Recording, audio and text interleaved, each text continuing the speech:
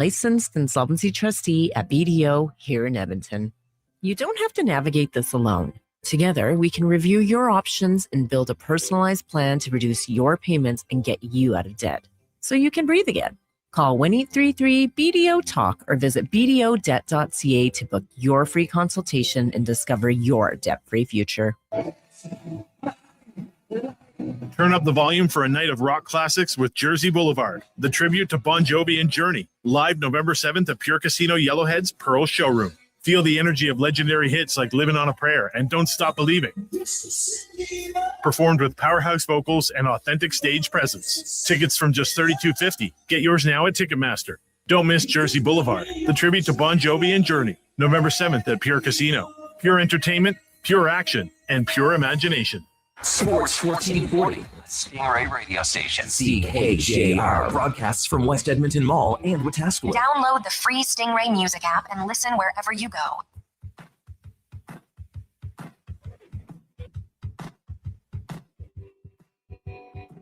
Oiler Insider and Jersey Aficionado.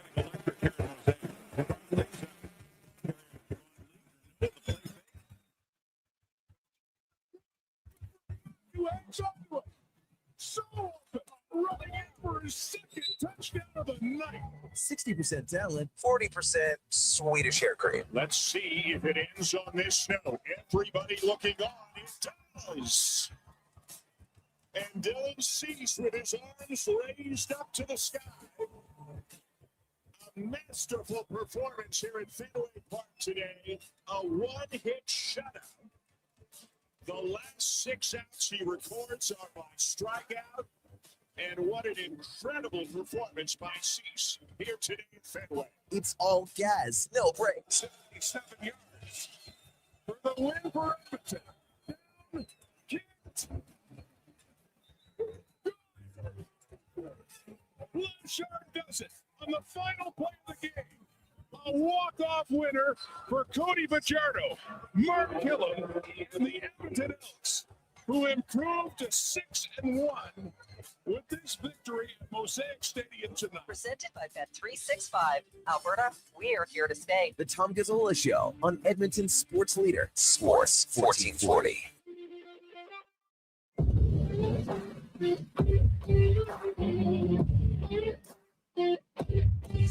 Good morning. It is Friday, July the 31st. Another month coming to a conclusion, and what better way to do it than ride off into the August long weekend here in Alberta. Week 9 in the CFL officially underway. Deebo Samuel back to San Francisco with the 49ers, and the Toronto Blue Jays and Philadelphia Phillies could be cooking something up ahead of Monday's MLB trade deadline. Good morning to you and welcome into the Tom Gazzola Show on Sports 1440. Brandon Douglas in for Tommy G. One final day. He'll be back Tuesday morning following the holiday Monday to regale us, recap us with his adventures of a week away.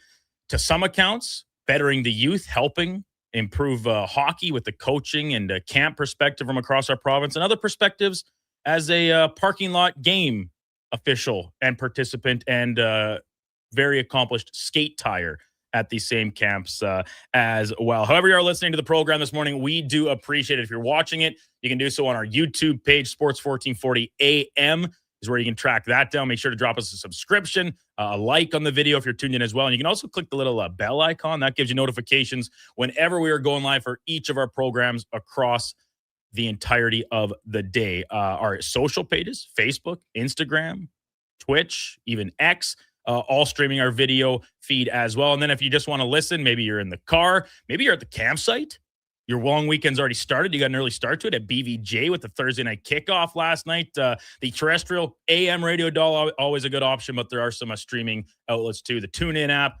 iHeartRadio, and of course our own website, sports1440.ca. The show is, as always, brought to you by Bet365. Canada just hit the biggest home run of the summer. Bet365 is available in Alberta and here to stay. Download the app. Must be 18 plus.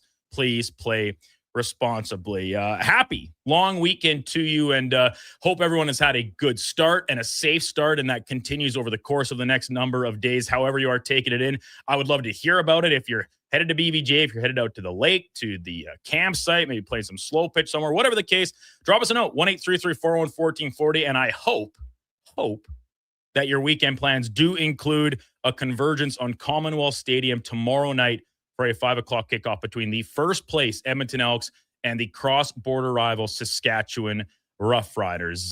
To talk about that game, the rest of week 9 in the CFL, NFL camps underway, and of course, every other happening across the sporting landscape here at the end of July. We welcome in our Monday and Friday co-host, former CFLer, Grey Cup champion, Vanier Cup champion, all-decade team for the green and gold, the one and only real deal, Eddie Steele. Good morning, Eddie. Brandon, the Duke Douglas. How you Good to be doing? with you. Man, I'm doing great. How was your week? You get up to much? Weather was pretty good. A couple of evening rains again, but that seems to be pretty par for the course at this point. The week has been good, Duke. You know, you've been tickling my ears in the morning here with your prowess in the big chair. You've been out traipsing around doing some business here in midsummer or what? A little bit of business. Nice. Keeping busy. You get out to swing them this week? I did swing them a couple days ago.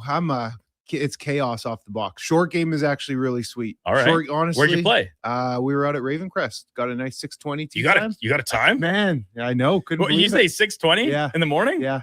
Were you playing with Pat Galenza? No. I think that's when That's what Pat, he's doing. the chair of the RATV program down at NAT, of course, saw myself, Josh, Donovan, Tom. Forget where I met Declan, probably in studio here. He pops by all the time because he still does some work with the CFCW as well, the odd remote and whatnot. It was out and about because he name dropped all you guys. He's like, really? They all came through my program. Yeah.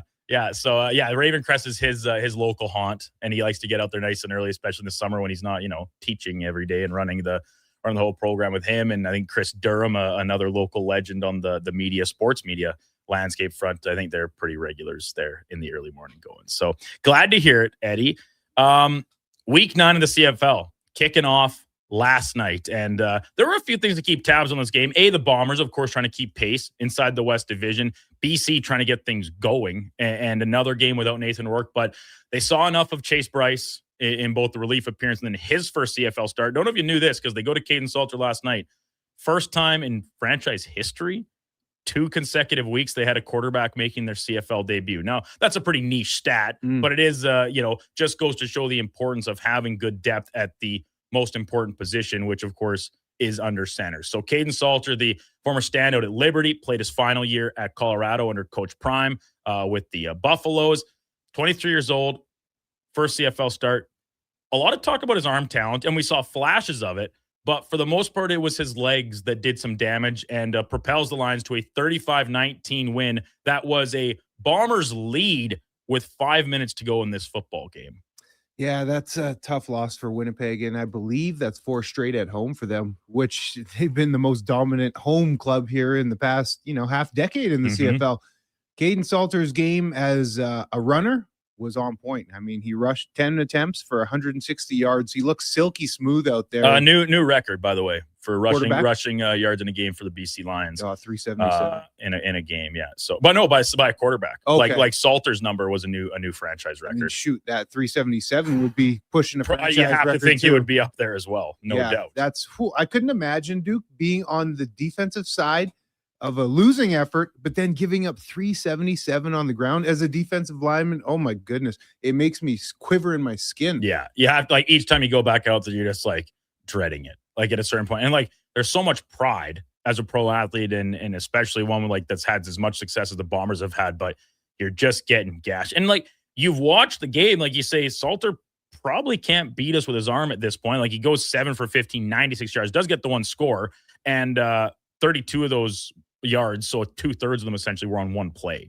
A third of the 90 plus were on one play. So you kind of say we know the passing game is not really an option for them, and still Xander Horvath 191 yards, 3 scores. You mentioned Salter's 160, and then even Amani Bailey tacking on 26 on 6 carries as well. Those are averages per touch of 11.2, 16, and even 4.3 for the third option in that scheme, which I think any running back, if you told them they were averaging 4.3 yards per carry, they'd probably be pretty happy. So would you think of Salter's game as a passer? Overall, he came out with the win. I don't think it was a great game, but what did you think in your synopsis in terms of how he was a quarterback? Not a guy who's out there that can run around. But as a quarterback, we talk about this. I think you can clearly see there's a lot of talent there. Now, whether it's a matter of continuing to adjust to the CFL game and like he didn't have an interception. He certainly could have, probably a couple balls not put in the best spot, but also a couple things. Like I think the one his receiver kind of fell down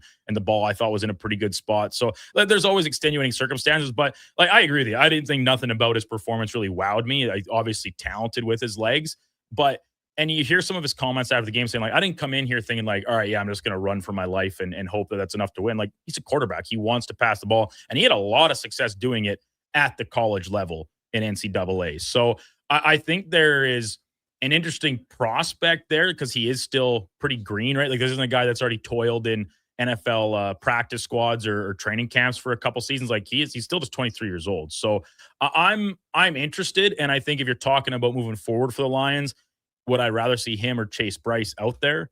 I think I'm taking him 9 times out of 10. It's a no-brainer. Yeah. I mean, just getting those first downs with your legs is huge. He was pretty locked in on Hatcher, though. I thought, man, you got other receivers out there. You don't got to only throw it to Hatcher. Yeah, 1 reception on 6 targets for Keon Hatcher for just the 32 yards. Jermaine Jackson is the one that caught the score on his lone grab as well, the 24-yard TD reception. So, and that was a pretty nice play. Right, the Jackson one, I enjoyed that for sure. But if you like look around the rest of the CFL, Eddie, and it's another season where half the league, I think, right now is starting a backup quarterback, and it's never. We want to see the best players out there. That's what makes it entertaining. That's what makes it more marketable to the fan base and growing the fan base. But if we're talking about now, Caden Salter in BC.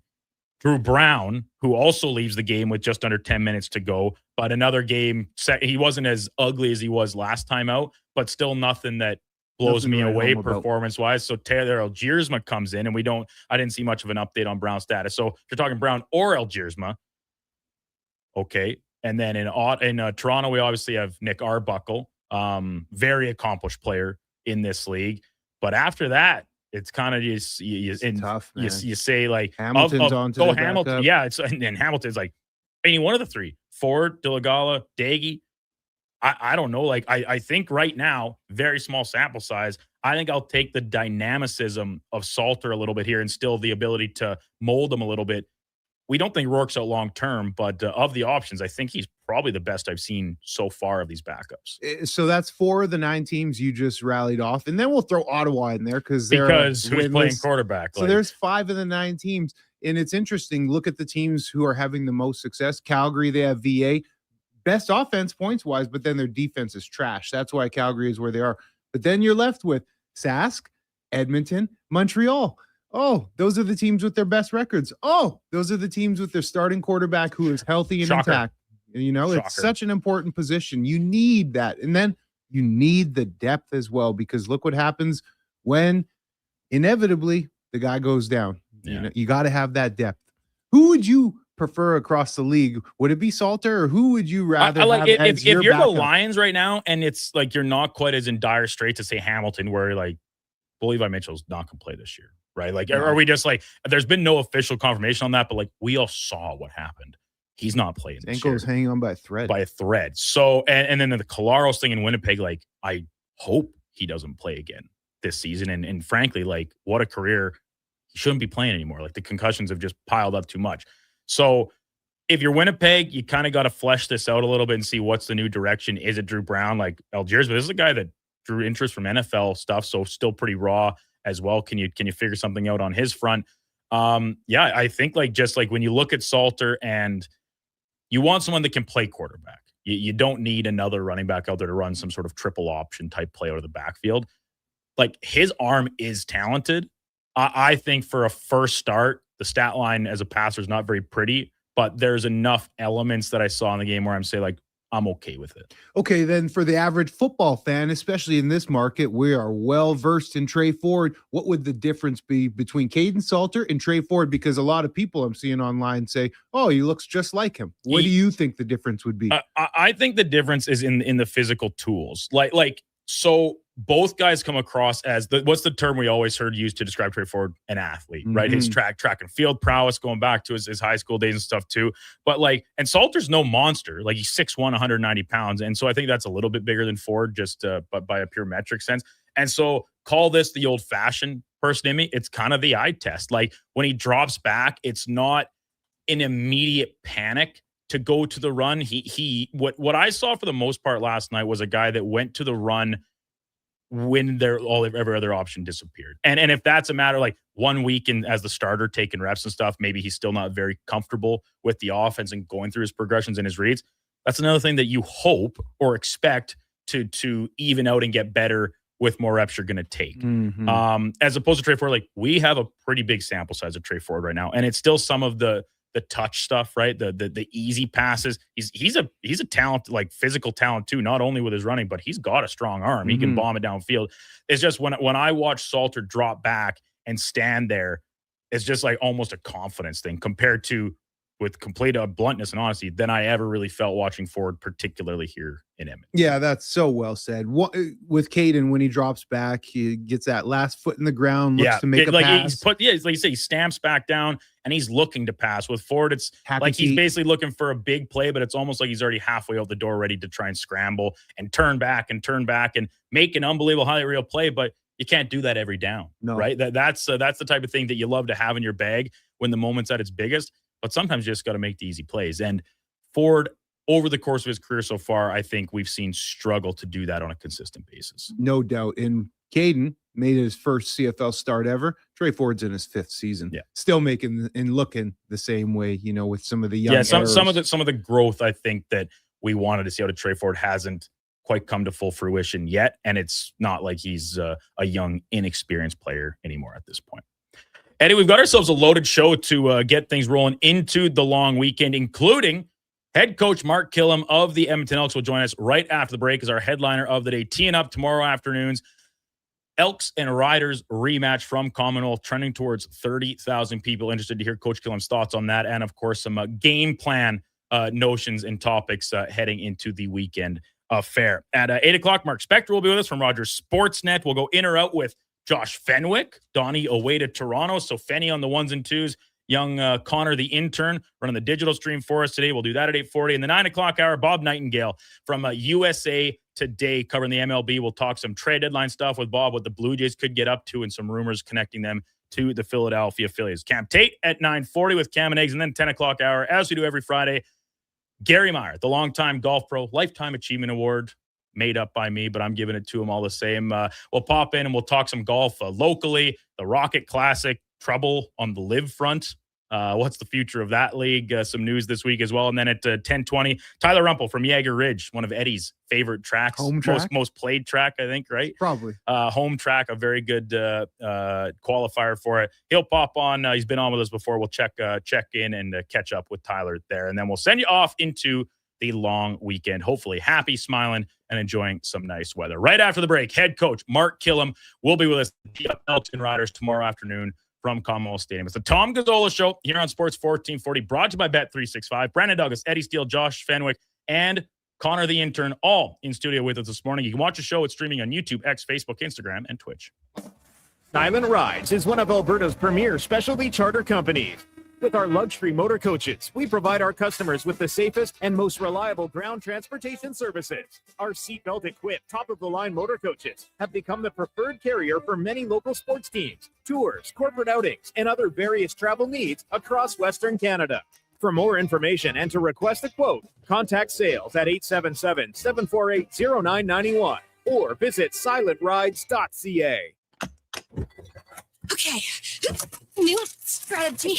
I'll just live in the freezer till October. It's spacious in here. It's spacious. There's a better way to survive the coming AC season. Pro Solutions is your one-call solves-it-all expert for AC repairs, tune-ups, and new installations. We offer convenient financing options and fast appointments so you can enjoy your entire home, not just the freezer. Now I can leave the frozen peas where they belong. Book now at prosolutionsinc.ca. Recently, our company softball team lost a big game by 1 run. Then Dale tried to console us with the quote, "Winning isn't everything." Well, Dale and I, are very different. I get early payout for Bet365. If my team goes up big, I get paid out instantly, even if they blow the lead later. Sound familiar, Dale? Thanks, Bet365. Must be 18 or older. If gambling is affecting your mental health or well-being, 211 Alberta is here to help. Call or text 211 or visit ab.211.ca. Standard message and data rates may apply. T's and C's apply. Come on down to the Brick for your chance to win over $1 million in prizes. They're giving away mattresses, appliances, big screen TVs, and more. No purchase necessary. 1 in 10 will be a winner. Plus, the Price is Right live event kicks off with incredible 5-day deals, like save $70 on a 32-inch 1080p QLED TV. Below cost at just $129. Thursday through Monday only. Some conditions apply. See in store for details. The Brick, saving you more. Hi, Edmonton. With summer adventures calling, there's no better way to answer than from behind the wheel of your Subaru WRX. The WRX delivers turbocharged performance, confidence-inspiring Subaru all-wheel drive, and the kind of driving excitement that makes you look for excuses to hit the road. Summer won't last forever, but the memories will. So make sure you give yourself something to remember. Visit your local Subaru dealer today and test drive the WRX yourself. Welcome to Uncommon. Caesars is Alberta's anytime, anywhere sportsbook. Stay in the action with your favorite teams and players. Whether you're camping, kayaking, or catching a show this summer, bet wherever you are, whenever you want. Plus, Caesars Sportsbook offers fast payouts and flex parlays, a new way to keep your bet alive even if a pick misses. Download the Caesars Sportsbook app today. Must be 18 or older and physically present in Alberta to gamble. Must be 21 or older to use Caesars Sportsbook. If gambling is affecting your mental health or well-being, 211 Alberta is here to help. Call or text 211 or visit ab.211.ca. Standard message and data rates may apply. Please play responsibly.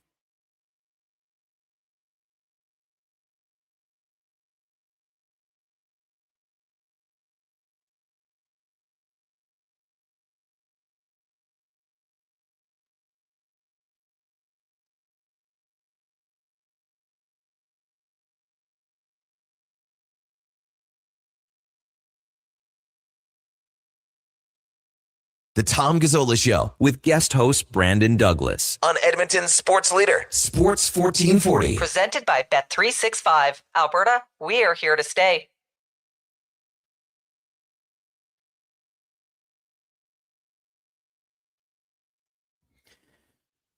$7:21 in Edmonton. Welcome back to the Tom Gazzola Show on Sports 1440. Brandon Douglas in for Tom one final day this week. He'll return Tuesday morning to recap this Saturday's Elks and Riders game from Commonwealth Stadium, trending towards 30,000 fans in attendance, a possibility of the Upper Bowl getting opened up. Co-host Eddie Steele, former CFLer, alongside as well. And let's talk about that game with the man calling the shots as our headliner of the day, brought to you by Mr. Rooter Plumbing, the only team you want in your corner when things get messy. For all your plumbing needs, go to mrrooter.ca. We welcome back the head coach of the Green and Gold, Mark Killam. Coach, good morning. Thanks as always for taking some time with us ahead of tomorrow's matchup against Saskatchewan.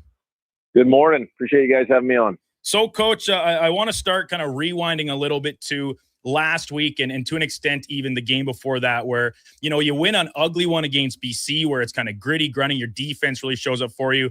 Against Saskatchewan, a little bit of a different story. The offense really balls out with Cody Fajardo setting some personal marks in the process. You've said before, right, like good teams find different ways to win football games. Now, I don't know if you enjoy that, finding a different way every week, but are you looking for something a little more familiar in this rematch with Saskatchewan tomorrow?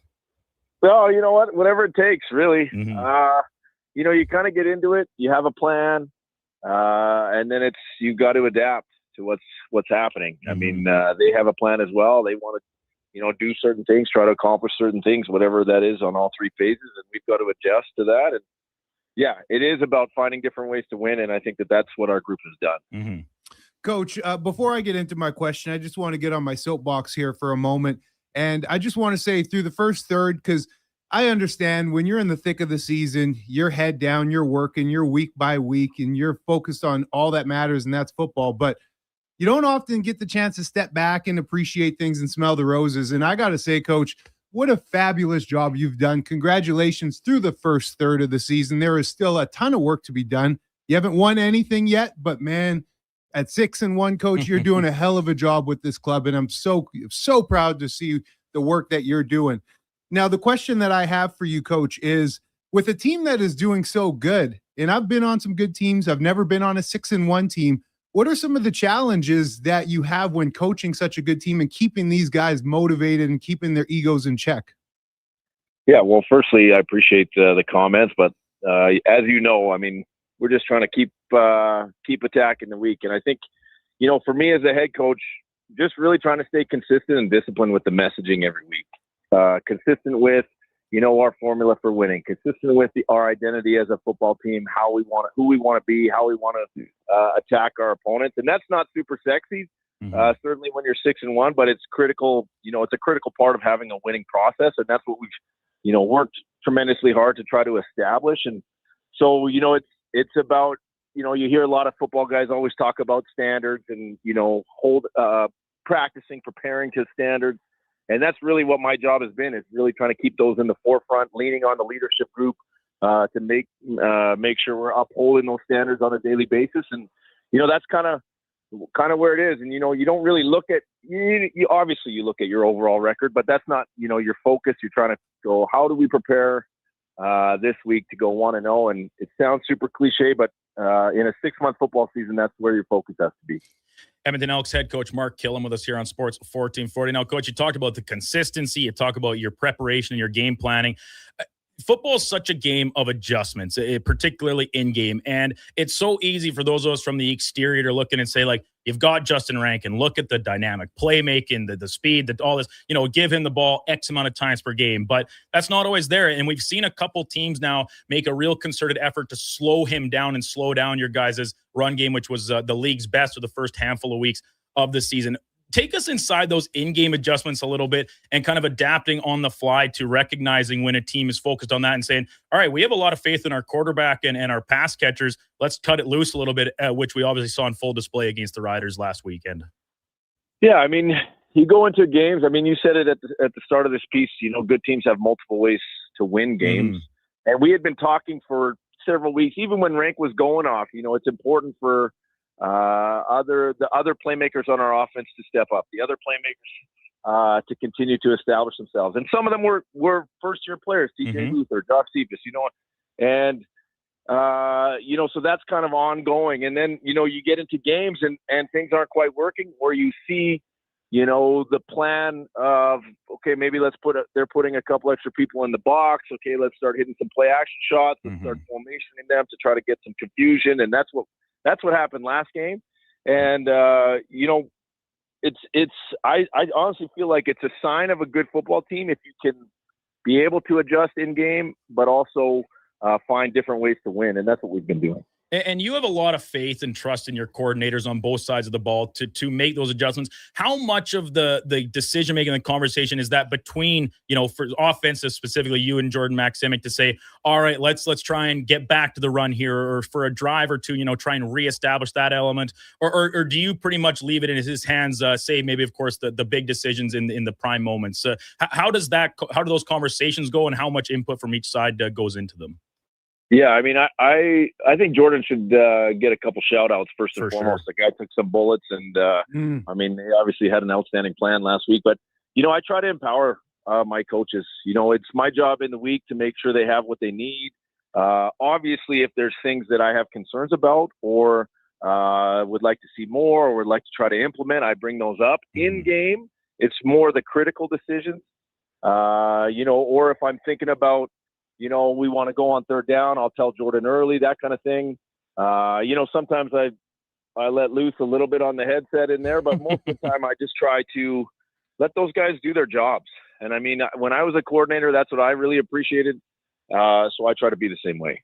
Yeah, and both your coordinators, I mean, in my opinion, I don't know what the exact numbers tell you, but you have the best defense in the league, I feel very strongly about. And then your offense is humming, and you can attack your opponents so many different ways on offense.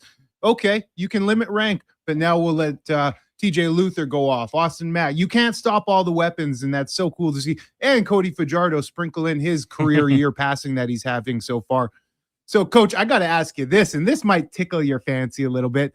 Vincent Blanchard, last year, he was clipping along at a 77% rate. We know he has a strong leg, but this year he's taken his game to a whole new level. How do you think he has been able to up his game to the point where he's at 95%, going 20 of 21 on the year with the 57-yard walk-off last week. Yeah, I mean, just really proud of Vin. I mean, I think to answer your question, he feels supported. He knows we have his back. We believe in Vin. We've been telling him that since day one, but sometimes you got to earn that, and I think we've earned it with him. But also, I mean, credit to him. The guy works tremendously hard at his craft. He was spent a bunch of time in the winter down in the States where he could kick full time and just try to kind of get better and feel more comfortable. But he's been doing a nice job, and he's been doing a great job on kickoffs, even though we haven't covered them all very well. But his kickoff average with hang time is tremendous. I think it leads the league as well. So I think, he's just scratching the surface. He's only going to continue to get better, and he's still early in his career. And, I'm excited to see where he goes. So, Coach, I'm curious, sitting at 6-1, what areas are you still fairly critical of your team where you want to see room for improvement? Would that be on the defensive side, stopping the run, offensive side, getting the run going more? Like, what areas do you feel that you still need to improve? And I know that's tough to say sitting at 6-1, but Coach, No. you're never satisfied. It's not tough to say. I felt, we're turning the corner on special teams a little bit, but, I felt like we haven't take the kicking out of it, but I'm talking about covering kicks. I'm talking about return game. I'm talking about keeping our plays on the board. We've had way too many penalties, specifically on special teams. We've got to clean that up, especially the critical ones that take plays off, or preventable ones like kicking the ball out of bounds. Those kind of things. We've got to cut that stuff out and we will. And guys are working tremendously hard on it. But I think, that would be definitely something. Short yardage last week wasn't great. That's something that, and you know what? Truthfully, league-wide, at the start of the year, first couple weeks, offenses were basically undefeated on short yardage, but defenses are catching up now. And that's part of the ongoing process through the season of, okay, let's defend it this way, and then that stops it, and then we've got to find another wrinkle to try to, exploit. And that's the ongoing cat and mouse chess match of being in season, playing teams that you play multiple times. So that's kind of where we're at. I wanted to stick on the special teams and back to Eddie's point about Vincent Blanchard. And, it's such a cliche in football, I think, and this is across every league, doesn't matter the level, the country you're playing into, the rules you're playing under, this reputation of kickers being, the oddballs and the weird. You're a special teams guy, right? You're a coordinator for so long and having so much success. Do you find yourself a little bit more affinity for the kickers and some of these, role players, that as opposed to so many times we hear head coaches that just despise their kickers and don't really give them too much thought until they're going out there to actually make the boot itself? Yeah, there's no doubt. But that in itself doesn't make sense to me, because I love all our players, and they all have roles. And truthfully, even with the special teams role players, like your core special teams guys, I mean, I'm a Canadian guy that was a special teams captain at U of A. I mean, I love those guys. Your team. That your team success is built on the backs of guys like that you have to have.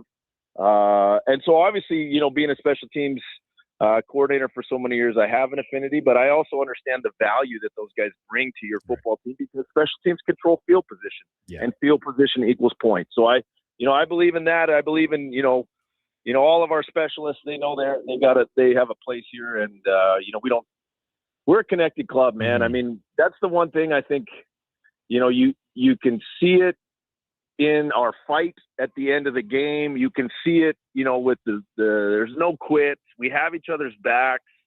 Even as good as our defense has been playing this year, we took some shots last game, and, offense was like, hey, we got you guys. I get excited talking about it, because that's what we're trying to create. We're trying to create a team that has each other's backs in all three phases, and we're on that path. Yeah, and you get excited talking about it, and we can see your excitement on the sideline when things happen the way you want them to as well. Obviously, the emotion on full display at the end of last week's win as we chat with Edmonton Elks head coach Mark Killam here on Sports 1440. Last one for me, for you, Coach.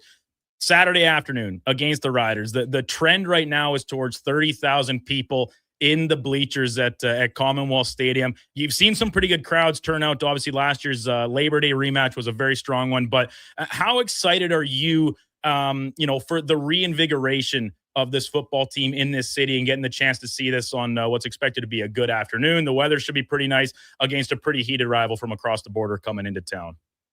Yeah, no doubt. First of all, shout out to Eddie because he's been pumping it for everybody, which I really appreciate. But it's we're not even there yet. But it's at this point right now it's a culmination of a lot of hard work on all three levels of this organization. So I think that is a positive that has to be realized. And I think as a football coach, it's going to be two heavyweights going at it in an unreal atmosphere. Those are the games that you want to be a part of. Those are the games as a player you want to play in, games of significance. And just, even last game when we had a few more fans in here, you could feel the difference. And, it gets me excited to think about what it's going to feel like when we can make some plays on Saturday. It's going to be a beautiful day as well. It's going to be a great football game. And, I don't know, every game looks different every week, so I don't know if it'll look exactly like last week, but it's definitely exciting. We're on the right path as far as where we want to go as an organization. We haven't, like I said, we haven't reached our goal yet, but we know where we're going, and it's an exciting thing that people want to come out and watch again. Coach, you're getting me excited, fired up in here. The chills are going. Let's go. I'm like the water boy. Put me in, coach. Put me in, coach. I'm ready to go. But in all reality, Coach, I want you guys to experience what it's like playing in front of that Pac Commonwealth, because when that place is humming, it is one of the best environments, like you mentioned, and it is such a good support for the club. So I want to give you one last opportunity. I'm not looking for you to beg or anything, but just share the importance of, having a big crowd there and how it really helps you guys on the field take your game to a new level. Yeah, well, if you saw in the game a week ago, we had an error on short yardage where we brought the ball up because we could not hear the cadence, the snap count. So that's, from an operational standpoint, it makes it quite a bit more difficult on the opposition's offense when our fans get loud and make some noise when they're on the field. From the second part of it is, we've been trying since the new regime took over. We made a point about playing well at home is important to us. Having a winning record at home is important to us. We had a winning record last year. We have a winning record at this moment at home. We're trying to honor the fans with the style of football that we play, which is a physical, explosive style of football that they can get behind. And, it's about embracing the things that were great from the past and also embracing the present. We're writing our own story, and, we want to do Edmonton right, and we want to make this place a place where teams come to lose. And we want to make it hard in here for the opposition, and that's what we're trying to do. And we need the fans to do it. Heck yeah. You've got Eddie riled up in here, and you get a hop of the call. I got to deal with him still for another hour and a half here. He's going to be chomping at the bit on this microphone. Coach, can't thank enough. Always appreciate your time joining us here on the station, especially with so much prep and stuff to get going ahead of tomorrow afternoon's tilt. Good luck in the game against the Riders, and we'll look forward to chatting with you post-game tomorrow.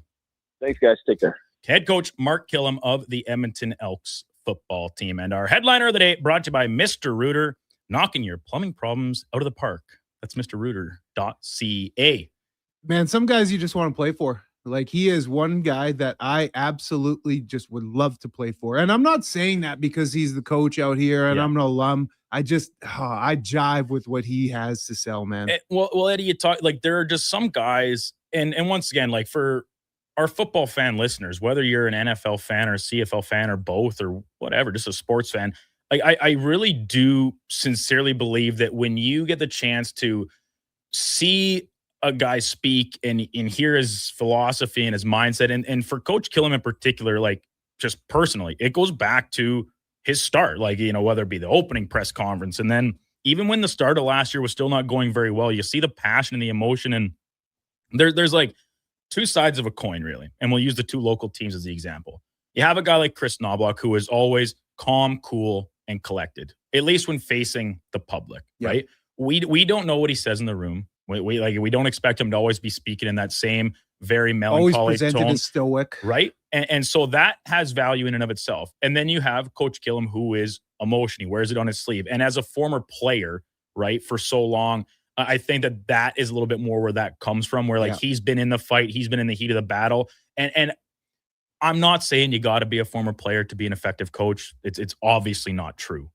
But there's something to that about getting men to follow you and being a leader that I think that experience is so important and to a certain extent irreplaceable. And I think that has been on full display since Mark Killam took over the head coaching duties of this team. And now we're seeing it in full flight here on a 6-1 club heading into this game tomorrow. He's relatable, right? Very That's much why so. it's so easy to follow, because he is a blue collar, just get after the work, put the hard work in, not scared to roll up the sleeves. He's relatable to so many of us here in Edmonton.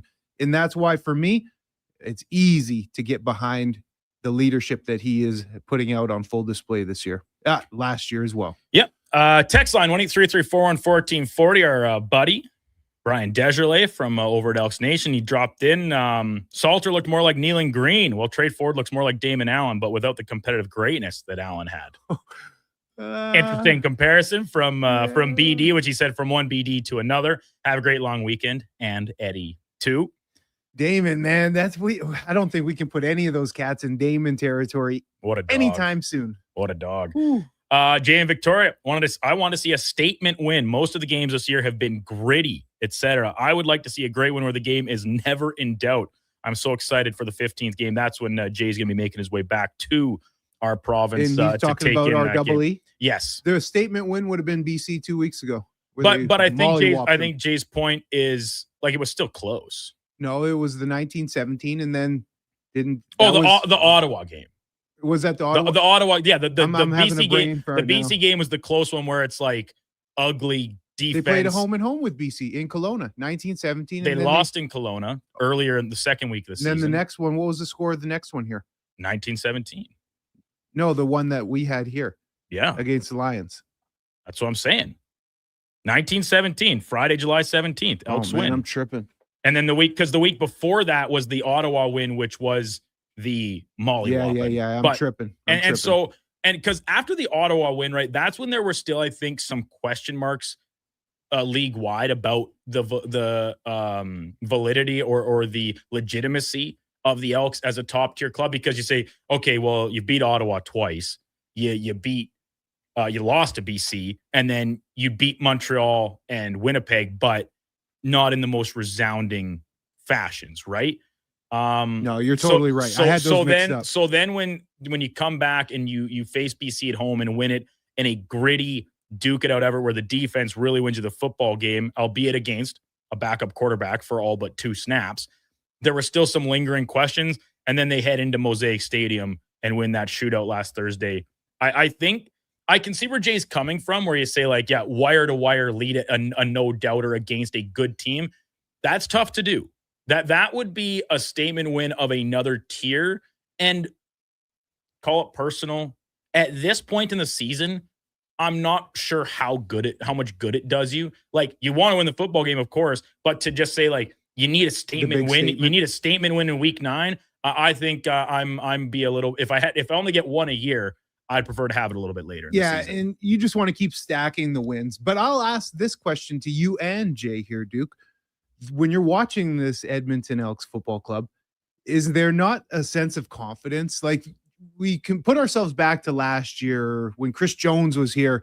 There was a lot of nerves watching this team. There wasn't a lot of confidence, like, oh, here we go again, kind of expecting the worst. Now going into any battle out here, I am fully confident in this Double E team that they really can come out on top. There is not really any fret that, oh, this is going to be a tough one. I don't think they can do it. Yeah, it's like, they have a toss up, team. 50-50. Man, No, that's not really where we're at. Good roster. They have a really good roster. Over at Bet365, and we'll finish the segment with this. Juicy. The current price on this game, as I just make sure I qualify as fit to play, good cursors in place for Bet365. The Elks are back to being underdogs. They were favored earlier in the week, but I'm guessing a lot of coinage going to the Riders side of this. Edmonton at home plus 1.5. Riders by 1.5. 1.5. Crazy. Over under 59.5. And if you may recall, going into last week's game, I said I was pretty interested in the under because they're the league's top 2 defenses. Not close. So you go and you beat the team board in their house and then you're in your house and they're favored the next week. Make it make sense. Make it make sense. It's a fair point. I experienced this back when I was playing, and I've told you the story, and I will not say it on air, but there's opportunity. Ching, ching. Yeah, no doubt about it. When we come back, we will dip into some NFL news, players returning to familiar places, and some extensions continuing to get put in place, and Eddie's thoughts on Baker Mayfield's situation in Tampa Bay. We'll touch on all that before we get to spec at the top of the 8 o'clock hour. It's Tom Gazzola Show here on Sports 1440. Brandon Douglas, Eddie Steele, Josh Fenwick, and Connor the intern all in studio. You can watch it. We're streaming on YouTube, X, Facebook, Instagram, and Twitch, and it's brought to you by Bet365. Hi, Mike here from Northgate Chevrolet Buick GMC. Car shopping sucks. That's right. Going back and forth 100 times just to get a price. Give me your credit card for a test drive. What's all these extra fees? That sounds ridiculous. At Northgate, we do things a little differently. Good deals on new, pre-owned vehicles, good people, and a great selection. Stop in and see us today, 13215 97th Street, or visit us online at northgategm.com. You're in Northgate country. You see it? Fusion Promo Marketing can make it. Fusion makes high-quality, memorable promotional products for businesses, sports teams, and corporate events. From vision to reality, get noticed and remembered. Fusion with a Z.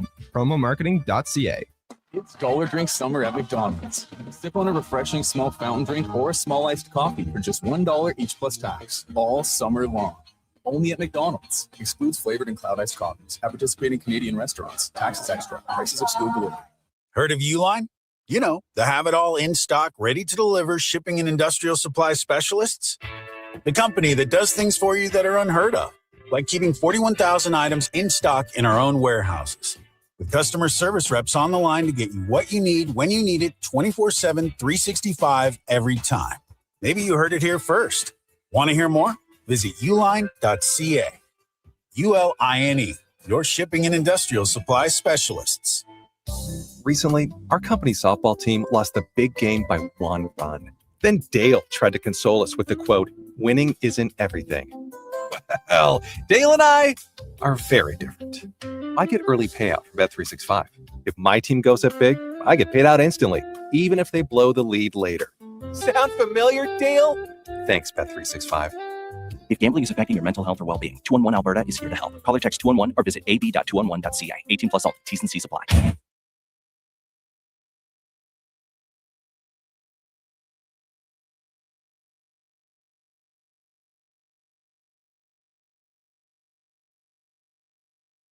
You're listening to Sports 1440 and watch us on YouTube, Facebook, and X. Sports 24/7. We are Sports 1440.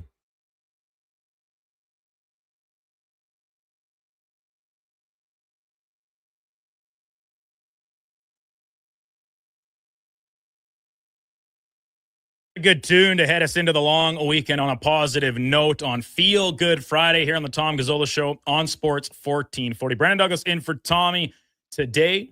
Final day in the big chair. Tom back Tuesday morning. Eddie Steele alongside Josh Fenwick on the ones and twos. And young Connor the intern thrust into the fire this morning. He's only been here for 4 days, Eddie. And he's already getting his hands on the sticks. C-square. Over there.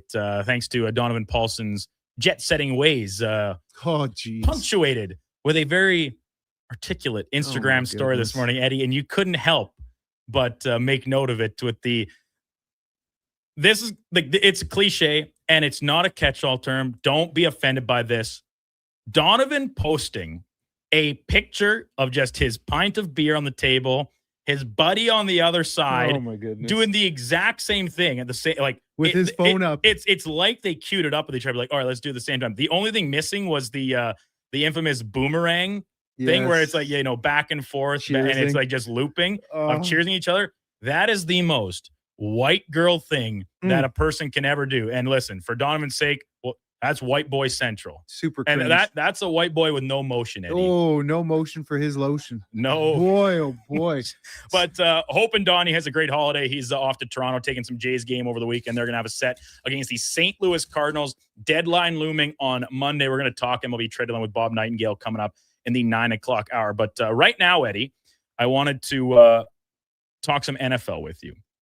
I want to start with just some news in case anybody missed it. So Deebo Samuel going back to San Francisco. Cue up the Montana to Rice text coming in saying, glad to have Debo back. Yeah. This is what it's all about. Despite the fact last year, every message he ever sent was like, glad to get rid of Debo. He's fat now. I was going to say something about his weight. Something about chunky Debo. That's fine. Fans can do whatever they want. They have that right. Chris Olave re-upping in New Orleans.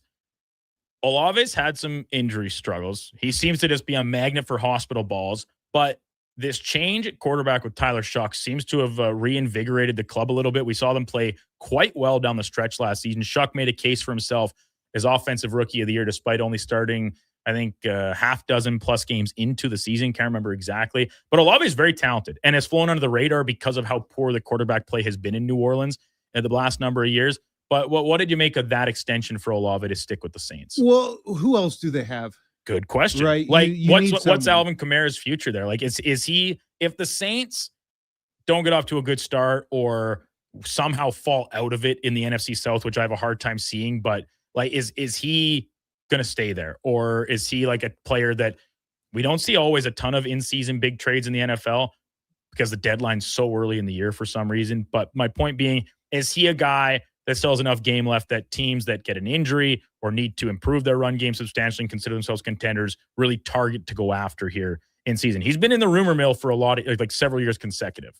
And it makes sense because Taysom Hill, he's not going to return to the Saints. Mhm. And that's a guy who, I'm not saying he's a number one wide receiver, But but he just does so many things. yeah, and he acquires touchdowns, right? So you lose, I don't know how many he had last year, but he gets touchdowns. That's no doubt about it. Taysom Hill has been a productive player, be it at the tight end, be it as a quarterback, as a receiver. So now you lose a piece like that. You got to get the production from somewhere. So if you don't have Chris Olave, I quite frankly don't know who you have. Alvin Kamara is an aging asset. So you got to sign your players, get the deal done. I don't make too much of it. New Orleans is a team that I don't spend much time on because they're in a rebuild right now.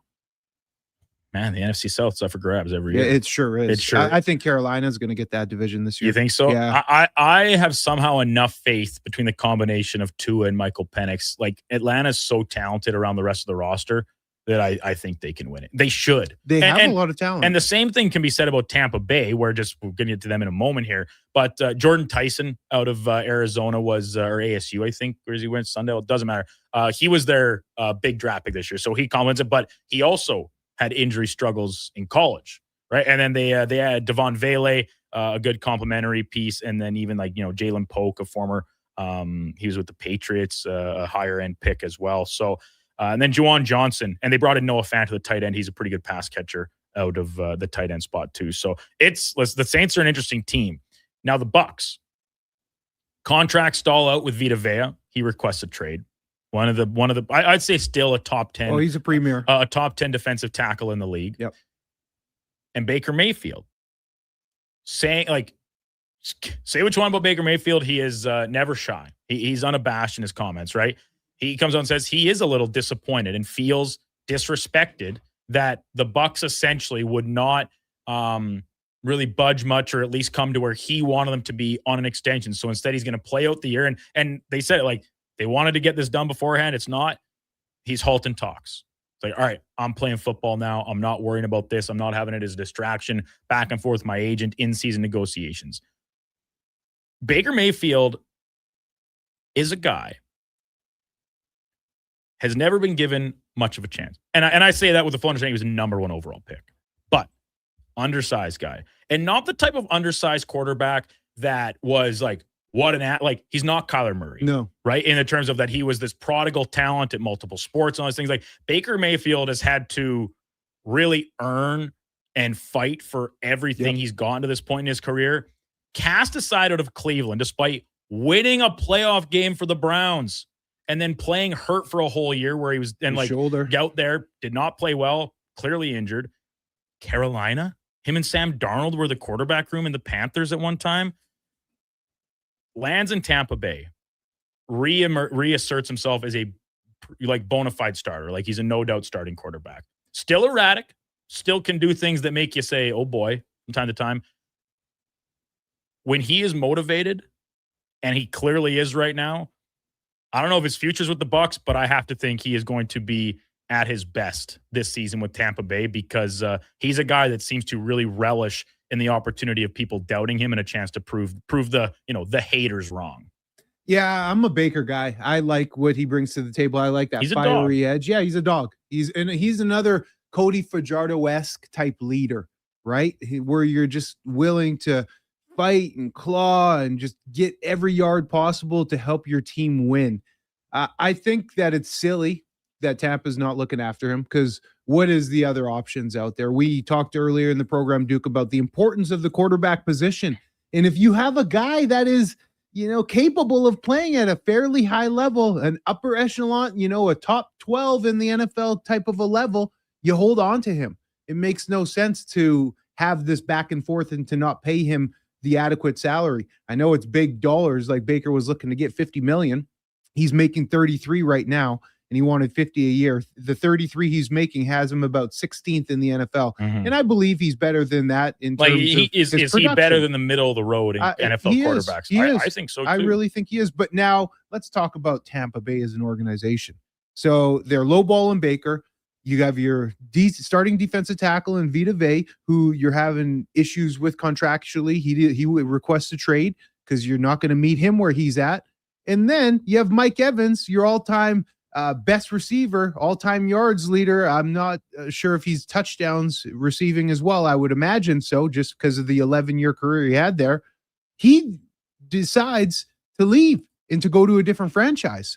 So he walks away from the franchise as well. So for me, when I'm looking at all these factors, I look at the management of the Tampa Bay Bucks and I scratch my head because there's a lot of issues going on. And the biggest one was when Mike Evans walked away, and it wasn't for a huge payday he was going and seeking in San Fran. He just wanted a new start somewhere else. Yeah. And that's quite telling. And I think the reports were that Tampa had interest in bringing him back, but I think it was on a bit of a lowball type offer. Yeah. So he says, if you're going to lowball me, I'll take my still very high-end talent and go play on a darling contract somewhere else. And I can't remember the exact number he signed for in San Francisco. He's still compensated very handsomely, but so it's weird. It's weird seeing him in a it is. It will uniform. be weird. So you mix in those, and those are not just depth players. That's your best receiver. That's your quarterback. That's your best defensive tackle. So come on, management. Let's not cheap out here. So Evans' deal with the Niners, excuse me. So it's a 3-year up to $60 million, but it's just 16.3 guaranteed. That's not huge. His AAV is just over 14 million. Man, that's nothing. When you look at what some of these other guys are making. And he's older now, but he's still just like a walking 1,000 yards if he can stay healthy, which he has for essentially his entire career. He's going to help the Niners. Well, then they bring back Debo because they this Ricky Pearsall, who I have been invested in since the start, fantasy drafts and dynasty leagues and all that stuff. He just can't stay on the field. And it's unfortunate how it started because, he was the victim of a gunshot and a crime and all that. It's and then everyone's rooting for him. But then after that, it's just, more traditional things, the knee injuries. And he's still getting banged up from this PCL injury that's lingering from last season. And his status is very much in the air. And the Niners all right, we need somebody else to play receiver here. Because obviously the Brandon Ayuk situation is still unresolved, and it's pretty clear he's not going to play for the Niners. But it's the question now is if he's going to play for anybody. What do you think his deal is, man? I think he's got a few screws loose. Just a mental illness, something I don't know, man. But he's out there, and loving every minute of it. We'll get to spec here in just a minute. On the mark with Mark Spector, and then at 8:40 we'll go in or out with Josh and Eddie as well. 1-833-401-1440 is the text line. Drop us a note. What are you up to for the long weekend? Where are you headed? Are you going to the football game? Where are you sitting? Are you waiting, hoping that the upper bowl gets opened and then you're going to splash the tickets to go claim one of those spots? And I want to touch on that a little bit more, Eddie, because I fear that might have been a little bit of a pushback in saying, yeah, we're good. We might open the bowl if these tickets. Now people might just be waiting for the upper bowl to get open so they can buy those tickets instead of just buying tickets let's get and going to this. the game. We'll dive into that at the 8:20 segment. But first, let's have a Sports 1440 update brought to you by Fusion Promo Marketing. Expand your brand, high-quality promotional products for businesses, sports teams, and corporate events. Get noticed at fusionpromomarketing.ca. That's Fusion with a Z. Here's Josh Fenwick. This is a Sports 1440 update. Last night, the BC Lions shelled the Winnipeg Blue Bombers, led by Xander Horvath's 3 touchdowns on the ground. Over in the majors, the White Sox topped the Yankees in 11 innings. Cubs finish off the Cardinals in 10 innings. Red Sox edge out the Athletics, and the Twins top the Royals 4-3 off an ultimate grand slam from Cody Clemens. Off the diamond, the Orioles acquired catcher Jake Rogers from the Tigers for minor league right-hander Zane Barnhart. In other news in the sporting world, sees the 49ers and Deebo Samuels reunite. Samuels inking a one-year deal with the team. The Saints extended wide receiver Chris Olave to a 4-year, $132 million extension, $90 million of which is guaranteed.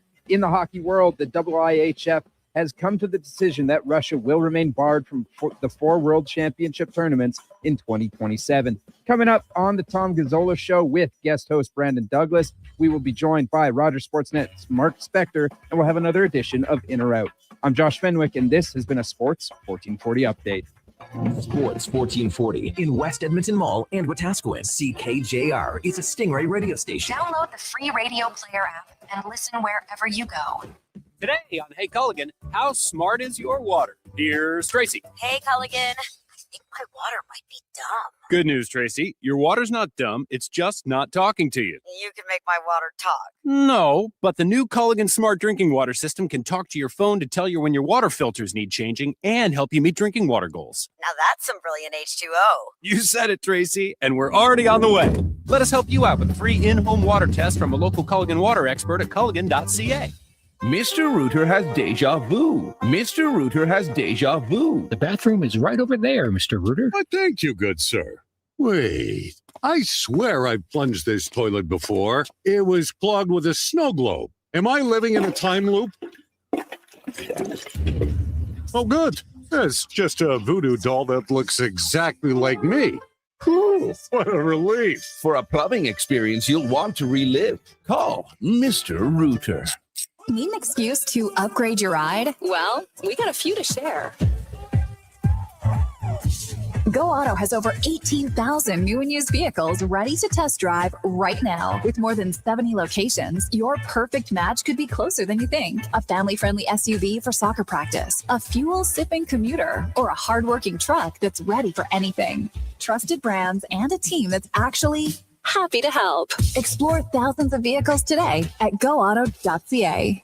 From the first pitch to the final out, catch Toronto Blue Jays baseball games live right here.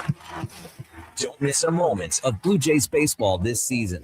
Sports 1440 is proud to be the home of Blue Jays baseball. Say hello to Alberta's home for reeling and dealing. With Play Alberta, you can spin into the excitement of popular slots like Cash Eruption and Desert Fantasy.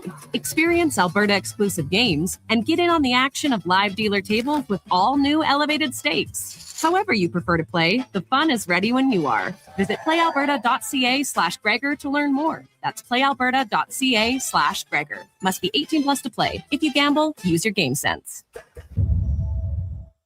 There's still time to book your tournament at the Ranch Golf and Country Club. As one of Alberta's top tourney courses, the Ranch makes hosting fun and easy for any group or business. No matter how unique or unusual, they'll accommodate your vision for an event no one will soon forget. Start planning your tournament today at their beautifully landscaped course on the outskirts of West Edmonton. On-site event coordinators are here to help, but hurry, availability is limited and booking fast. Visit theranchgolf.com. It might have been scraped by the snowblower, dented while door crashing, or crunched at the company Christmas party. At some point over the winter, your car was damaged and it's been hiding under a coat of winter grime. Then come and see Robertson Body Works. We can take care of the damage and the dirt. This week only, call and book a repair and get a complete auto detailing absolutely free. But you have to book your appointment before the week is up. Go to robertsonbodyworks.com. I'm Tim Robertson, and I fix cars. Caesars is Alberta's anytime, anywhere sportsbook. Stay in the action with your favorite teams and players. Whether you're camping, kayaking, or catching a show this summer, bet wherever you are, whenever you want. Plus, Caesars Sportsbook offers fast payouts and flex parlays, a new way to keep your bet alive even if a pick misses. Download the Caesars Sportsbook app today. Must be 18 or older and physically present in Alberta to gamble. Must be 21 or older to use Caesars Sportsbook. If gambling is affecting your mental health or well-being, 211 Alberta is here to help. Call or text 211 or visit ab.211.ca. Standard message and data rates may apply. Please play responsibly.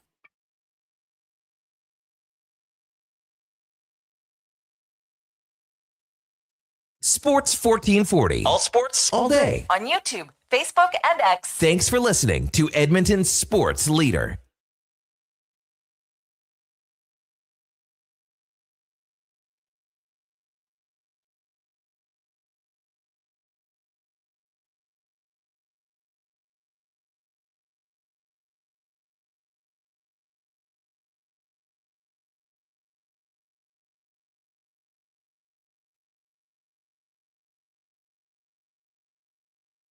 Sports 1440. Brandon Douglas, Eddie Steele, Josh Fenwick, and Connor the intern, all in studio this morning. The show brought to you by Bet365 and our text line, 1-833-401-1440. We've been asking everyone what they're getting up to for the long weekend and hoping for most that it includes a trip down to Commonwealth Stadium tomorrow afternoon at 5 o'clock. Tickets still available. The push to get to the 27K threshold that Chris Morris broke down and was on with Connor Halley yesterday afternoon on our station too, kind of expanding on that. And the upper bowl on the east side will get opened up if that is met. This came in from B-Rad earlier. There's 6 of us heading out to Longview Steakhouse. Made reservations at the beginning of the year to get in. Apparently the place is the best for Alberta beef and sold out for the season. Unfortunately, can't make it to the Double E game as a result. Listen, B-Rad, I'll give you the pass. The Longview Steakhouse has a pretty good reputation down in Longview AB, and you'll be well traveled by the time you return home from the weekend. Let's get to On the Mark, brought to you by Northgate Chevrolet Buick GMC. Is employee pricing really a good deal? Yes, it is. This month, shop at Northgate and you pay what they pay all month at northgategm.com. Welcome in Mark Spector from Rogers Sportsnet, who's got his own long weekend plans out at Alberta Beach with Polynesian Days. Spec, have you got your best shirt or shirts from the Kevin Carrius collection, all ironed and pressed and ready to impress your neighbors? I'm actually a little bit intrigued by this Longview Steakhouse. Where is Longview anyway? Southern Alberta, just off Highway 22. I want to give you a better reference point than that.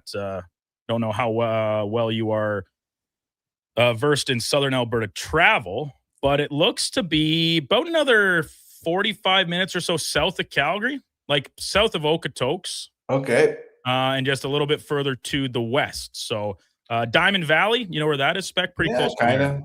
Yeah. That's rodeo country down there. Oh, boy, is it ever. Yeah, straight east or straight west, excuse me, High River. Straight west of High River. Yeah, okay. Well, there's some good little spots down there. Like this steakhouse sounds awesome. There's a little town called Wayne, and it's on the way to Drumheller.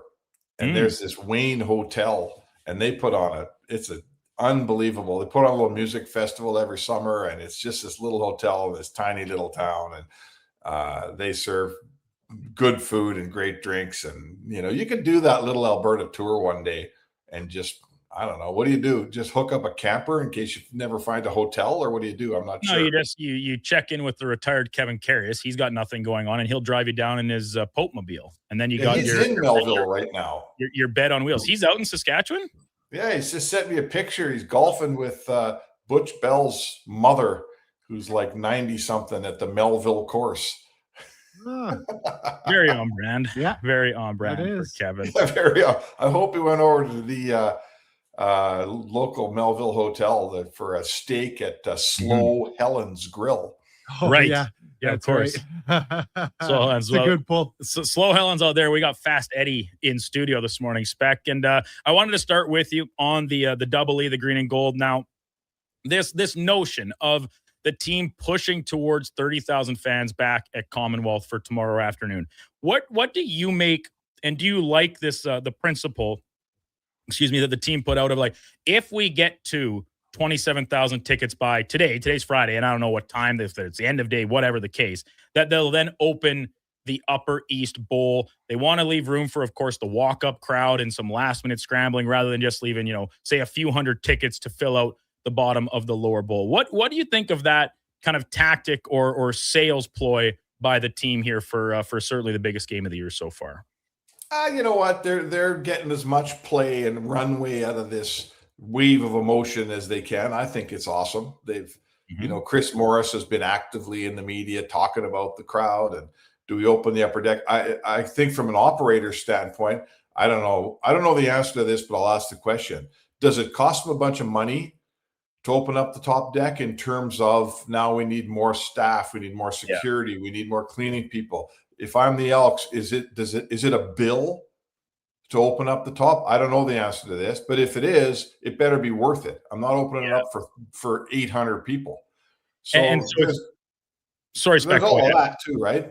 Oh, for sure. And you have to think there's at least a minor one. We were talking about, you need ushers to manage those stairs that go up to there, that obviously would need cleaned at the end of it. And whether you're just asking the regular staff to do more or bringing on more people for the shift, I don't know. But you're absolutely right that it's worth taking in consideration. My thing, and I'll kind of bring Eddie in on this too. So all week I've been talking about it, saying I would rather, and they essentially followed what I said, where it's like, if it comes to it that they have enough tickets sold, open it up. But people were calling for the Upper Bowl to get opened up before we had an idea of what the ticket sales were really firmed up as going into it. Because when you open that Upper Bowl, I think that people naturally want to go sit up there, even if their tickets are down in the lower bowl. So you got to be a little bit stricter on the people managing the stairs, because if you open that up and people buy tickets up there, well, then there's no more space for the people to wander up there just because they like those seats better.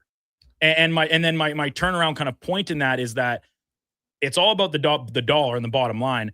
But for this league and for this team, it's also about the impression it makes on the rest of the league. And this is the primetime game. The CFL and TSN panel is going to be here, that on TV on the broadcast, I want to not see an empty seat when I'm watching this game on TV. I'm going to be there in person, but if I were watching it on TV, I don't want to see an empty seat on the broadcast in that lower bowl.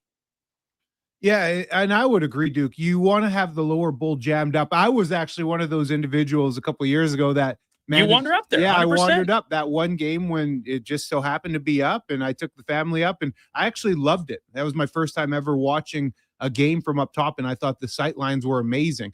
Now, in terms of, you want to have the optics of it, yes, the lower bowl full, but at the same time, the argument is now being brought up to, again, those season seat holders back in the day when they closed the Upper Bowl and say you had perfect 55-yard line seats and you got shoved into one of the lower bowl corners. I am very empathetic towards that, because you had no choice, no say in the matter. Now, to be able to have that open back up and the opportunity to go up there to watch the game, I think that is something that should take place, even with, you teetering on the 27,000 mark, like Chris Morris had said. I think that the walk-up crowd is going to be big. And quite frankly, I think that the Upper Bowl, if I had to say right now, I think it will be open on the east side on Saturday at 5 p.m. Okay, so one of the things is, like, there's those first, let's say, 6 or 7 rows, let's say 10 rows in the upper deck are killer great seats to watch football game. Yes. Like, if you got a front row seat in the upper deck, right, and you got no one in front of you, and you're in a perfect spot, like those are really good football seats in that building. I've sat there before, and it's a great. I'd rather sit there than high in the lower bowl. But my point is, you can't have everything, folks. You can't have a football community that gives you 20,000 people that go to a game every night, if that, for the last several years.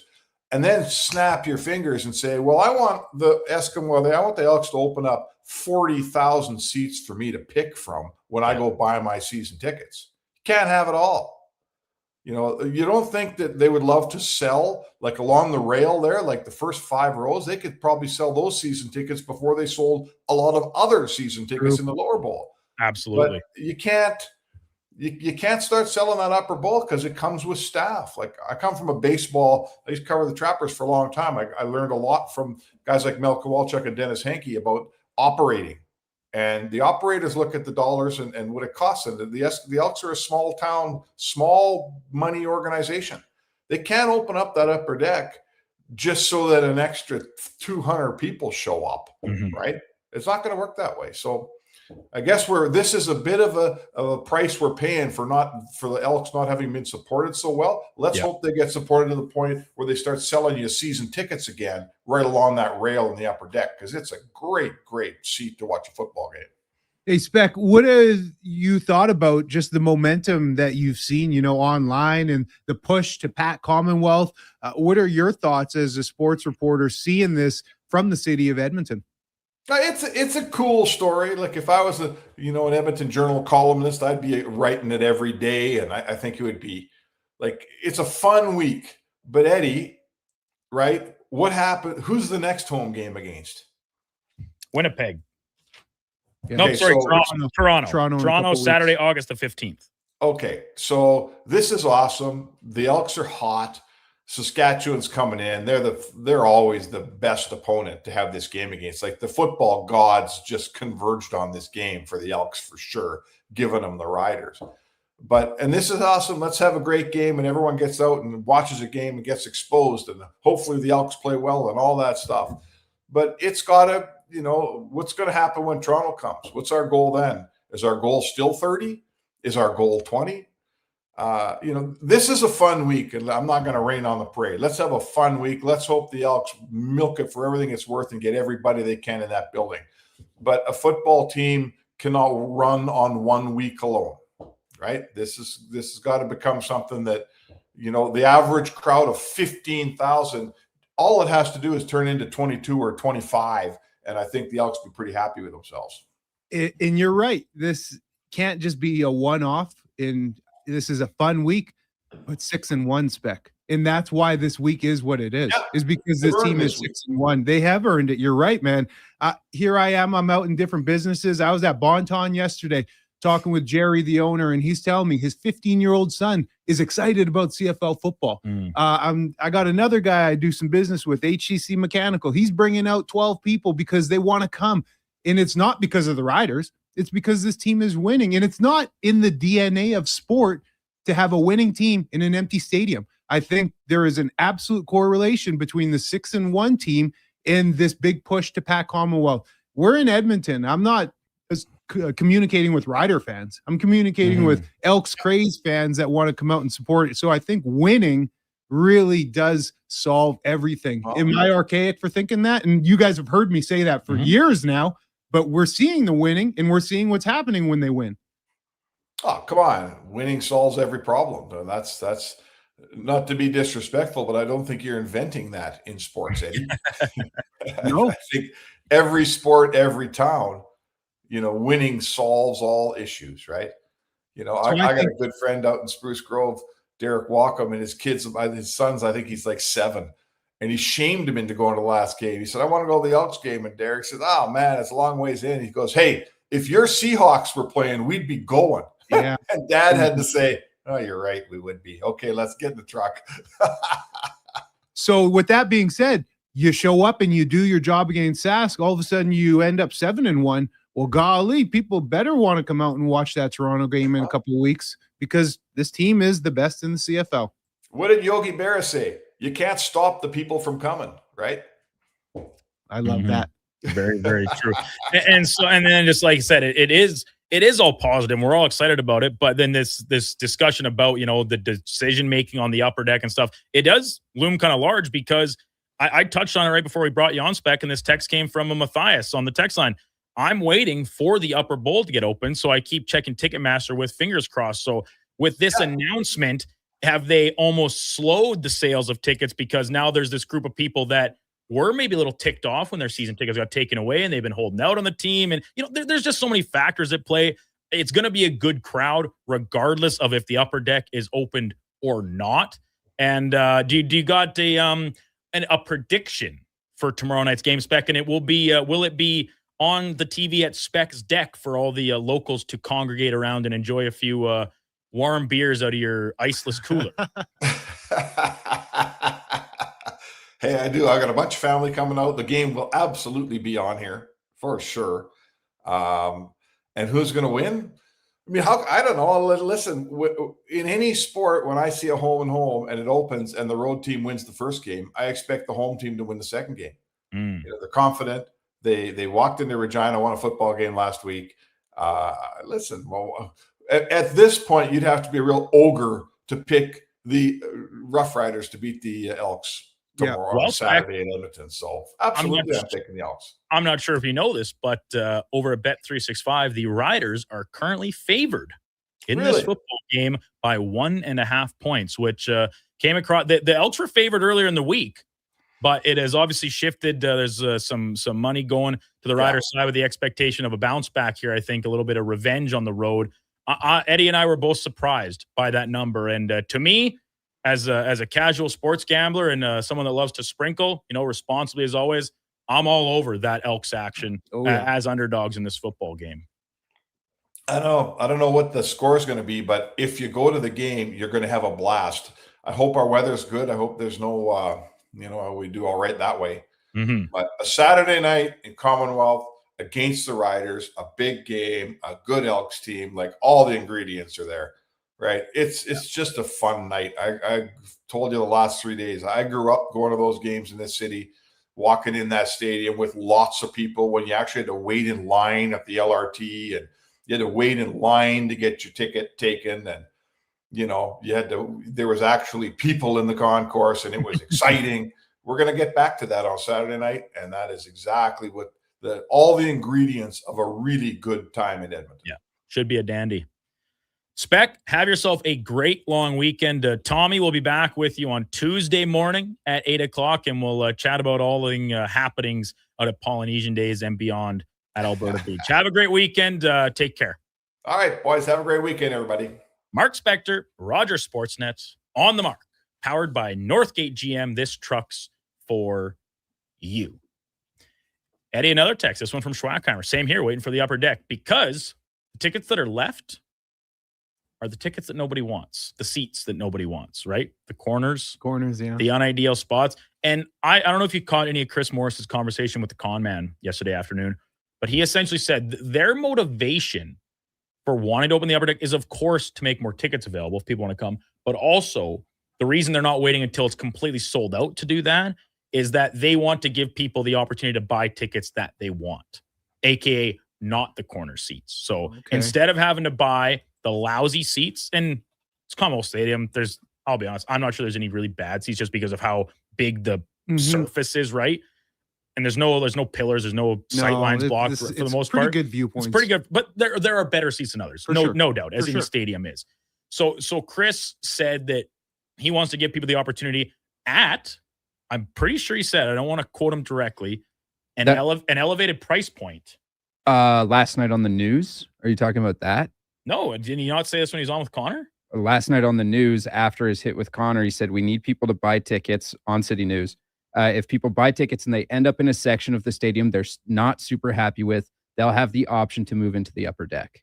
Okay, interesting. This team is they're doing it right, man. And because I believe the original thing was once they open the upper deck, that those tickets would be like, as they should be, premium seats. Like the price, like we talk so much about how affordable the Elks game is, and it is. Like you can go to, you and I were talking about co-op Slurpees earlier. I think you can go into a co-op and buy a voucher. You get two tickets for $40. Yeah.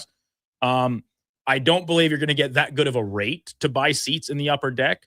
But this just goes back to my thing about creating demand for the tickets. If it's not managed properly, and I'm not like, it's all hypothetical because it hasn't happened. But now you open the upper deck, and maybe it's only the first however many rows, and it's only a couple hundred seats or whatever. Pick your digit, your integer.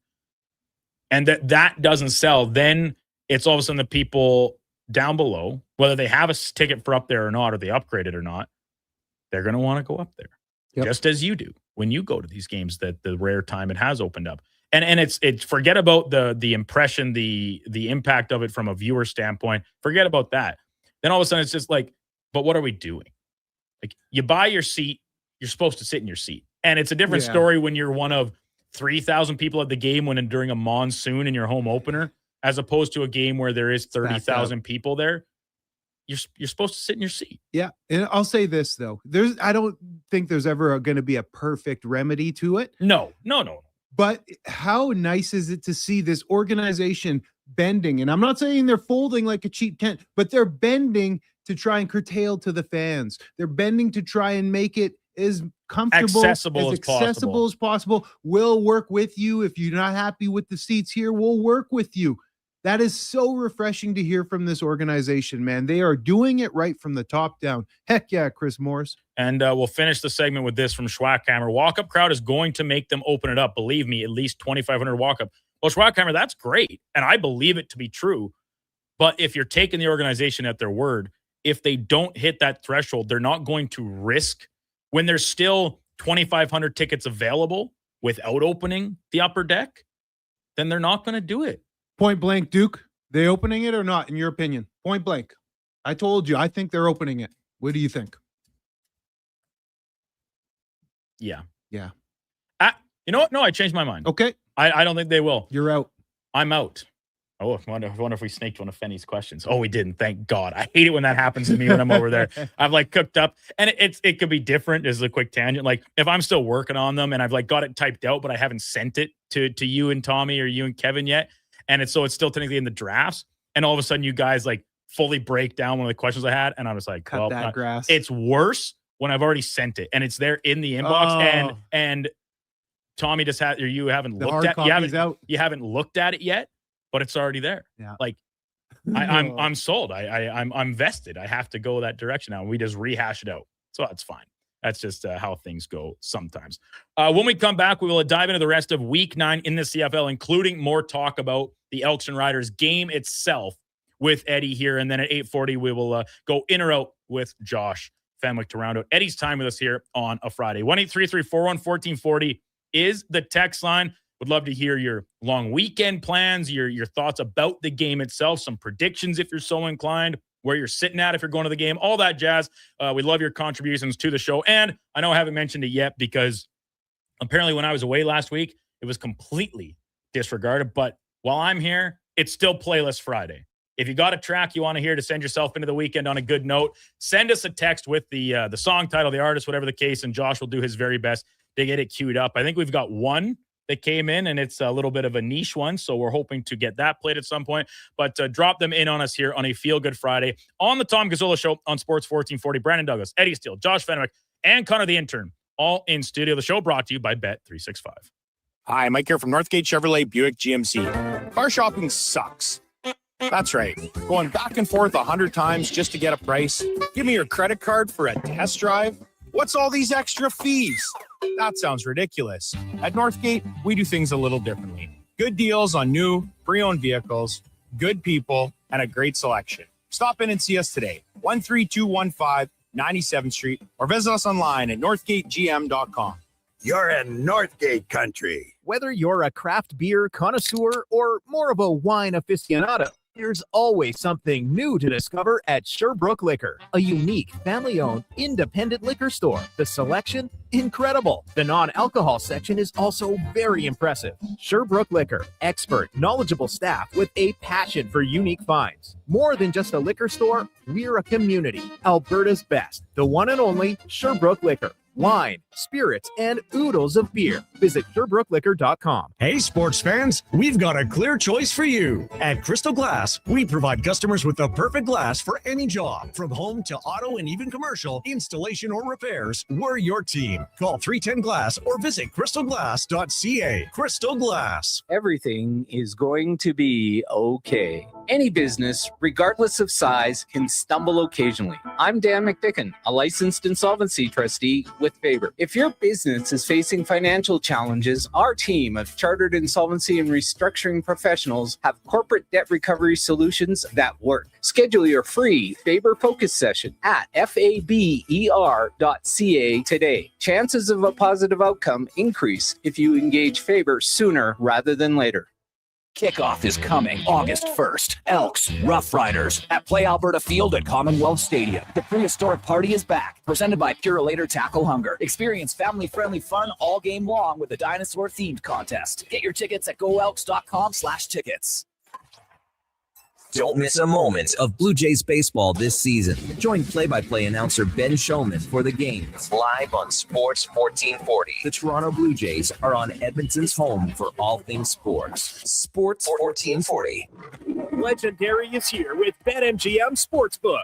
Sign up now to unlock access to hundreds of pre-match and live betting options for all your favorite sports. Download the BetMGM app. See BetMGM.com for terms. 18 plus, Alberta only. Please play responsibly. Subject to eligibility requirements. If gambling is affecting your mental health or well-being, 211 Alberta is here to help. Call or text 211 or visit ab.211.ca. BetMGM operates pursuant to an operating agreement with the Alberta iGaming Corporation. Standard message and data rates may apply. Legacy Heating and Cooling is the #1 air conditioning install company for lovers, because it's been a while since you kissed her tender lips or felt his warm embrace, because it's too hot for love. But you can rekindle that fire with AC from Legacy, with no payments and no interest for 1 year. Your legacy of love will grow stronger, because with AC from Legacy, it's never too hot for love.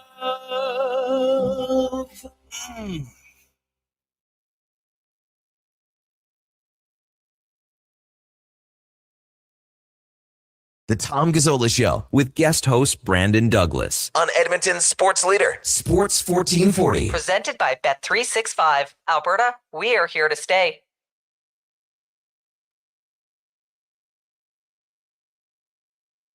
Eddie, sing along.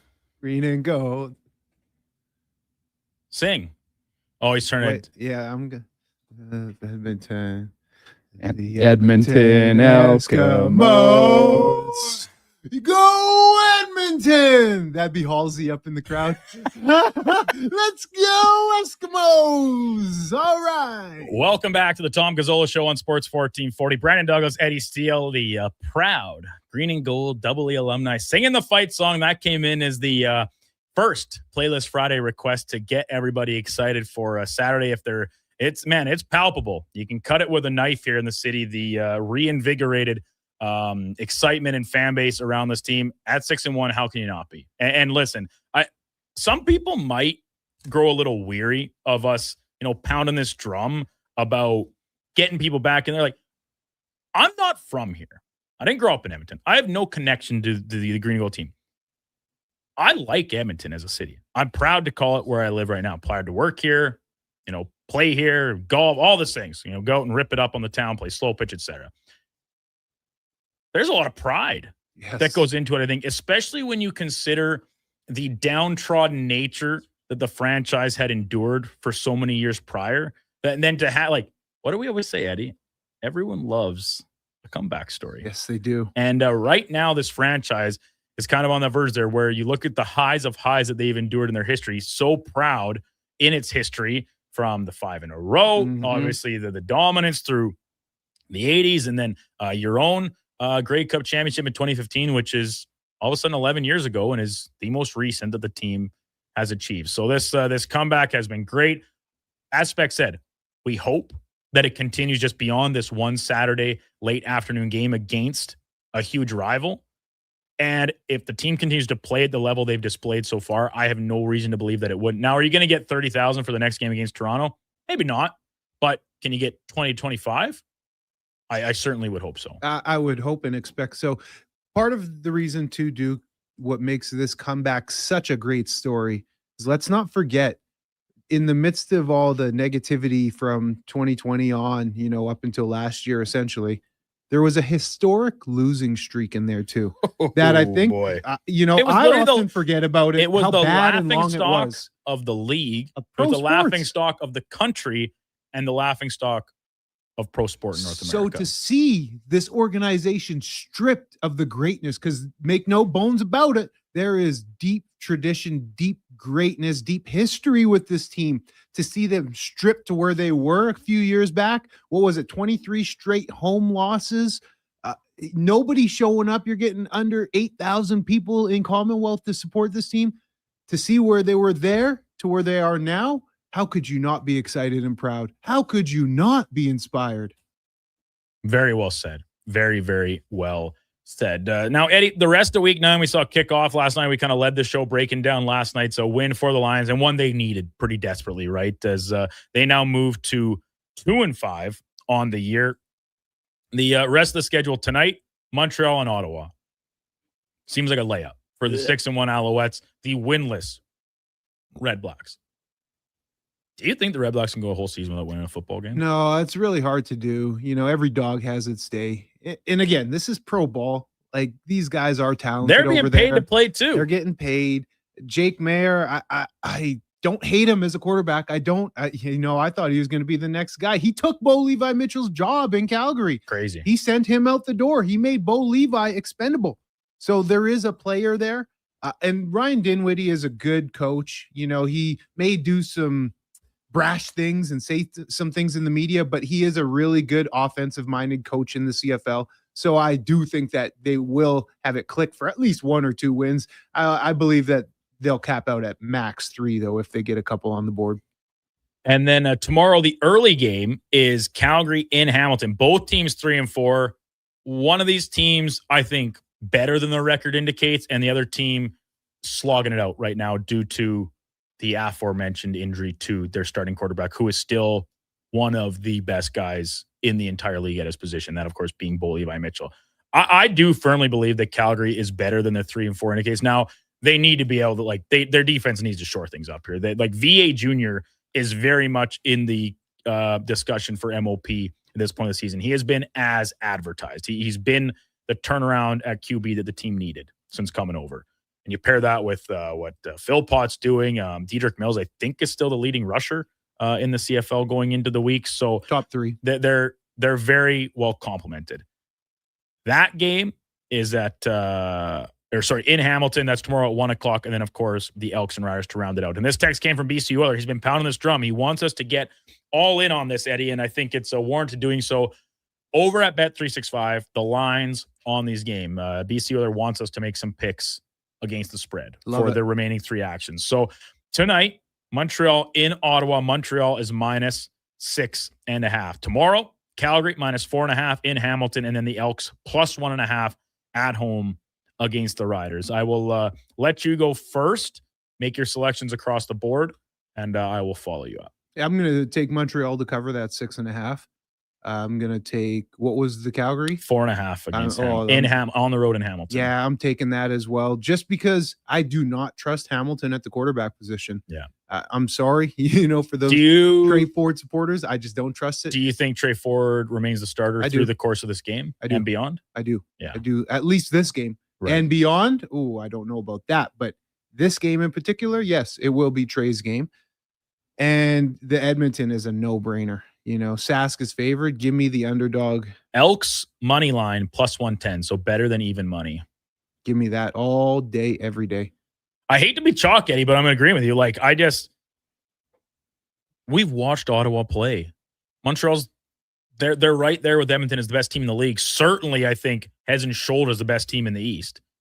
6.5, that's not even a full touchdown. No, and when we look at this game, let's just look at it here, Duke. Okay, Davis Alexander and that offense. I trust them to score some points. 100%. Montreal has a really staunch defense. Mm-hmm. Do you trust Ottawa's offense to go down and score much points outside of field goals?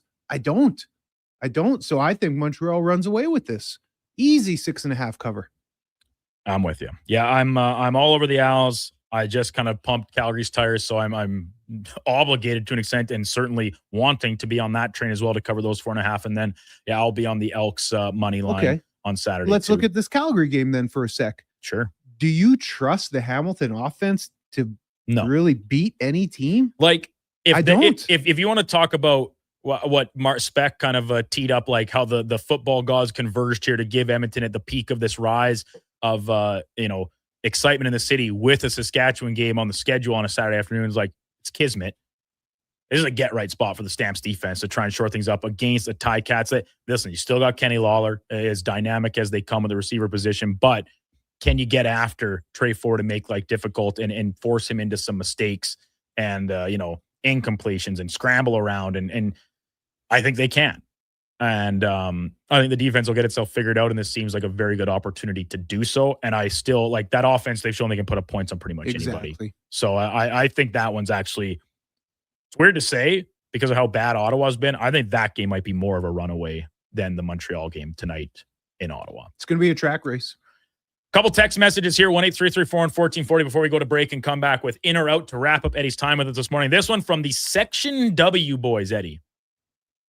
Love hearing all the Esks content on 1440. You guys are doing a great job. It's awesome to see the green and gold getting back to the Eskimo way. Ownership deserves a ton of credit for bringing in Hervey and Morris. It's time for the old guard to get over the name change. However, if the Eskimos name ever comes back, I think it would create a huge buzz and bring a lot of fans back into the stadium. That is such a well-crafted message and so well-tempered that you might read it as trying to play both sides of the fence, but that's not, it doesn't always have to be black and white. No. This is clearly a group of people or an individual texting on behalf of a group of people that is very steeped in the history of this football team and have been supporters of it for a long time. And clearly, like I said, calling it the Esks, calling it the Eskimos still in his message, but then saying those that are still holding back because of the name change, you need to clear that hurdle. Yeah. If this Section W fellas can do that and still recognize that if they want to make the change, you got all the support as well, that's awesome. That's awesome to see, and I really, really appreciate that message from the Section W boys. And then this one from iMac. This is a little bit of a tire pump as well for us in studio. To the Double E topic, it's fair to give 1440 a lot of the credit for the crowd push, from Eddie's and Tom's and Greg's passion to the rest of you carrying the torch in their absence. It's great to listen to how all of you are letting people know why we should be there. Keeping it front of mind is key. Well, listen, that's kind of what the CFL's advantage is supposed to be, is that they play at a time where there's not a lot else going on. Yeah. And in Edmonton, we were really lucky. We got the Stingers, we got the Riverhawks. There's no shortage of things to do here in the summer. Forget about watching sports, going and playing golf and going camping, all that stuff. This is what we want to talk about. And it's been a struggle to do so from a sports talk perspective the past number of seasons. Last year was a corner turn, but otherwise it's just all negative, and the team stinks and they can't win. And why waste our time? The coaching's bad. Like, why would we want to talk about it when it's no good? They're good. We want to talk about it. They're a vibe, man. So it's awesome to see. When we come back, we're going to go in or out. Josh Femick has cooked up a little list of topics for us to break down heading into the weekend. August long. Nobody calls it Heritage Day. I don't think a lot of people even know that's what Holiday Monday is actually named as. It's August long in Alberta, BBJ, camping, lakefront. The weather's supposed to be pretty nice. And, of course, Double E football at Commonwealth tomorrow at 5 o'clock. It's all coming up Millhouse here on the Tom Gazzola Show, brought to you by Bet365. Canada hitting the biggest home run of the summer. Bet365 is available in Alberta and here to stay. Download the app. Must be 18 plus. Please play responsibly. We're back right after the break. Summer weekends in Alberta mean one thing: tournament season. I brought the folding chairs. I brought the sunscreen. I brought the umbrella, just in case. But who brought the snacks to get through a doubleheader? I got Alberta's best beef jerky. Wilhauk Beef Jerky, the ultimate sideline fuel. Whether you're cheering on the kids or watching the pros, load up on Alberta's best beef jerky. Wilhauk Beef Jerky, because you can't have summer fun with salad. Only available in Leduc. Yeah, it's me again. And if you're sidelined with a sports injury, you already know nothing's more frustrating than being told to just rest. At Leading Edge Physiotherapy, we get athletes moving sooner with our zero-gravity treadmills. You can run, train, and rebuild strength with up to 80% less body weight, so your injury heals while your confidence comes roaring back. When your sports injury's yelling, whisper back, leadingedgephysio.com, because life shouldn't hurt. Hurry in for hot summer savings at Wolf GMC Buick. Take advantage of 0% purchase financing for up to 72 months on select new 2026 GMC Sierra 1500 pickups. 0% purchase financing for 36 months on select new 2026 Sierra 2500 Denali and Denali Ultimate models. Plus, huge cash savings on GMC Sierra heavy-duty trucks. And ask about the $1,000 truck trade-in bonus and low-rate lease offers. Wolf GMC Buick. We're making it easy. WolfGMCBuick.com. It's the hard jobs that take know-how, expertise, and the right experience. And that's why, time and time again, GS Construction gets the call when it comes to the hard jobs. Underground projects that are genuinely difficult, like deep installs, tough ground conditions, or tight urban sites. So remember, when it's a hard job, the list gets short, and GS Construction is on it. Want to tackle the hard jobs? We're looking for experienced pipe layers and topmen. Visit gsconstruction.ca today. From the first pitch to the final out, catch Toronto Blue Jays baseball games live right here. Don't miss a moment of Blue Jays baseball this season. Sports 1440 is proud to be the home of Blue Jays baseball. What if you could hire motivated, safety-trained youth with no risk and funding to support you? At Careers The Next Generation, we make hiring easy with funded internships across Alberta in trades, IT, forestry, and more. Interns are WCB covered, complete high school accredited safety trained, and arrive ready to contribute from day one. With 42% of RAP students completing their apprenticeship by age 22, you get skilled workers faster. Spots are filling up. Visit careersnextgen.ca today. Now at Pet Value, save $8 on select Performatrin Ultra Dry Dog Food, 15% on all Performatrin Culinary Dog Food, and buy one, get one free on all Oxbow Small Animal Hay. Shop your local Pet Value store and petvalue.ca. Recently, our company's softball team lost the big game by 1 run. Then Dale tried to console us with the quote, "Winning isn't everything." Well, Dale and I are very different. I get early payout from Bet365. If my team goes up big, I get paid out instantly, even if they blow the lead later. Sound familiar, Dale? Thanks, Bet365. If gambling is affecting your mental health or well-being, 211 Alberta is here to help. Call or text 211 or visit ab.211.ca. 18 plus only. T's and C's apply. Not sure where to turn? Remember 211, the number to contact for mental health, addiction, and community supports. It's free, confidential, and available 24/7. 211 Alberta. One number, countless connections. A message from the Government of Alberta.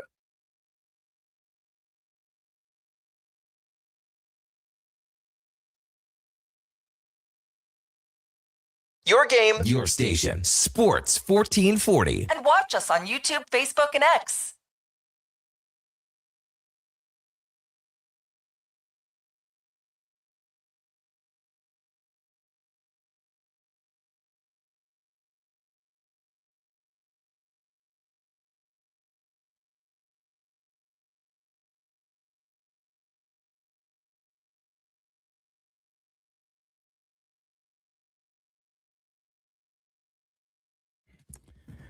$8:45. Welcome back to the Tom Gazzola Show on Sports 1440, brought to you by Bet365. Brandon Douglas in for Tom this morning, who, by the way, will in fact be on the sidelines doing his hard work for TSN on the broadcast tomorrow afternoon between the Elks and the Riders at Commonwealth. Former CFLer Eddie Steele alongside Josh Fenwick and young Connor, the intern, alongside as well, thrown into the fire this morning, working us our stream where you can watch it, YouTube, X, Facebook, Instagram, Twitch, all available. Listening, you got iHeartRadio, the TuneIn app, that's my favorite, sports1440.ca, and the old reliable, faithful, in my pickup truck.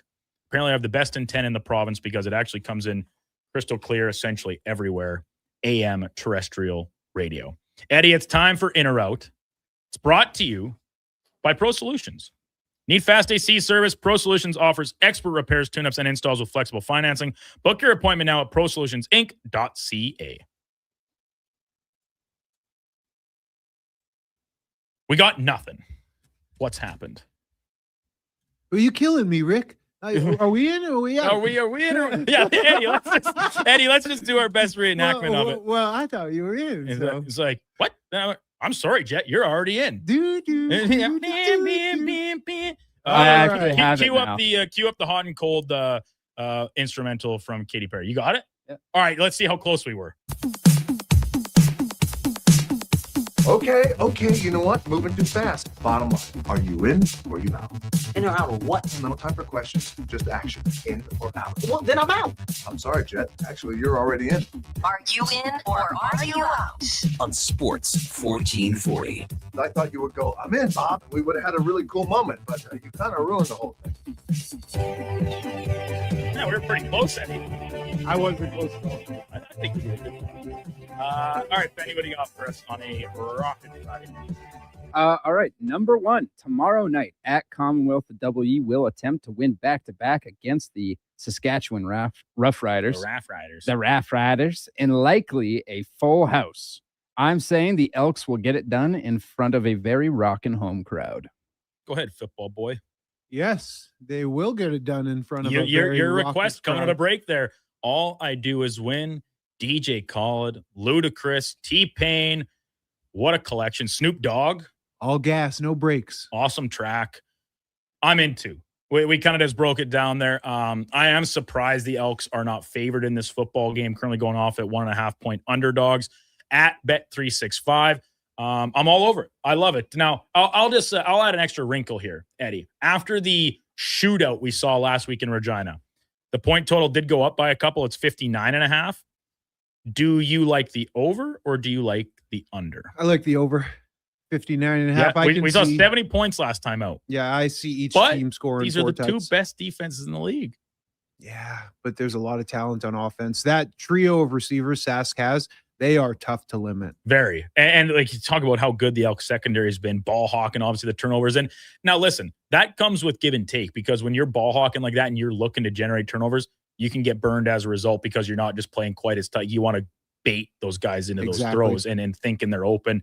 And when the receivers are as talented as this trio of options that Saskatchewan has, it can burn you. And obviously it did last week out. So I'm going to double down. I'm going to say the defense responds in kind from both sides. I'll take the under of 59.5. I hope I'm wrong, because I like points are exciting. And compared to in other sports where like you're watching a pitcher's duel or you're watching goaltenders play out of their minds on the ice, where in so low scoring affairs can still be exciting. In football, I like to see good defensive plays, but over the course of a game, come on, it's all about the touchdowns, baby. So no offense, Eddie, as a premier defensive lineman yourself. No diggity. I'd probably also take the under. I just can't see a repeat of a score like last week happening. I hope I'm wrong, because last time out. But even if it's not like there's that much more cushion, they covered it by over 13 points. It's true. So there's I think that's 2 touchdowns essentially of wiggle room on it to still be a dynamic shootout game. But yeah, should be awesome.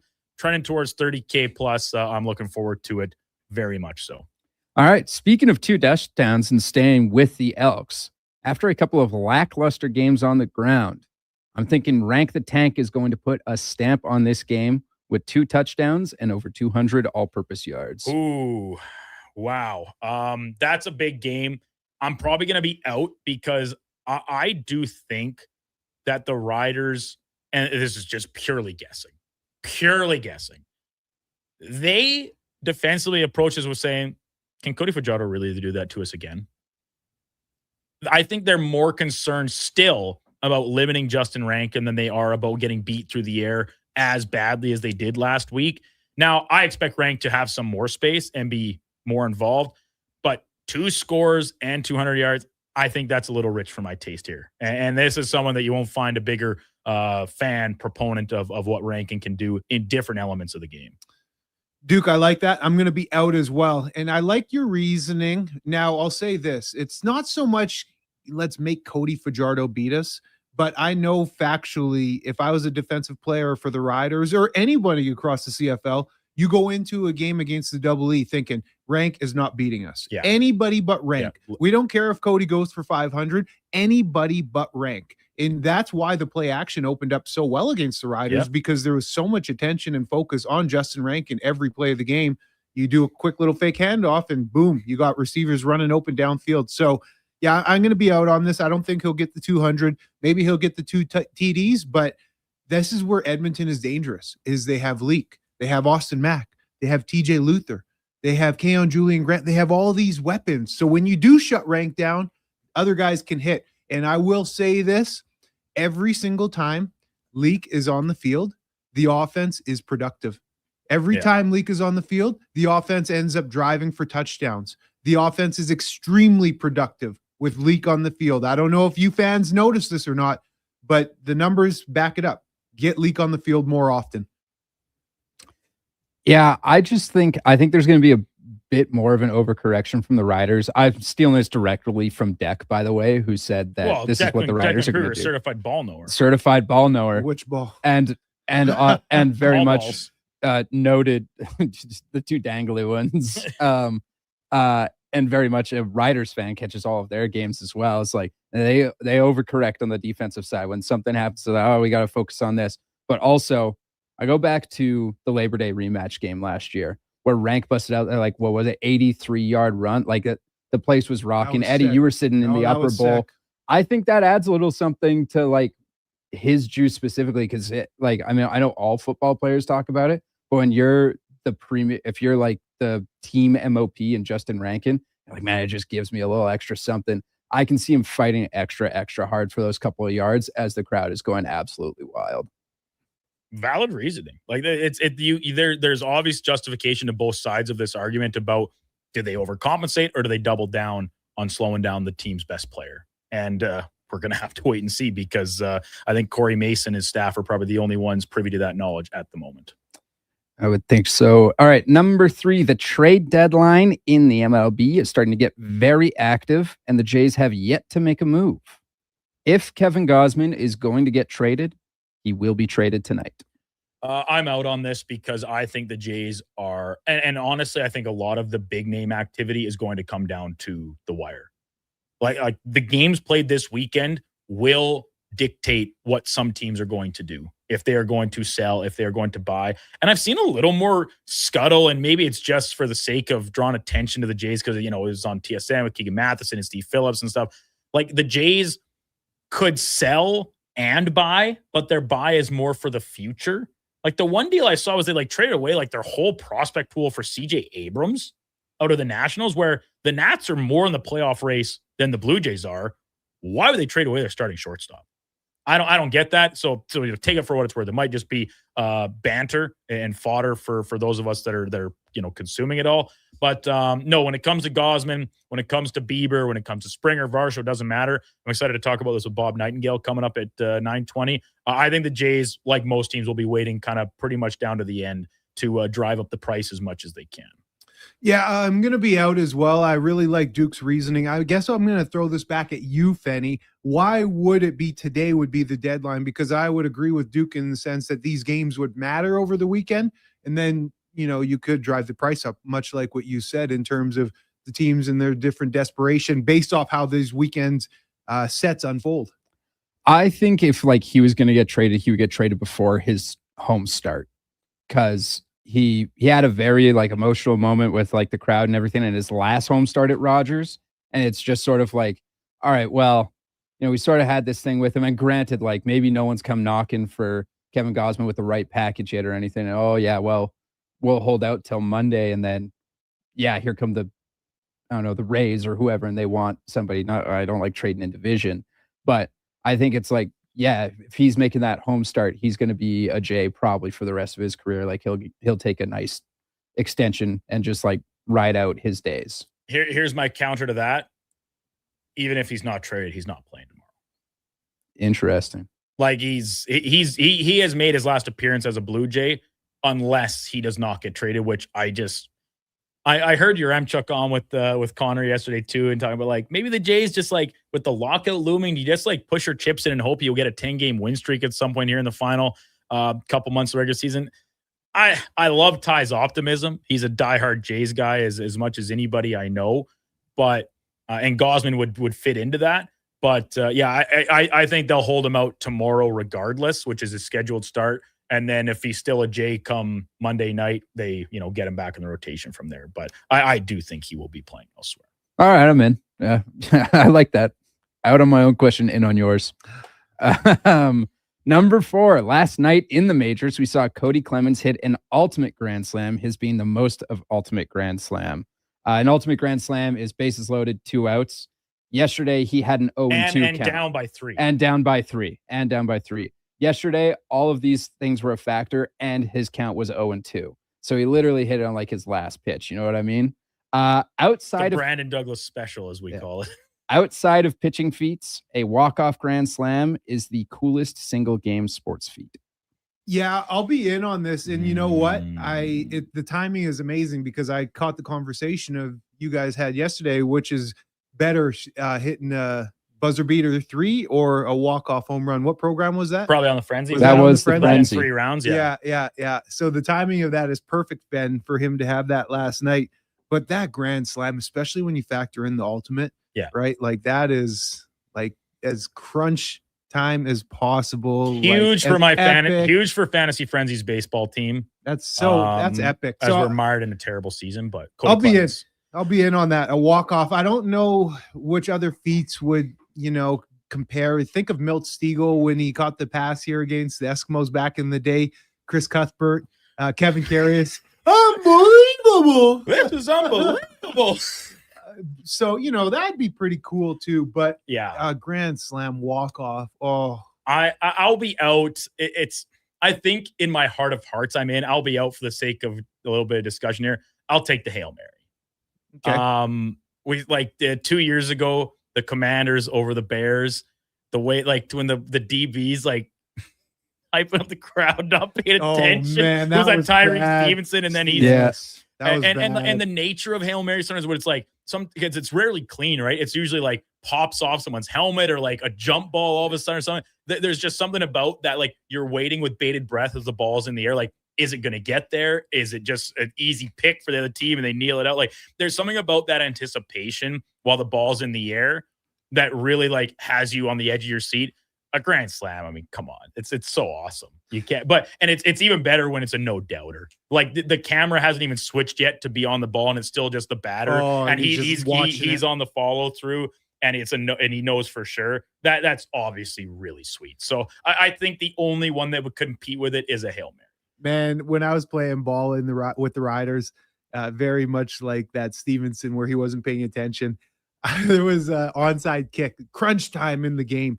And I was on the hands team. So I was trying to recover the onside kick so we could seal the deal for the win. Mm-hmm. And I was lined up as one of the guys that was really close to the opponent's bench. And the opponent started talking to me and I was chatting back with some old buddies and stuff. And I wasn't paying attention and they kicked it. And you could see me on film, turn to the sideline talking as the onside kick happened. It was so embarrassing. It was such a bad play, Duke. I did recover and made a block. But it was such a bad optic look for me. I wasn't even locked in at all. I was had my back to the kick, essentially. It was so embarrassing, man. And that's when Eddie knew it was time to hang him up. Whoa, man. Don't you write my story back there. Yeah, Eddie's getting back out there tomorrow with Coach Killa. You didn't hear me? I'm ready to go, Coach. I got some fresh cold water for you, Coach. Get this man his pads and helmet. And Bobby Boucher ready to go. I'm sure Steph would love this. Edmonton's real 97 hero. That's right. Hey, buddy. Connor McDavid asked him for permission, right? Facts. He did. I'll make that number popular again. Oh, boy. All right. On to our fifth and final. This is also stemming from the frenzy yesterday. Conversations being had around the studio about spending 24 hours in a Denny's, and for every pancake eaten, you get a half hour knocked off your time. A regular person shouldn't be there for any longer than 12 hours. So to make that happen, you would need to eat 24 pancakes. 2 pancakes an hour. Does that sound very unreasonable? Yeah, that's pretty unreasonable. It would not be linear. There's you no can way make you're just linear. There's no way you're just eating 2 pancakes an hour for 12 hours straight. I'm sorry, you're not. Now, how would you go about it? I think you eat your fill. You have 6 pancakes. I think 12 hours is a little rich.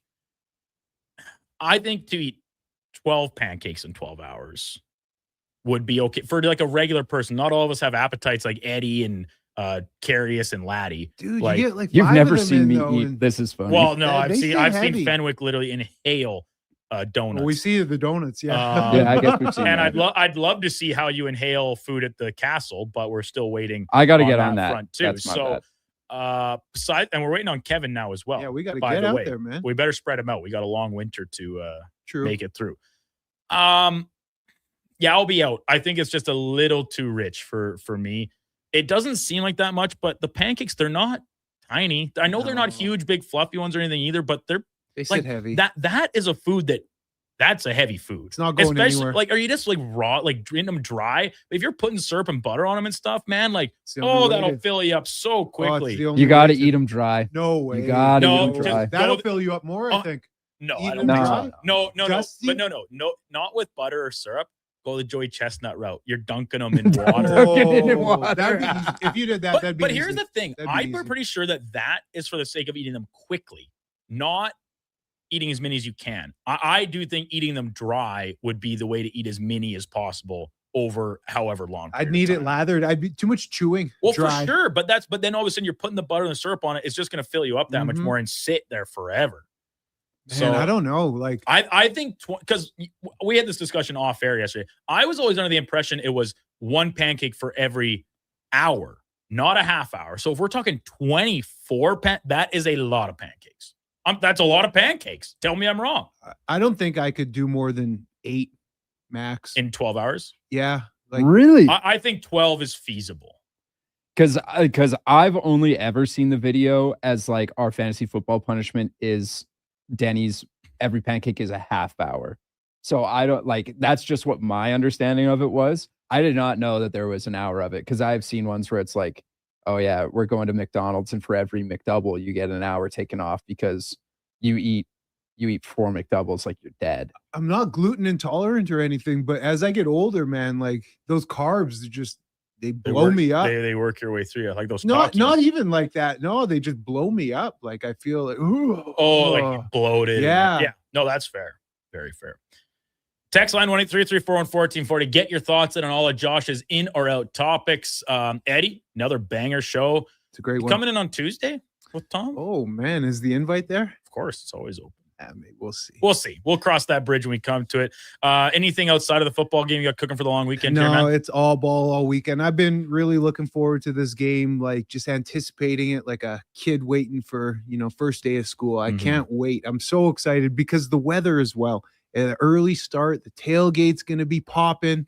I plan on getting down there nice and early and just walking around. I think I am too. I'm going to see if I can pop by Army Daryl's tailgate. Maybe get a nice warm Pilsner, check in with our buddy Reed Clark at his How are setup. we looking for the temps, boys? Is it still 29 sunny? Yes, but I think there is a chance of showers after the game. After the game, like could be the end of the game-ish. I'm looking right now and like 15% chance at 9 p.m. Oh, okay. Like so nothing's. it's a we're negligible We're good. chance right now. Yeah, my app is telling me it's 30 degrees tomorrow. Yeah, it's at beautiful. the peak. 30 and sunny. Beautiful. 30 and sunny. I will see you down there, Edmonton. Eddie, Go Double E, baby. Yeah. I look forward to seeing you. Maybe we'll meet up at the tailgate and we will. share a hot dog. I'll see you there. Whoa. Why do we got to share a hot We'll do a Lady in the Trampet. Meet me in the middle. Yeah. We'll rock out of the K97 tailgate, the band pumping it. Have a great weekend, Eddie. We will chat with you next week at some point or another. Yeah, boys. We'll see you. Eddie Steele, former CFLer, Grey Cup champion, all-decade team. He's the real deal. Eddie Steele. We also just did in or out, and of course, that was brought to you by Pro Solutions. Top of the hour, we'll catch up on some text messages here. 833-401-1440, excuse me. And then at 9:15-ish, we're going to catch up with Bob Nightingale from USA Today, covering the major leagues of baseball. We'll get his thoughts on the upcoming MLB trade deadline. At 9:40, we'll hear from Cam Tate in the 10 o'clock hour. Golfing with the G-Man, Gary Meyer will be by, and we'll catch up with our buddy Tyler Rumpel from over at Jaeger Ridge to boot. Before all that, Sports 1440 update brought to you by Sean Cunningham of RE/MAX Real Estate. Get the home team advantage for your next move in the Edmonton area. If you're thinking about buying or selling a home, call or text Sean directly, 780-265-0165. Here is Josh Fenwick. This is a Sports 1440 update. Last night, the BC Lions shelled the Winnipeg Blue Bombers, led by Xander Horvath's 3 touchdowns on the ground. Over in the majors, the White Sox topped the Yankees in 11 innings. Cubs finish off the Cardinals in 10 innings. Red Sox edge out the Athletics. And the Twins top the Royals 4-3 off a ultimate grand slam from Cody Clemens. Off the diamond, the Orioles acquired catcher Jake Rogers from the Tigers for minor league right-hander Zane Barnhart. Other news in the sporting world sees the 49ers and Deebo Samuels reunite, with Samuels inking a 1-year deal with the team. The Saints extended wide receiver Chris Olave to a 4-year, $132 million extension, 90 of which is guaranteed. In the hockey world, the IIHF has come to the decision that Russia will remain barred from the 4 World Championship tournaments in 2027. Coming up on the Tom Gazzola Show with guest host Brandon Douglas, we'll be joined by Bob Nightingale of USA Today, and we'll hear another edition of Cam and Eggs. I'm Josh Fenwick. This has been a Sports 1440 update. It's Sports 1440, A Stingray radio station. broadcasting on Treaty 6 territory. Download the free iHeartRadio app and listen to CKJR wherever you go.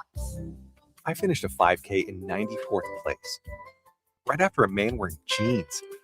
Then a volunteer gave me a medal. But I don't want participation trophies, unless they're from Bet365. With their daily prize matcher game, I win by matching gold coins, cherries, and more. Take that, Denim Man.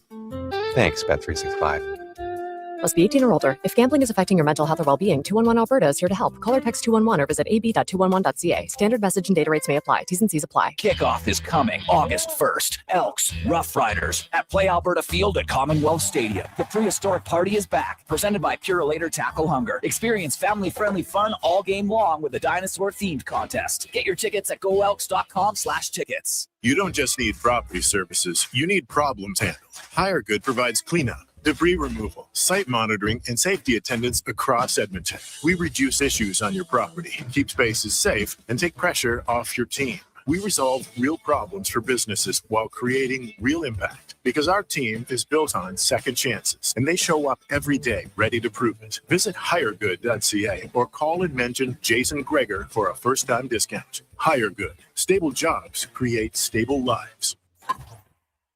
Don't miss a moment of Blue Jays baseball this season. Join play-by-play announcer Ben Showman for the games live on Sports 1440. The Toronto Blue Jays are on Edmonton's home for all things sports. Sports 1440. It's cone season at McDonald's, which means vanilla cones are $1 each plus tax in the McDonald's app all summer long. Soft, creamy, and crunchy.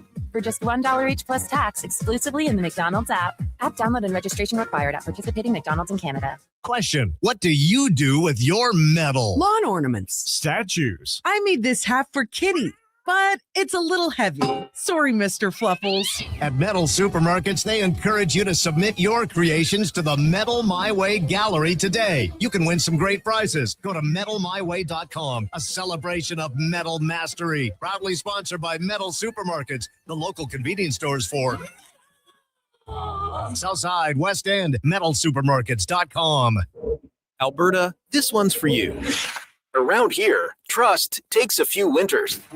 It's why players have known Jackpot City since 1998. Home to hundreds of exciting casino games, live dealer action, and new adventures waiting to be discovered. Jackpot City, nothing beats the original. Please play responsibly, 18 years or older, Alberta only. If gambling is affecting your mental health or well-being, 211 Alberta is here to help. Call or text 211 or visit ab.211.ca.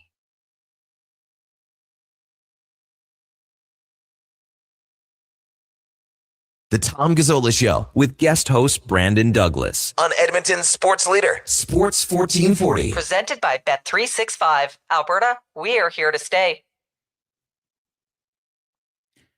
9:10 in Edmonton. Welcome back to the Tom Gazzola Show on Sports 1440. Brandon Douglas in for Tom one final morning. You can catch Tommy on the sidelines for tomorrow's Elks and Riders game on the broadcast on TSN. Or if you're in the building like Josh and Eddie and I will be, you can give some cat calls to him. Tell him he's doing a good job. Be nice. As always, he's doing his best out there. And I want to give a huge shout out and thanks to Gary on the text line, 1-833-401-1440. So with a screenshot, he got an email from the Elks with one big banner title. Upper Bowl is open. Now, I wonder if this, just based on the context of the rest of this email that is included in this screenshot Gary sent me, if they're giving some first options to former Upper Bowl season seat holders to upgrade their seats to these newly available ones. And then after that, they will continue to make them available to the rest of the general public. That's just my interpretation of this email. So things are looking to be going in the right direction. And with the Upper Bowl getting opened, it might set a new record for how quickly I've been wrong about something, as I just said I didn't think it would. There's been a lot of quick turnarounds. I've said this player's not going to be in the lineup tonight, yada, yada, yada, in or out. And then within 15 minutes, the morning skate happens and you say, oh, no, that guy is definitely playing. You get wrong, proved wrong very quickly at times in this business, and this might be a new personal record. The rest of the text line, 1-833-401-1440. Lots of messages coming in. Questions about, prices on walk-up tickets and stuff. Ken was the particular one. I don't have an answer for you, Ken. He said he was looking on the box office, showing the prices, and it's a little bit steep. Well, hey, what do we know about last-minute tickets? They kind of tend to get up in price, and then at the very last second, usually drop again. So, Ken, I can't give you a firm number on what a walk-up ticket's going to be. I have to think it's going to be the same price as whatever tickets available in that same box office right now. Now, does that change if people upgrade their seats and now no other ones become available, right? Things can change, but I unfortunately can't give you a firm answer on that. Other questions about how many tickets are sold so far, I don't know. Last number we got from Chris Morris yesterday was over 24,000 when he was on with Connor Halley. So with that number and the rate they'd been selling them so far that week, a very strong push towards 30K plus at Commonwealth tomorrow afternoon. Montana to Rice, worst mistake was having Eddie on the hands team. Going back to Eddie's story about the onside kick recovery. Yeah, well, I don't know if you know this, MTR, but Eddie played his share of offense. Now it was on the offensive line, but got to have good hands to do that. Different type of good hands, I suppose. But if you're using it as a catch-all term, certainly appropriate. Jordan, going back to Josh's question about, best single sports feat or most exciting, said Happy Gilmore shot to win the green jacket. Yeah, that's pretty exciting. Another one came in saying overtime, Game 7 winner for hockey. That's really exciting. I think you have to take the playoff context out here because that's automatically, takes it to another level. Like a Hail Mary in overtime of the Super Bowl. Yeah, that'd be pretty sweet. Just like an overtime Game 7 Stanley Cup winning goal or a extra inning walk-off grand slam. And so when you put the context of those things on, it changes it a little bit. Quick segment here. We're going to step back out as Bob Nightingale will join us a little bit earlier than usual here in the 9 o'clock hour as he's got another hit coming up later in the hour. So Bob Nightingale, USA Today, will break down the MLB trade deadline with us when we return here on the Tom Gazzola Show on Sports 1440. Watch it. We're streaming on YouTube, X, Facebook, Instagram, and Twitch. Brought to you by Bet365. At GS Construction, people grow with the company. 50 years of experience doesn't live in a binder on a shelf. It lives in our people at every level, passed down on every site. Many of us started with a shovel in our hands and built whole careers here. The work is honest. The company's been around since 1974. So if it all sounds good to you and you want to grow with us, GS Construction is currently looking for experienced pipe layers and topmen. No shovel required. Visit gsconstruction.ca today. Got a car you're ready to part with? Find out what it's worth. Fast, easy, and totally free at Go Auto. We're talking top dollar trade-ins, whether it's a little worn or still rocking that new car smell. Just a few clicks, and boom, you've got your value. Text value to 780-777-7777 to start. That's value to 780 all sevens. Why guess what it's worth? Let Go Auto show you the money. Thinking of growing your business? In partnership with Prairie's Can, the Alberta Chambers of Commerce is helping businesses explore new opportunities, new markets, and build connections through organized trade missions across Canada. Find the right mission for you at abchamber.ca/trade missions. First pitches, kickoffs, tip-offs. When the game is on, you call the shots. Whether it's a parlay after working all day or a straight bet and straight to bed, Betway has what it takes for you to bet the Edmonton way. So when it's your turn to play the Edmonton way with Betway. Play responsibly. Alberta only. 18+. If gambling is affecting your mental health or well-being, 211 Alberta is here to help. Call or text 211 or visit ab.211.ca. Standard message and data rates may apply.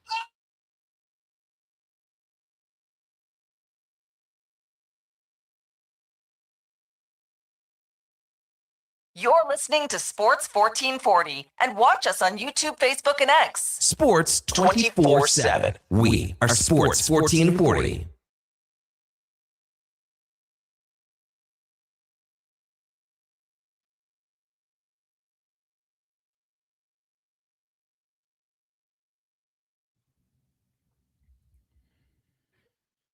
$9:15. Welcome back to the Tom Gazzola Show on Sports 1440. Brandon Douglas in for Tom this week. One final day heading into the August-long weekend. Josh Fenwick, Connor the intern, both in studio as well. And coming up on Holiday Monday here in Alberta is the MLB trade deadline. 4 o'clock Mountain is when it is scheduled, and some big names still expected to be on the move. Blue Jays, of course, piecing together what they're going to do. Tarek Skubal, where will he land? And more dominoes to fall as the weekend progresses. Joining us now to break all that down and offer his insight, one of the very best covering the MLB, Bob Nightingale from USA Today. Bob, good morning. Welcome back to the program. Thanks for taking the time with us this morning. Sure, my pleasure. Thank you. So, Bob, I want to start with you with the Toronto Blue Jays, obviously front and center for those of us north of the 49th parallel, and a disappointing season, to say the very least. And you can point at individuals, a collective lack of success for the club. And now here they find themselves very much in that mushy middle of the American League, but at the bottom end of that, 5.5 games out of a wildcard spot and primed to be sellers here. So when you look at a list of starting pitchers like Kevin Gausman, Shane Bieber, some bats, like Dalton Varsho and George Springer, and then some relief help, maybe like Jeff Hoffman. In your estimation, do you think that the Jays will be full-on sellers, parting out the majority of those names that I just listed out and maybe some others as well? Or do you think that they might kind of pick and choose their spots to move out some bodies here over the next few days? No, I think they'll dump all those guys, Ben. I really do. I think they have to sell. I mean, they're not going anywhere. And, huge disappointment. But yeah, I mean, Hoffman's got another year of control. But he hasn't been the guy they wanted in the first place. Lost that closest role. Varsho's got some interest. He's not having a great year, a lot of strikeouts, but people are in such demand for outfielders now. Yeah. Springer just doesn't have a not too many teams need a right-handed DH. You know, you play the outfield, it'll be different. So they're going to have a harder time moving him. I think Gossman's a lock to be gone. Bieber, when you talk to teams, they're still worried about what happens last start. He only went through 42 pitches, lasted 2/3 of innings. They want to see him make another start before they deal with him. Last thing you want to do is there's something wrong with him or something like that. Too much injury history to just jump on Bieber. So they're interested to see if the Blue Jays change their mind and pitch Bieber one more time. Now, let's stick with Kevin Gausman there, because he seems to be the crowning jewel in this list of assets that Toronto has. He's had an up and down season, but comes with a lot of intangibles, experience, veteran presence, and has shown in enough starts this year, in my opinion, to still be a valuable commodity. Like, what sort of return are the Jays looking to fetch if it's a deal that's just strictly Gausman going in one direction? Like is a top 100 prospect too much of an ask? Like, how far down a team's internal prospect ranking list are we looking at in terms of a return here? Yeah, I think it's too high a return for Gausman. He said, hasn't had that big season. So if you just go by individual team, it might be a team's, their 8th, 9th, or 10th prospect, that sort of thing. I don't think you're getting a team's top 5 prospect, but more toward the back end of the top 10. Then maybe a more of a fringe prospect type thing. So go that route. Right. It'd be different if he was dominating, but he hasn't been dominating. No, he hasn't. It's a very, very representative of the team this year, where small stretches of looking like the guy we've come to know during his time as a Blue Jay, but overall a little bit on the underwhelming side. As we talk MLB trade deadline with Bob Nightingale from USA Today here on Sports 1440. So the little bit of a scuttle out there right now, Bob, has the Jays connected to the Philadelphia Phillies as potential trading partners. And if you look at the Phillies, what the Jays have available actually checks a few different boxes in the names we've just discussed. Varsho, one of the starting pitchers, and maybe even a little bit of bullpen help, though I'm not sure Jeff Hoffman, a reunion in Philadelphia, is necessarily what they're looking for. In your estimation and opinion, are teams better served to package assets and make the deals in one fell swoop and kind of get a couple birds stoned at once? Or can they maximize value by, driving up the price as individual assets parted out to different teams separately? Yeah, more individual. I mean, look at this past winter where the Cardinals traded, Wilson Contreras and Sonny Gray to the Red Sox. Both were separate deals. Right. So I think more, that way, Brandon, in the sense you're going to get more that way. I had brought that up a couple weeks ago when I was in Philadelphia about the two guys.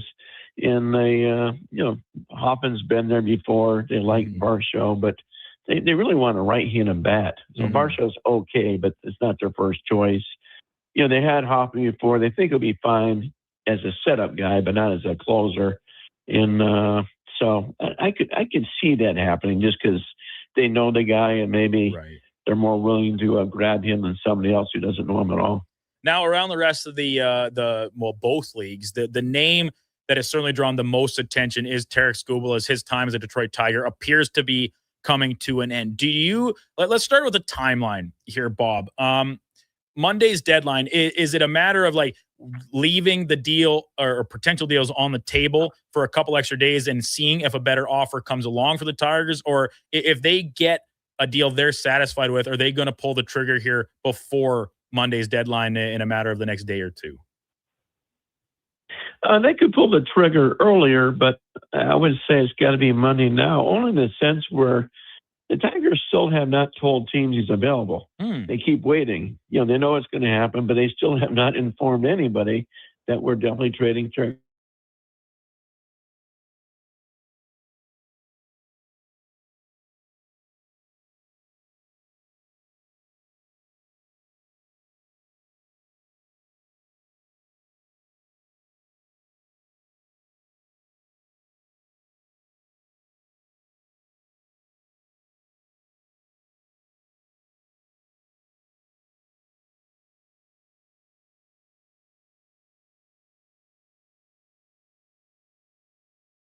What sort of compensatory, is a compensatory pick or Skubal losing him a free agency compared to this potential blockbuster type deal that a several times Cy Young winner is worth in an actual trade here at the deadline? It is such a seller's market right now. So many teams in the mushy middle. And if the Tigers just commit to that with, of course, Skubal, but then maybe Corey Mize too, man, and it's a retool because they got a lot of good pieces still in place. They could set themselves up pretty well for not only as quickly as next season, but I would think in the extended future as well. And then it just restarts the cycle, of course, that we see these lower budget teams constantly go on. No better example, of course, than the Tampa Bay Rays, who, by the way, once again find themselves in first place of the American League East. Just the picture of consistency in terms of how they can rebuild and retool on the fly without ever keeping any of their big name, big money free agents. Now, once we get Bob back on, I am, of course, interested to ask him about the train of thought around teams that have exceeded expectations. We focus so much on the Blue Jays as a team that has come short of what is expected of them this year. Game 7 of the World Series, largely the same roster returned, especially all the big name players, sans Bo Bichette. You replace him with Okamoto, who's been the team's best hitter. You would think, man, they're probably right on a trajectory to get back to the playoffs, contending for the AL East crown. They're nowhere near that. 14 and a half games back of the Rays, 5.5 back of a wild card spot. But there are teams that have exceeded expectations. Chicago White Sox. To an extent, I think the Texas Rangers, although they are just a game above 500, the AL West is tight with no team really getting a ton of separation at that front. So when you think about teams like that, do ownership and management groups say, we have found money this year? There's no need to, for lack of a better term, blow our load? Or do they say, we caught lightning in a bottle. Let's strike while the iron is hot, make a splash, and give ourselves a chance this year, especially when you consider how wide open the American League seems to be. Okay, 1 second.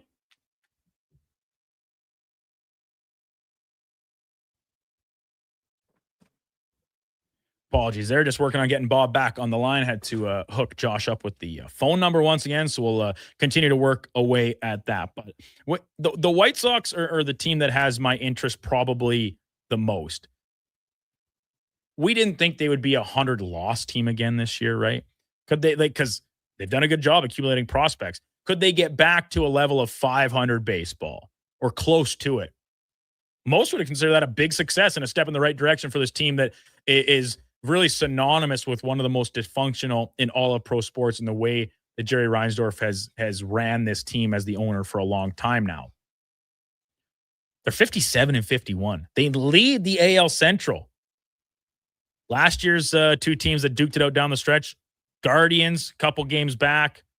Tigers, well, we've discussed them extensively, but still just 6.5 games back, 4.5 out of a playoff spot.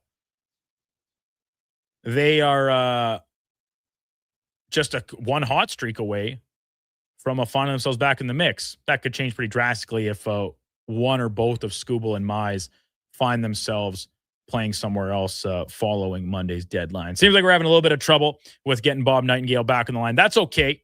We'll connect with Bob and follow up and apologize for the technical difficulties, whatever end they are occurring on. But I guess I'll put this out then to the listeners instead, because as much as the Blue Jays are the dominant fan base in this country, there's lots of others, Tigers included, Twins, right? All these teams that are kind of usually most adjacent to the Canadian border. Mariners, of course, prominently in that mix, but we got lots of Yankees fans, Sox fans, right? The blue blood teams. So where do you land on this notion? And it can be applied beyond baseball too. If your team is having a season of exceeded expectations and the opportunity presents itself to go make your team better at the cost of some future considerations. Look at the Anaheim Ducks this past year. Great year. Chance at the division down the stretch. They make a splash by getting John Carlson. They pay a big price in what proved to be a pure rental player.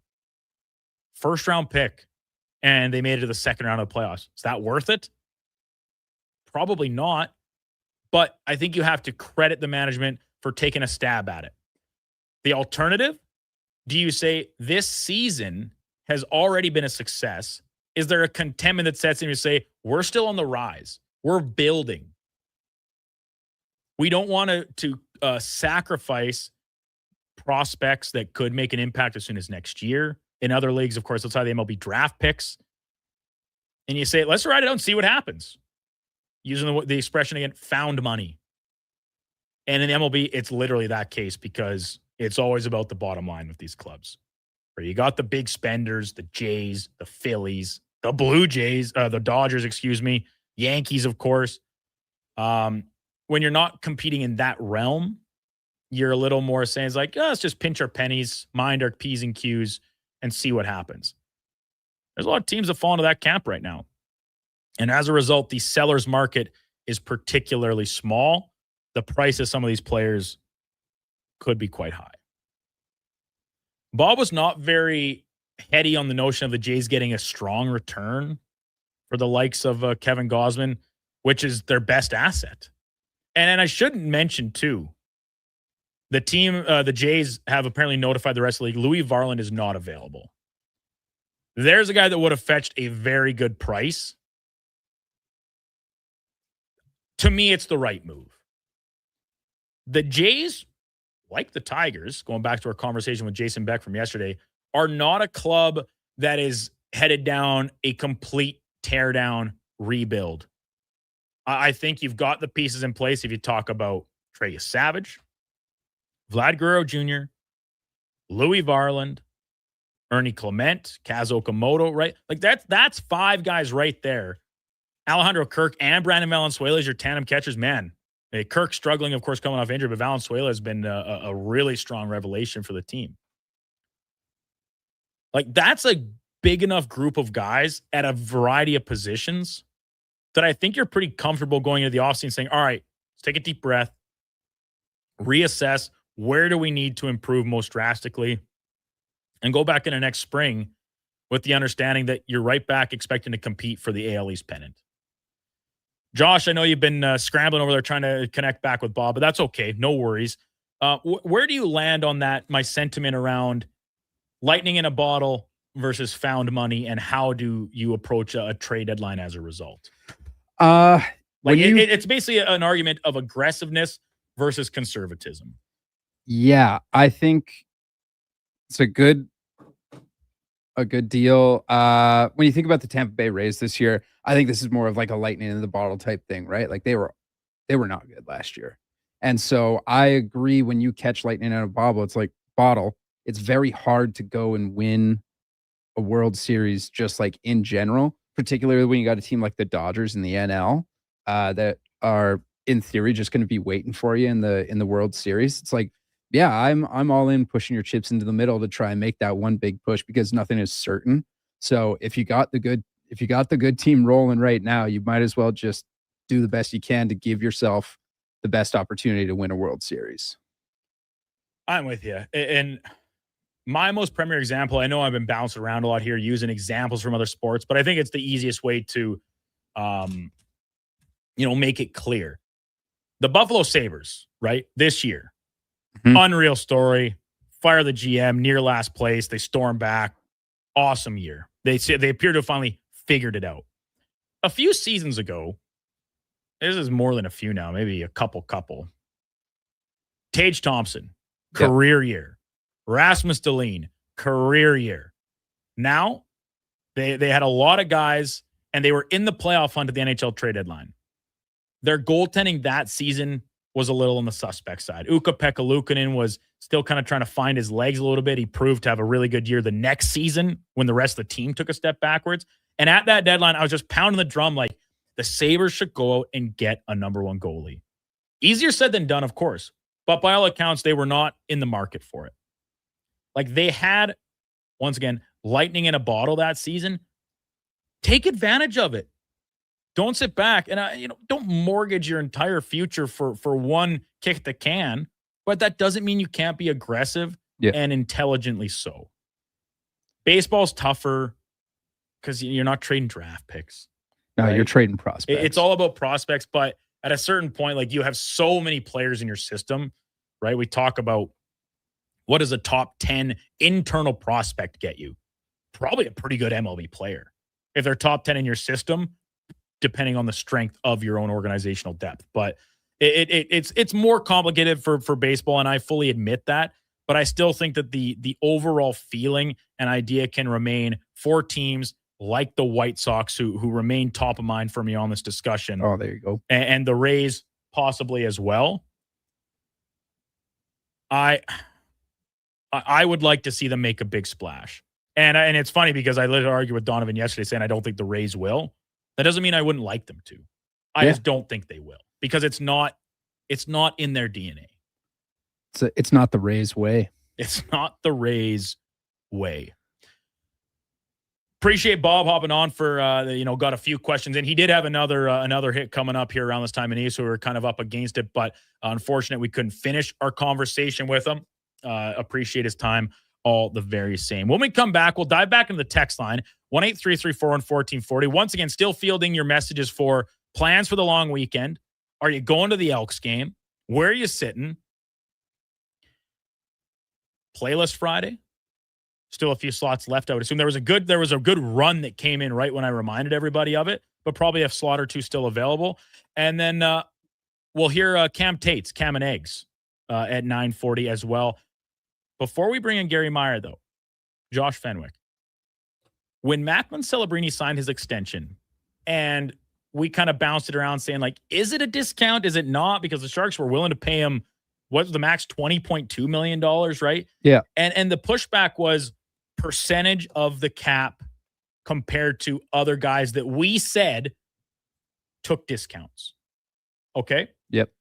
I did a little bit of number crunching, and I want to present those to you and all the listeners and see what the response is when we return here on the Tom Gazzola Show on Sports 1440. It's brought to you by Bet365. Brandon Douglas, Josh Fenwick, and Connor the intern all in studio. Watch the show. We're streaming it on YouTube, X, Facebook, Instagram, and Twitch. Are you a skilled laborer? All-Star Construction wants to talk to you. A heavy equipment operator with trackhoe or backhoe experience, All-Star Construction wants to talk to you, too. With work in and around Edmonton for local land developers, All-Star Construction offers year-round employment. Whether it's power, gas, or telecom, developers rely on All-Star Construction to get the job done. So if you're a skilled laborer or a heavy equipment operator with trackhoe or backhoe experience searching for work, search All-Star Construction on Indeed. Kickoff is coming August 1st. Elks, Rough Riders at Play Alberta Field at Commonwealth Stadium. The prehistoric party is back, presented by Purolator Tackle Hunger. Experience family-friendly fun all game long with the dinosaur-themed contest. Get your tickets at goelks.com/tickets. So you're dying from the heat, sweat dripping on your sheets. You want to cool it down, but your AC can't compete. So you fall upon your knees and cry out, oh please, I need a cooling breeze. Send me Legacy's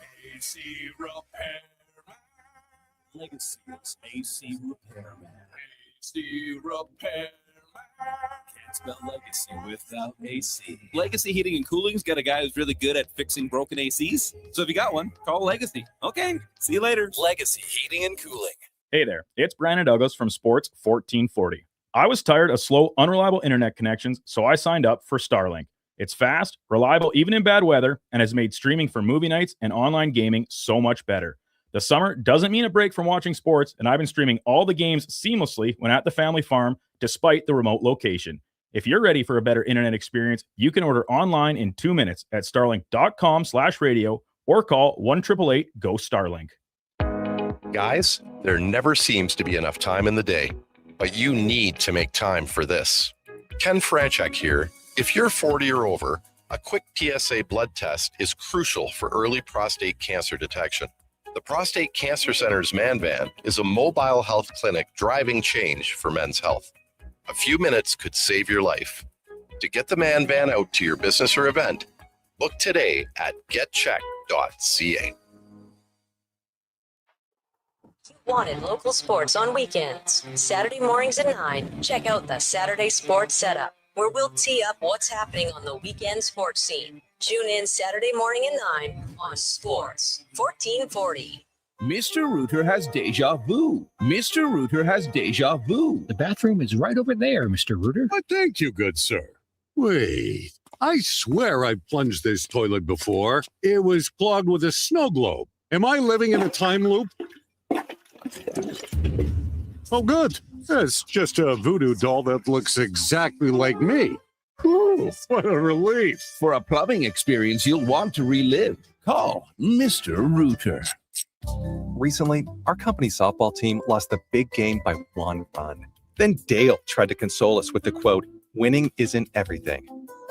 Well, Dale and I are very different. I get early payout from Bet365. If my team goes up big, I get paid out instantly, even if they blow the lead later. Sound familiar, Dale? Thanks, Bet365. If gambling is affecting your mental health or well-being, 211 Alberta is here to help. Call or text 211 or visit ab.211.ca. 18 plus all. T's and C's apply. Hey, Alberta. You can now get your health number and Canadian citizenship marker on your driver's license and ID card. No more flimsy paper health cards or multiple IDs to juggle. Just one card, that's it. To get yours, bring your Alberta health card, proof of Canadian citizenship, or other eligible documentation to the registry to renew your card. Learn more at alberta.ca/onecard. A message from the Government of Alberta.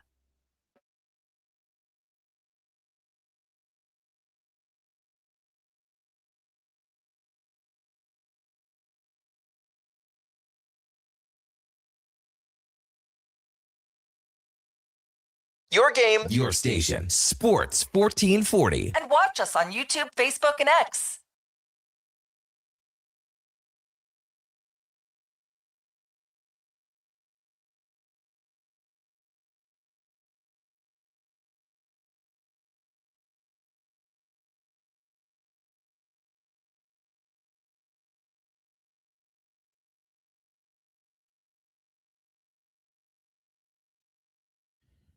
$9:40. Welcome back. Happy Friday to you. Feel good Friday. Hope you are pumped, excited for the August long weekend here in Alberta. It's the Tom Gazzola Show on Sports 1440, brought to you by Bet365. Check out Bet365's early payout for baseball. This is about as good as it gets. When your team goes up by 5 runs, you get paid out immediately. No stress about blowing a big lead. Download the app and see what early payouts all about. And Josh, I know the Jays in particular haven't had many early payouts this season, but the benefit is that if you're a diehard and they go down by 5 runs, it doesn't work both ways.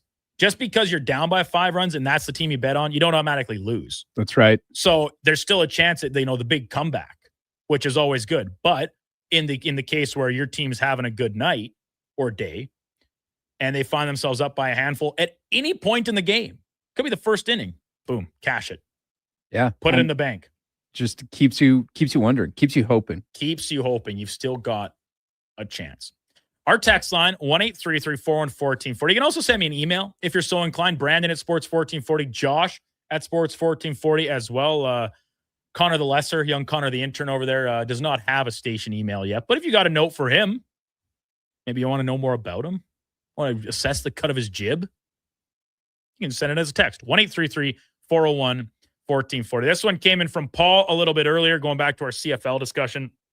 Guys, isn't the CFL better when both Calgary and Edmonton are competitive? Would love to see 30K consistently at both stadiums, Paul. Paul, 100%. No doubt in my mind. Like, look at how long the Edmonton football team really carried the CFL. It's a flagship franchise. Packed game to game, supporting the league from a financial standpoint. And the rivalry with Calgary is among the very best in sports. And just like extrapolate it, like you don't got to say Stamps and Elks or Eskimos, Oilers, Flames. Like you can combine that. Calgary and Edmonton as cities have an awesome rivalry. Inside sports, outside sports, doesn't matter. So when you have two teams like that are so heated and it can spill over from sport to sport, from element to element, it absolutely improves, in this case, the entirety of the CFL. Now, it usually is well complemented if you have something similar going on out east as well. Toronto and Montreal going tete-a-tete. They'll en français for you. The problem is with Calgary and the state of McMahon Stadium, I have a hard time envisioning them getting 30K regularly. Come Labor Day, probably a pretty good chance, I would think. And then the rematch here, ooh, baby. If we think there's going to be 30K on Saturday, this Saturday, for the Riders, fast forward a month and a week, and the Elks are still playing at this level, and the Stamps continue to play at the level we've seen, and maybe actually just get a few more wins under their belt too. Because as I said with Eddie, they're kind of my sleeping giant in the league right now. I think they're better than their record represents. I love Vernon Adams Jr. game this year, and brothers Philpott for both their respective teams have just been dynamite. So that rematch game back here at Commonwealth, could we see 40,000 people? I would love to. Josh, it's well documented on this station that you're a Calgary Flames fan. This is true. You in your still very young life have lived in Edmonton for a good chunk, lived in Calgary a little bit too. The Flames fandom comes from your dad, right? Correct. But you're an Elks fan and not a Stamps fan. Correct. Riddle me that, Batman. So I don't think my dad was just like a huge CFL guy, and maybe he might have just been taken by Warren Moon, like when he was a kid as well. How could he not be? Yeah, like I'm not totally sure, but I know in his adult life he absolutely hates the Stampeders. And so, but when we moved here, we got season seats in section double K, and so like just being able to go to one game a year, all of us kids would get to go to one game a year, and then every other time it was date night for mom and dad, which whatever. And I took advantage of it when I was older and could drive and things of the such. But yeah, I don't know. It was just always, we had season tickets. This is the city we lived in. I hadn't made a CFL team and picked a CFL team, and no one had staunch beliefs in one or the other. So might as well pick the one you got season seats to. You know what I mean? Very fair. And I was just genuinely curious on that, because compared to that, we have a young Connor the intern who is from Calgary, but his parents are both Edmonton born and raised. And as we learned yesterday, he is a devout both Oilers and Elks fan, right? Did I recall those details right, Connor? Yeah, that's exactly right. Okay. And so and we see that, it just goes to show how important your parents are in your life. And I'm not talking teaching you right from wrong or morals or a compass or anything. The sports teams you root for. How many Toronto, Montreal, Boston, original 6 franchises have a huge fan bases here in Western Canada because that's what people's parents were? No? Yeah. It's man, it's generational. You pass it down. There wasn't an NHL team here for a long time till the Oilers got here. And as a result, we see it firsthand when the Leafs and the Habs and the Bruins roll into town. There's a pretty strong representation of those teams' jerseys in the stands. And a matter of fact, sometimes overwhelmingly so. Why not? You sell them for a pretty penny, and the Leafs fans, Mhm. they'll pay anything to come see their club at Rogers Place. Yeah, I know sometimes, like, 'cause they only come once a year, right? Leafs, Habs, and then I do know that some people I know with season tickets will sell their Canucks tickets, and they're like, "Yeah, I make back like 3/4 of my season seat prices on selling those pairs of tickets alone." I'm like, "Really? Seriously?" They're like, "Oh yeah, Leafs fans, Habs fans, they do not care. They want to see their team live." Now, back to the game for tomorrow, and it's been our discussion all week. The fans, the opening of the Upper Bowl. This came in from Truck in the Park, and it's a good text, boys. I've lived this. Opening the Upper Bowl brings a number of staffing and security challenges. Fans roaming around, going to the top row, etc. When you're not staffed up properly to handle a potential emergency in the upper deck, a team can expose themselves to liability. It's a great point and very true. And we kind of touched on that a little bit, everything from, the ushers making sure that people going up there have tickets to sit up there. Then even once the people are up there, making sure they stay where they're supposed to. Like, it's not exactly like you're roping them into a pen. It's stadium seating. Venture off, wander away like a random sheep. You got to get herded back to where you belong. Need a good Australian Shepherd dog up there in the stands of the upper deck at Commonwealth Stadium. Top of the hour, Gary Meyer is going to be in studio, and I heard the doorbell ring. He may even have arrived already out doing He is here. His intensive preparation. It always blows me away how many notes Gary has for the 1 hour he joins us in studio. It's really commendable. It's admirable. He's a prepared person and a dedicated one at that. Now, we're not going to hear Cam and Eggs today. I got a message from Tater. He's just caught between a few things. That's no worries. Josh, do you want to do a impression of what you think Cam and Eggs would be today? Just like a soliloquy? Sure. A cold open? Yeah. The floor is yours for as long as you want it here in the next 11 minutes. Okay. Okay, I might need 11. You don't got to fill all 11. No, all right, that's fine. Good. Would be like Cam and Eggs order number 12, just to mess with it. Order number 653. Exactly. Sold 79. Tomorrow at Commonwealth is a big game for the Edmonton Elks. President Chris Morris said 27,000 tickets sold to open the Upper Bowl. Upper Bowl's open. Aren't the people of Edmonton excited? But that's not the only big part of the game. Yes, the people are coming back, but they're playing the Saskatchewan Roughriders, a rivalry as old as time itself. Who comes out on top? Saskatchewan's trio of receivers, or Cody Fajardo, Justin Rankin, and the boys? To me, it's clear. Cody Fajardo, Justin Rankin, and the boys will have too much juice from all 30,000 Edmonton Elks fans in the arena or stadium. The Riders fans have no sniff. All 6,000 of them in the stadium, something like that. Order Cam and Eggs, Sports 1440. Josh, very well done. Thank you. Completely put you on the spot, all off the dome. I appreciated that. I do the best I can. Very good work. All of a sudden, a lot of text flooding in here about, fandom from generational and being passed down. Well, we'll get to those. But first, I mentioned I wanted to circle back on the Macklin Celebrini contract. And when we broke it on Wednesday, or if we didn't break it, it came across the wire, and we discussed it on air. And the notion of whether or not it registers as a team-friendly deal. And I said no. And it got posted on socials, lots of comments, and kind of hounding on it, be like, hey, he could have got 20. It's a team-friendly. Well, sure. The team itself said they would have paid him whatever he wanted. The max of possible under the CBA. They would have shelled it out. Why wouldn't they? But I did a little bit of I know Low Tide hates the term research when you're just looking something up. Whatever. He's wrong. This is research. It's obviously dragged on my time. I'm kidding. So Sidney Crosby, all right? He signed his second contract coming out of his entry-level deal for the start of the 08-09 season. So $8.7 million against the cap starting right after they had just lost in the Stanley Cup final. Now, that first year, They win the cup.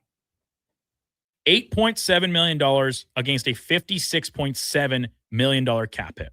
Okay? That's 15.3% of the salary cap.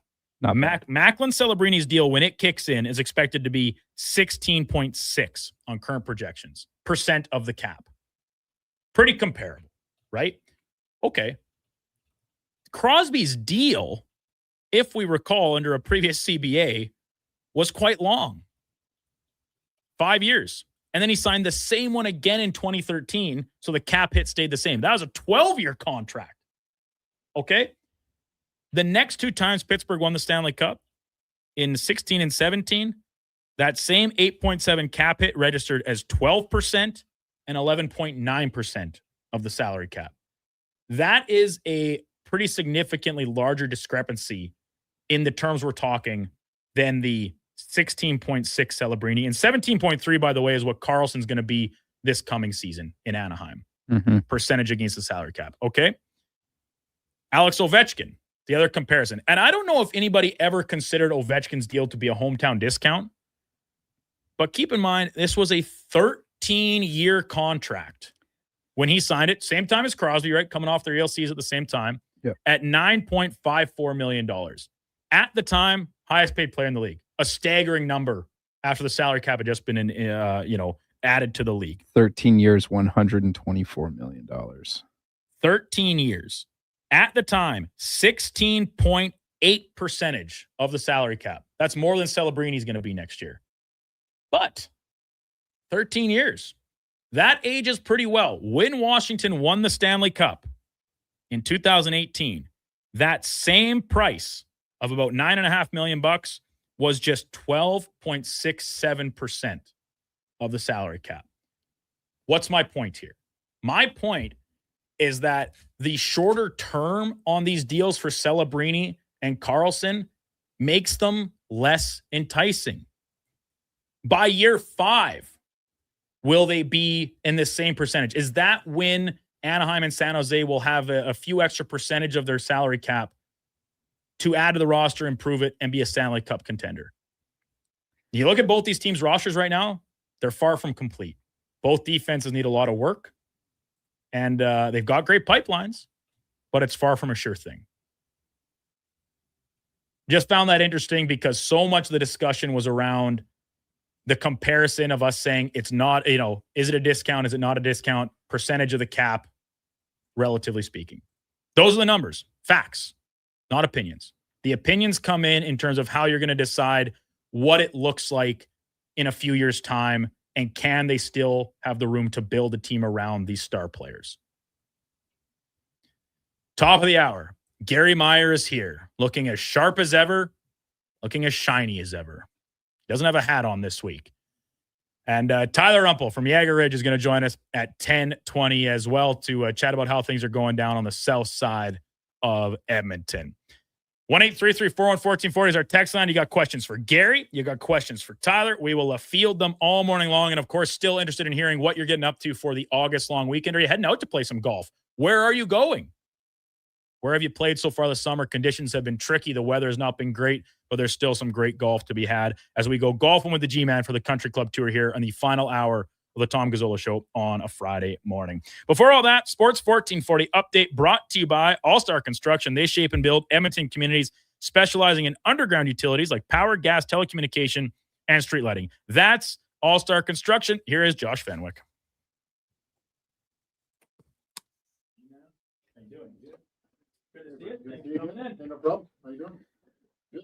CFL action tonight sees them 6-1. Montreal Alouettes taking on the 0-6 Ottawa Red Blacks. Kickoff at 5:30 p.m. Full 15-game slate in the majors today. First action getting started just after noon. Yankees hosting, going to the Windy City, taking on the Cubs. Warren on the bump for that one. Blue Jays get underway at 5:07 today. Dylan Cease on the bump for the Bluebirds. And in the nightcap, you'll see the Red Sox taking on the Dodgers in LA and the Twins taking on the Mariners in Seattle. News in the NFL on the broadcasting side. Tony Romo placed on leave by CBS. Filling in for him, future Hall of Famer J.J. Watt. Also off the ice in the NHL, the Penguins have signed Novak to a 3-year, $13.95 million contract extension that carries a cap hit of 4.65. That's Tommy Novak. Coming up on the Tom Gazzola Show with guest host Brandon Douglas, it's Golfing with the G-Man. We'll be joined by Gary Meyer and Tyler Rumpel of Jaeger Ridge. I'm Josh Fenwick. This has been a Sports 1440 update.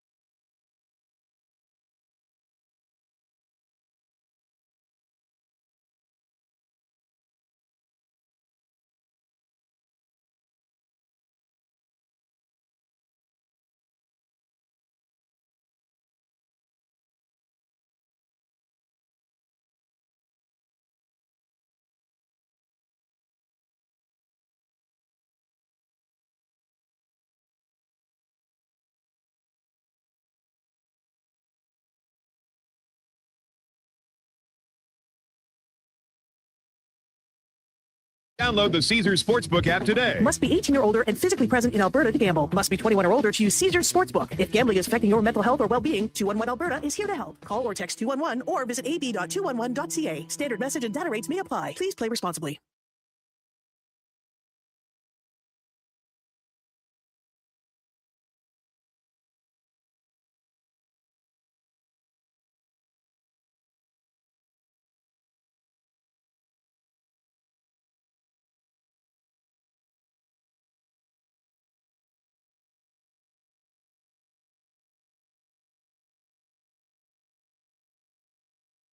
Sports 1440. All sports, all day. On YouTube, Facebook, and X. Thanks for listening to Edmonton's sports leader.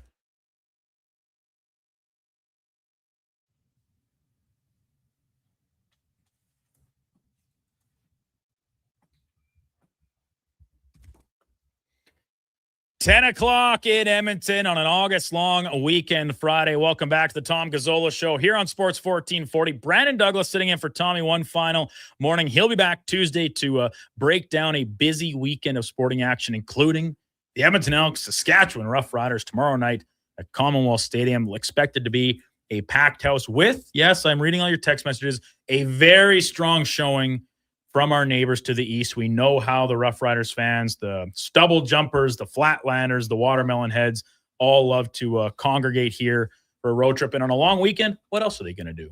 They're going to be coming here in droves. As Gary Meyer, longtime golf pro, joins us for Golfing with the G-Man, brought to you by the Country Club Tour.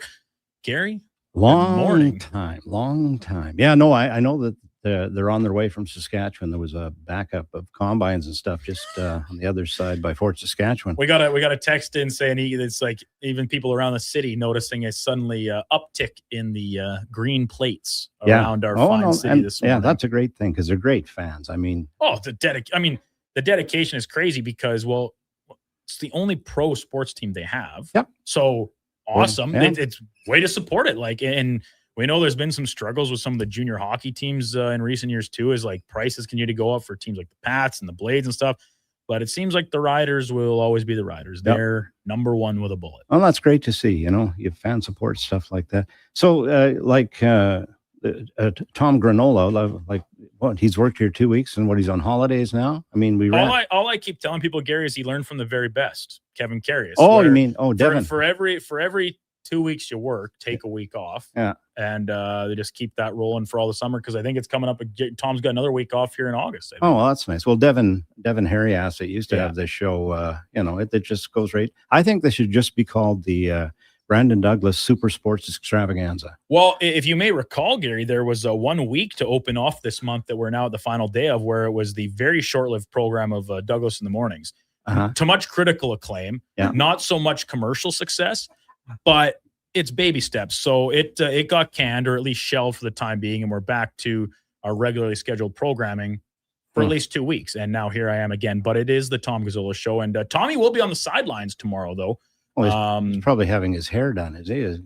I would think that'd be a good stretch of his morning tomorrow at the local salon or beauty parlor. Yeah, because it's like U.S. Open rough. I mean, right in the front there. It's thick. And I did say, he's got an advancing hairline. That's coming forward. And, pretty soon he's going to have to shave right from his eyebrows back. He has to represent the station well, because when you look at the likes of Gregor, Eddie, myself, you. Yeah. Follically challenged. And Declan's now joined that crew of Buzz in the Head here. Josh is pretty young, him and Donovan and even young Connor here. They're doing their part, but they're young enough that it's not really like they shouldn't be worried about it. There's a reason I wear a hat in every day, dude. Yeah. It's getting scary thin up top. There. So my point being, Tom needs to carry the load here a little bit. Well, and he does so well. After you're 9 years old, you should learn to turn your hat around the other way, because you're either what is it, your back catcher? Griffey's his favorite player. Oh, I see. There you go. Yeah. Perfect. Gary, your appearance, as always, brought to you by the Country Club Tour. All these great facilities, 7 unique 18-hole championship courses, all within 1 hour drive of downtown Edmonton. We got Whitetail Crossing out in Mundare, the Goose Hummock up by Gibbons, and then, of course, working our way down into the city. Raven Crest, Sandpiper up by St. Albert, River Ridge down on the southwest side, Montgomery Glen down just outside of Wetaskiwin, and Redtail landing at the airport, which is where I played last weekend, actually. Yeah, you were telling us. It was a little wet, admittedly, but to be expected after that monsoon, another incredible biblical-like storm that came through on Saturday. All things considered, I will say, I love playing at Redtail. The airplanes, it's magic every time seeing them take on and off from just across the road. I thought it was in pretty good shape, actually, all things considered, for how much moisture that all these courses have had to endure so far this year. It's unbelievable. I was on the phone. I was talking with Greg Schubert, the head professional at Belvedere, and he said, at least 9 of the 18 holes, he said, the water's going through there. Well, the highway's closing on 21, and that lake that's just south of the golf course, I mean, it's capacity plus, so they're pumping. I think he said they've got 4 pumps on the go. Department of Highways is out there because it's going over the highway. Tyler said when he was out there, he said, if you had a Corvette, you're not going through there. I mean, it was that high on the road, but it's going through as fast as it can. And that's we saw earlier this summer down at Mill Woods. They had to use the old entrance for a stretch. And then I was talking to the guy I was playing with at Redtail, actually, funnily enough. He said he played there the one time, and he was like driving across planks across the road. So it's touching everywhere here in northern Alberta, because even back at the farm, 25 minutes east of Red Deer, it's obviously wet. It's not near what we've had up here. And then I've talked to a few people from down in Calgary, and they're saying it's dry. Yeah, it's unbelievable. So isn't it? the capital region here in northern Alberta has been absolutely hammered so far this season, and some of these storms too to go with the moisture, the lightning and the wind. Like my poor tomato plants out on my deck. Carius would be very shameful that I haven't done a better job looking after his gift. Well, and he said, and going back to what Greg Schubert said, he said from 1 o'clock to 2:45 on Monday, he said it was an absolute monsoon. It was just straight down, pounding. And he said the driving range, there was places in there, they had 3 feet of water. He said at the 150-yard marker, those signs, I mean, they're big. He said you could see the top 2 inches of it.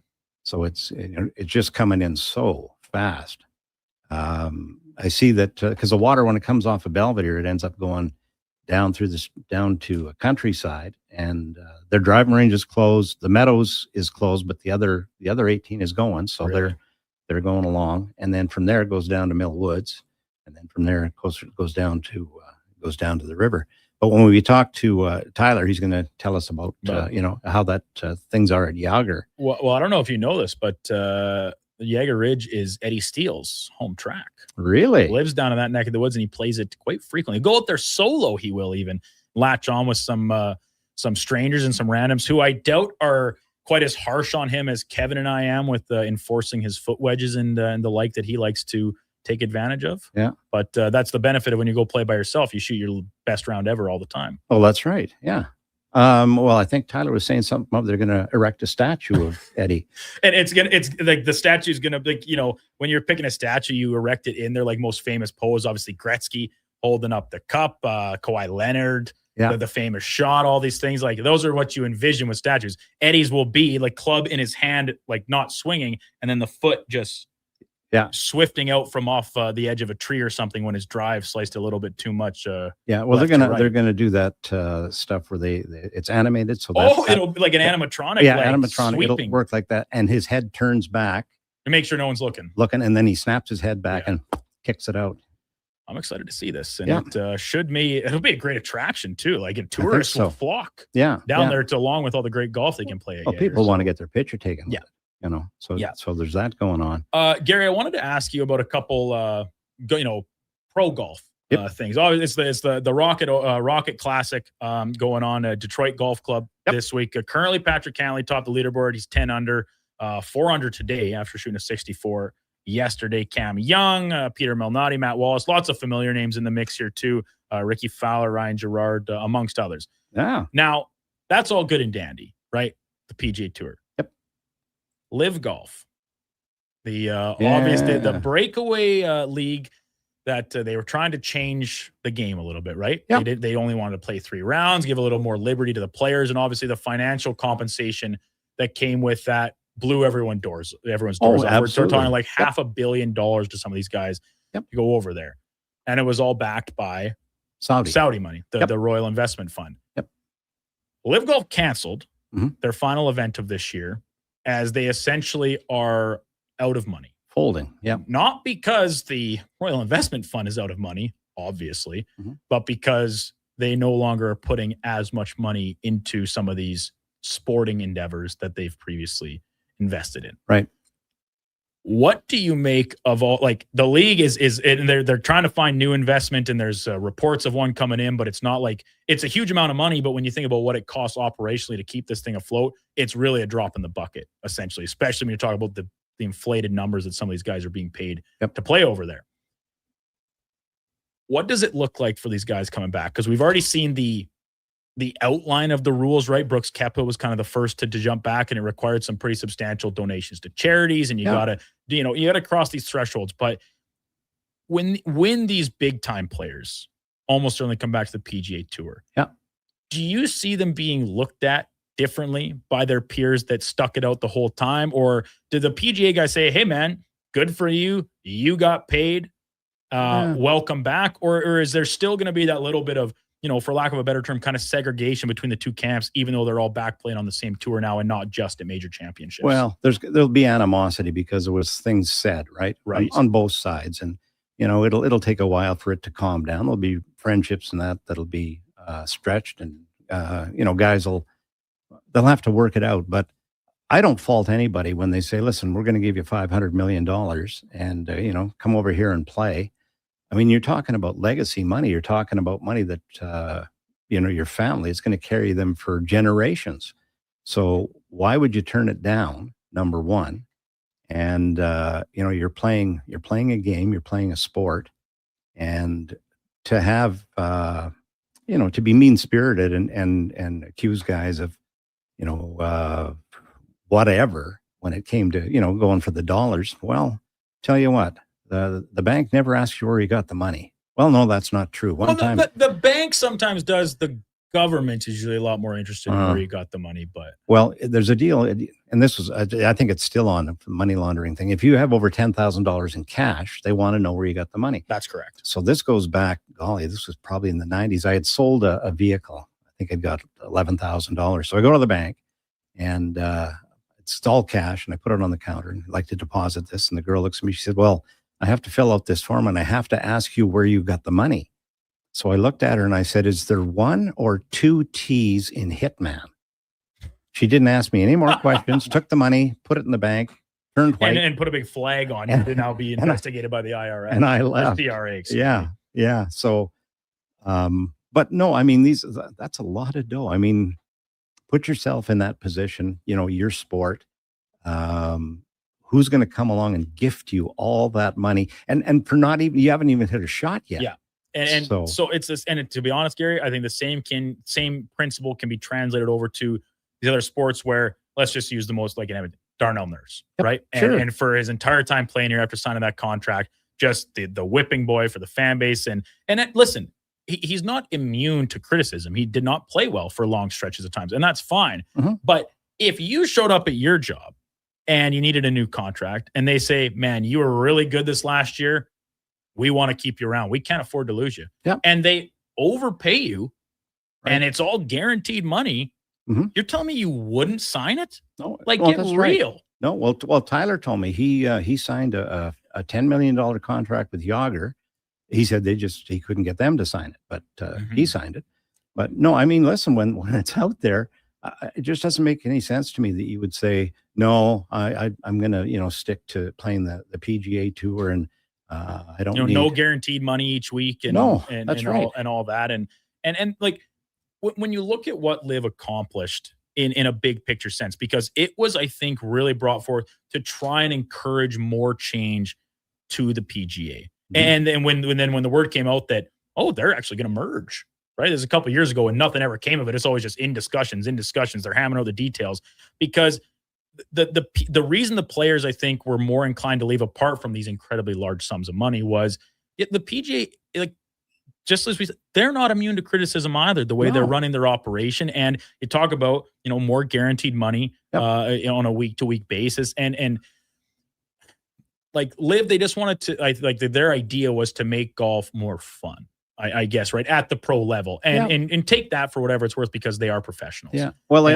almost took it to the extent it became the 16th hole at the Phoenix Open, right? They wanted to have they wanted to be rowdy and also, but no, the problem with that plan was that nobody really came to their events. Yeah. It was impossible to watch even on TV. Like, I think it was airing on like the CW network or something. So they don't know if it was executed necessarily properly, but the idea to try and motivate the PGA to make changes that were more player friendly, it can be felt. But now with them folding, probably instead of merging, I wonder if the PGA will then say, like, well, we won. We don't need to do anything. Well, that's fine. They can say they won. And I mean, they're going to have to look at, order of merit and which guys can still maintain their spot, their standings. Mm-hmm. But let's go back to the WHA. I mean, the NHL was a closed shop too. 100%. And along comes the WHA. And, the biggest story of that when it all happened was that, Bobby Hull got $1 million. Well, people couldn't believe it. Yeah. And what had happened is every team that was in the first go of the WHA, they kicked money in to Winnipeg so that Bobby Hull would get $1 million. So, and because he wanted to be a waterfall or snowball effect. Oh, yeah, absolutely. Like, oh my goodness, Bobby Hull left to go. Well, if Bobby Hull's playing the WHA, I should go play in the WHA too. And listen, not all of them are going to get $1 million, obviously. No, but they threw a lot of money at a lot of big names and made a pretty serious impression. And as a result, we got the merger. Well, that's a right. pretty short time later. And that players started to get more money, and the NHL changed. That whole dynamic had to change. And going back in history, I mean, the owners players were screwed over. Yeah. But when you got 6 teams in the league, everybody's fighting for their spot. Exactly. You guys got to realize how good some of those guys were to play in the 6-team league. Yeah. But no, everything changes and money changes everything all the time. So we got Tyler Rumble in studio. Awesome, pleasant surprise. We're going to join him in with us right after the break here. But just before we got a couple messages. And this one from Sham. It's a video. Millwood's back to the temporary entry at the moment. And Eddie himself said he just left Millwoods. He was down there picking up some passes or something. And then the normal entrance is flooded. Only access through the back, driving over the makeshift road with planks. So you can't go through Jackie Parker Park. I would assume not at that point. And then I wanted to get to this one too, because Ringer, regular texter, regular listener, he texted in, said, "Great show as always. Here's last night's accomplishments I was excited to share with the G-Man for 10 a.m. And it is a admittedly pretty grainy video being sent just in the way it compressed and sending, but it would appear to me as though a hole-in-one getting hit in the video, walking off the edge of the cart up to and pulling the ball out of the cup. So shout out Ringer. He looks pretty excited. Follow up with us. Tell us if that was your first one ever. And tell us how much it cost you, because the tradition is that you buy drinks for everybody that's in the clubhouse when you arrive. Yeah, the only person I've ever met immune to that tradition, Kevin Carius. Yeah. He didn't even buy the next round for our group when the cart came around. Well, of course not. No, after he got it, he got in his car and screwed off. Yeah. And yeah, Ringer sent us all the details. What track were you at? What club did you hit? What was the distance? And all the deets. We would love to share that in your accomplishment. A really cool moment that honestly very few golfers get to experience despite lifetimes playing the game, as you can obviously attest to, Gary. Yeah, so we'll talk to Tyler about how many he's got and his brothers, and pretty cool. It's the Tom Gazzola show, on Sports 1440. Golfing with the G-Man, brought to you by the Country Club Tour. The show title sponsor of the program, Bet365, Canada with its biggest home run of the summer. Bet365 is available in Alberta and here to stay. Download the app. Must be 18 plus. Please play responsibly. Women return. Director of golf at Jaeger Ridge Golf Club, Tyler Rumpel, joining us in studio for Golf with the G-Man here on a Friday, sending us off into the long weekend. Watch the show. We're streaming it on YouTube, X, Facebook, Instagram, and Twitch. Craving a dining experience that rises above the rest? Head to Summit Restaurant in the Silent Ice Center, just minutes from South Edmonton Common. Savor exceptional house-made pizza, delectable entrees, and expertly crafted cocktails in a stylish, modern atmosphere. Perfect for a casual meal or a special night out. Summit offers a refined experience where every bite and sip reflects our dedication to quality. Elevate your dining experience. Make Summit Restaurant your destination tonight. Recently, our company softball team lost a big game by 1 run. Then Dale tried to console us with the quote, "Winning isn't everything." Well, Dale and I are very different. I get early payout from Bet365. If my team goes up big, I get paid out instantly, even if they blow the lead later. Sound familiar, Dale? Thanks, Bet365. Must be 18 or older. If gambling is affecting your mental health or well-being, 211 Alberta is here to help. Call or text 211 or visit ab.211.ca. Standard message and data rates may apply. T's and C's apply. It might have been scraped by the snowblower, dented while door crashing, or crunched at the company Christmas party. At some point over the winter, your car was damaged, and it's been hiding under a coat of winter grime. Then come and see Robertson Body Works. We can take care of the damage and the dirt. This week only, call and book a repair and get a complete auto detailing absolutely free. But you have to book your appointment before the week is up. Go to robertsonbodyworks.com. I'm Tim Robertson, and I fix cars. Alberta, this one's for you. Around here, trust takes a few winters. It's why players have known Jackpot City since 1998.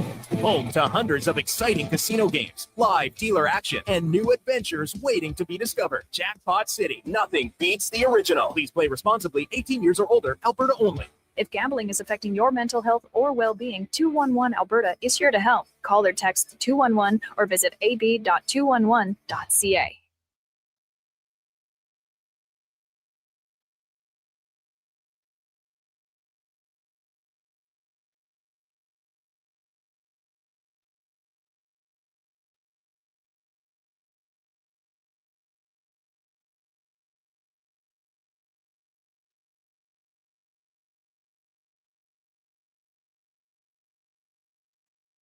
The Tom Gazzola Show with guest host Brandon Douglas on Edmonton's sports leader, Sports 1440. Presented by Bet365. Alberta, we are here to stay.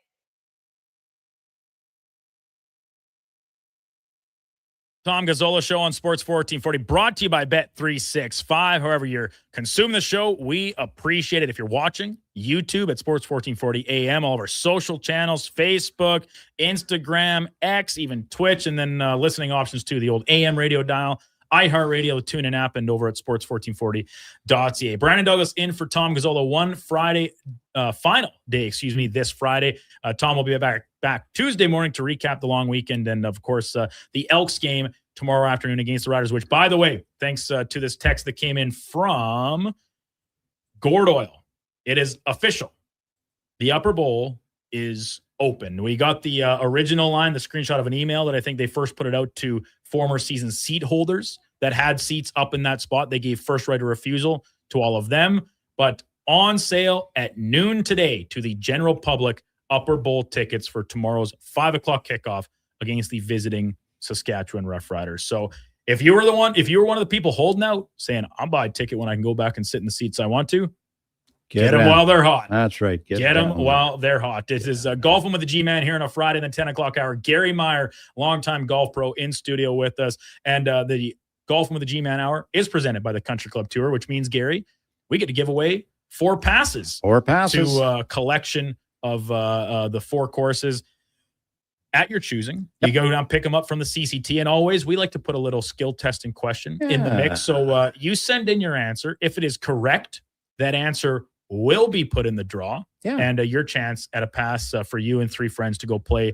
at one of Montgomery Glen, Red Tail Landing, White Tail Landing, or Goose Hummock. And you got a pretty good one today. This is a unique one. I think it's pretty good. So we're going to be talking about 18-hole facility with grass greens, which is the furthest golf course to the north, furthest northern golf course in Canada, with 18 holes of golf and grass greens. That sound right? Yeah, that sound, because you just read it out to me in the commercial break, and I believe you repeated it back verbatim there. Okay. So it's pretty clear. One more time. Okay. One more time. 18 holes. The facility has to have 18 holes. It has to have grass greens. And the furthest northern point in Canada that has such a golf course.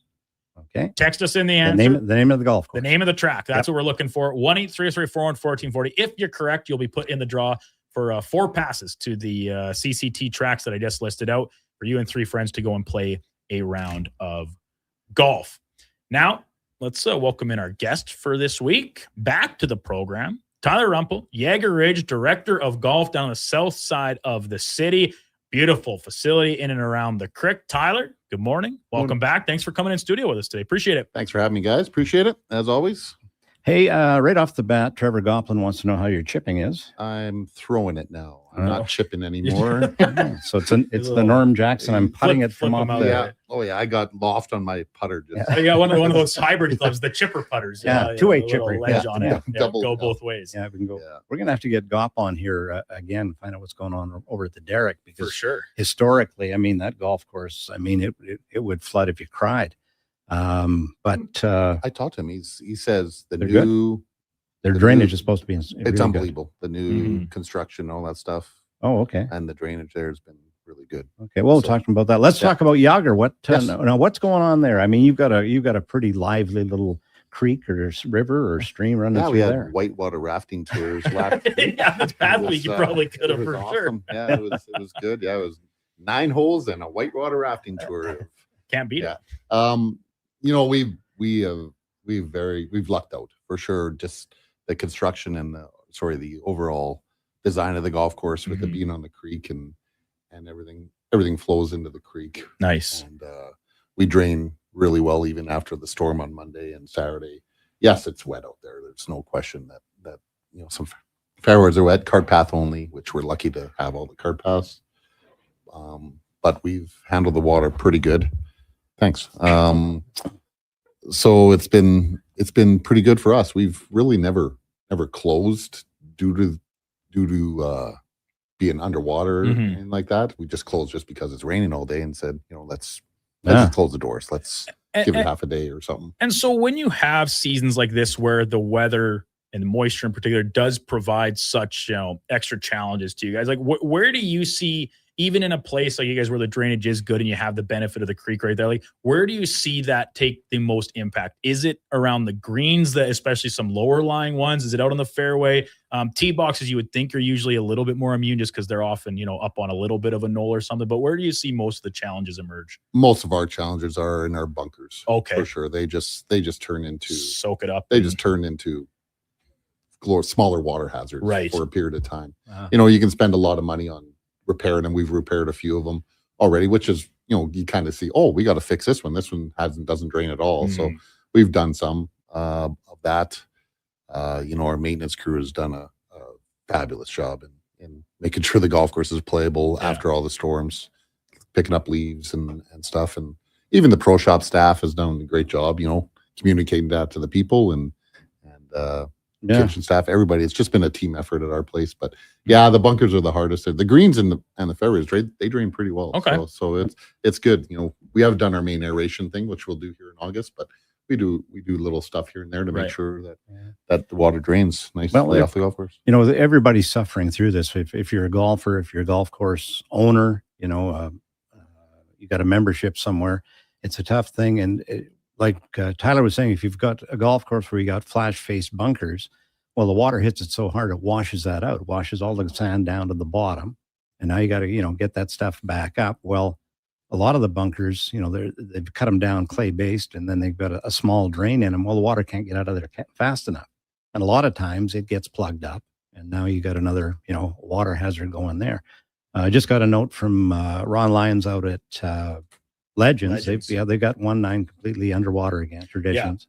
Yeah. He said his golf cart museum is fine, which surprised me because it's low. But I'll tell you what, if you're out there, go and have a look at that because I'm actually really going. Curious, graciously invited me to some tournament coming up another couple weeks on a Friday afternoon or something. I'm going to sneak out because I've played Legends before, but I've never seen the golf course or the golf cart museum. So I'm excited because I haven't been back for a couple of years. So I'm excited to go tune into that. Got to see it. Speaking of history, what is the history of Yager? Like, when did it start and what was the whole plan? So the whole plan is that just the original owners of the land turned it into a golf course and started construction in 1999. We opened up in 2001. We started as kind of 9 holes, kind of a gradual opening 9 holes, then went to 14 holes, then the full 18. The last 4 holes were built up top where the residential is right now. So that's when it all started. So yeah, 25 years this year. So and someone that's like I've lived in Edmonton since I left high school and came here for university and stuff, and then back and forth a little bit. Like, correct me if I'm wrong. Like at that point in time, like the city wasn't like that was as south as the city was at that time. Like in terms of residential areas and stuff like that. There wasn't a residential. You were wide open at that. It was Ellerslie Road, gravel road, right from Calgary Trail or Calgary, whatever, Highway 2, straight west. You hit, Farmers Field, and then you run into the Windermere. I was at Belvedere, and so I would get on the Ellerslie Road at Belvedere and Highway 21, and it was a straight shot, and you could go just about. You couldn't go that fast the last few miles because, man, it was pretty rough going through the valley, and stuff like that. It was like a single lane racetrack. Yeah. Oh, really? Yeah. Oh, yeah. Well, to be honest, they're just fixing the bridge just east of our golf course. Well, I think that's still the original bridge down over White Mud Creek that they're finally that's the original bridge there. So they're finally putting a bigger bridge there. So, well, you had Yager Ridge and you had OTS Park, right? OTS Park is just a little bit south of us. Yeah. And now they're they're building all around it and everything. It just amazes me how fast that all that happened out there. Yeah. Let's talk a little bit about what Tyler's golf history. Now you were a Sherwood Park boy like myself. Yep. And it was your brother Chad and your brother Justin. But for yourself, I mean, where you started playing there, and then what developed that you found yourself getting into the golf business, becoming a PGA member? I was hired by, just played golf there. I was I was a junior at Broadmoor. You had to be 12 years old to be a junior at Broadmoor. That was the rules back then.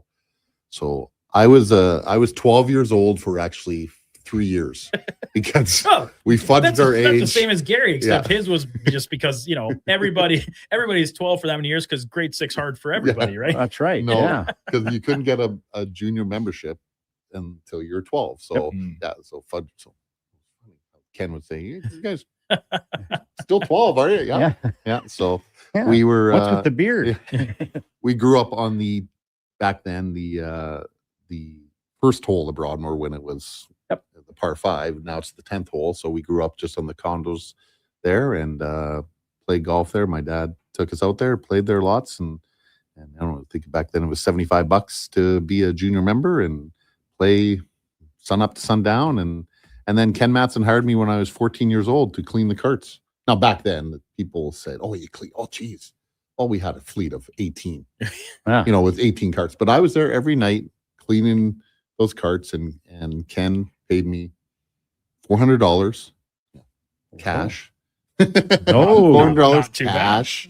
So the tax department might come. And so at that point when you got hired, did they let you extend that junior membership one more year as well? Yeah, they kind of continued, and we still paid it. And I think by then it went up to $100. So it was what we clean the carts every night. And if you know the carts back then, there was no roofs. They were, and they were actually carbon fiber. Yamahas. So Yamahas, 2-stroke. Yeah. You had to, any black marks on those things, you had the rubbing compound to get them scrubbed out. Ken Matson kept well, that was one of his deals, boy. You keep those carts clean and make sure those straps on the back are in. They don't let them hang down when you get a cart. That's right. Put them in because they put black marks on. The best is, you want to be, as a very good employee, you want to make the carts look good, right? I'm going to grab the armor all. Let's get these things looking good. Get the tires looking good. Well, you know what? Those seats look like a little shot of armor. Give them a little. Well, you armor all those seats. That's like a skating rink. That's Ellerslie Road or White Mud Drive on a November day after a rainfall. Or snot in a doorknob. It was, hard left and you're off the seats.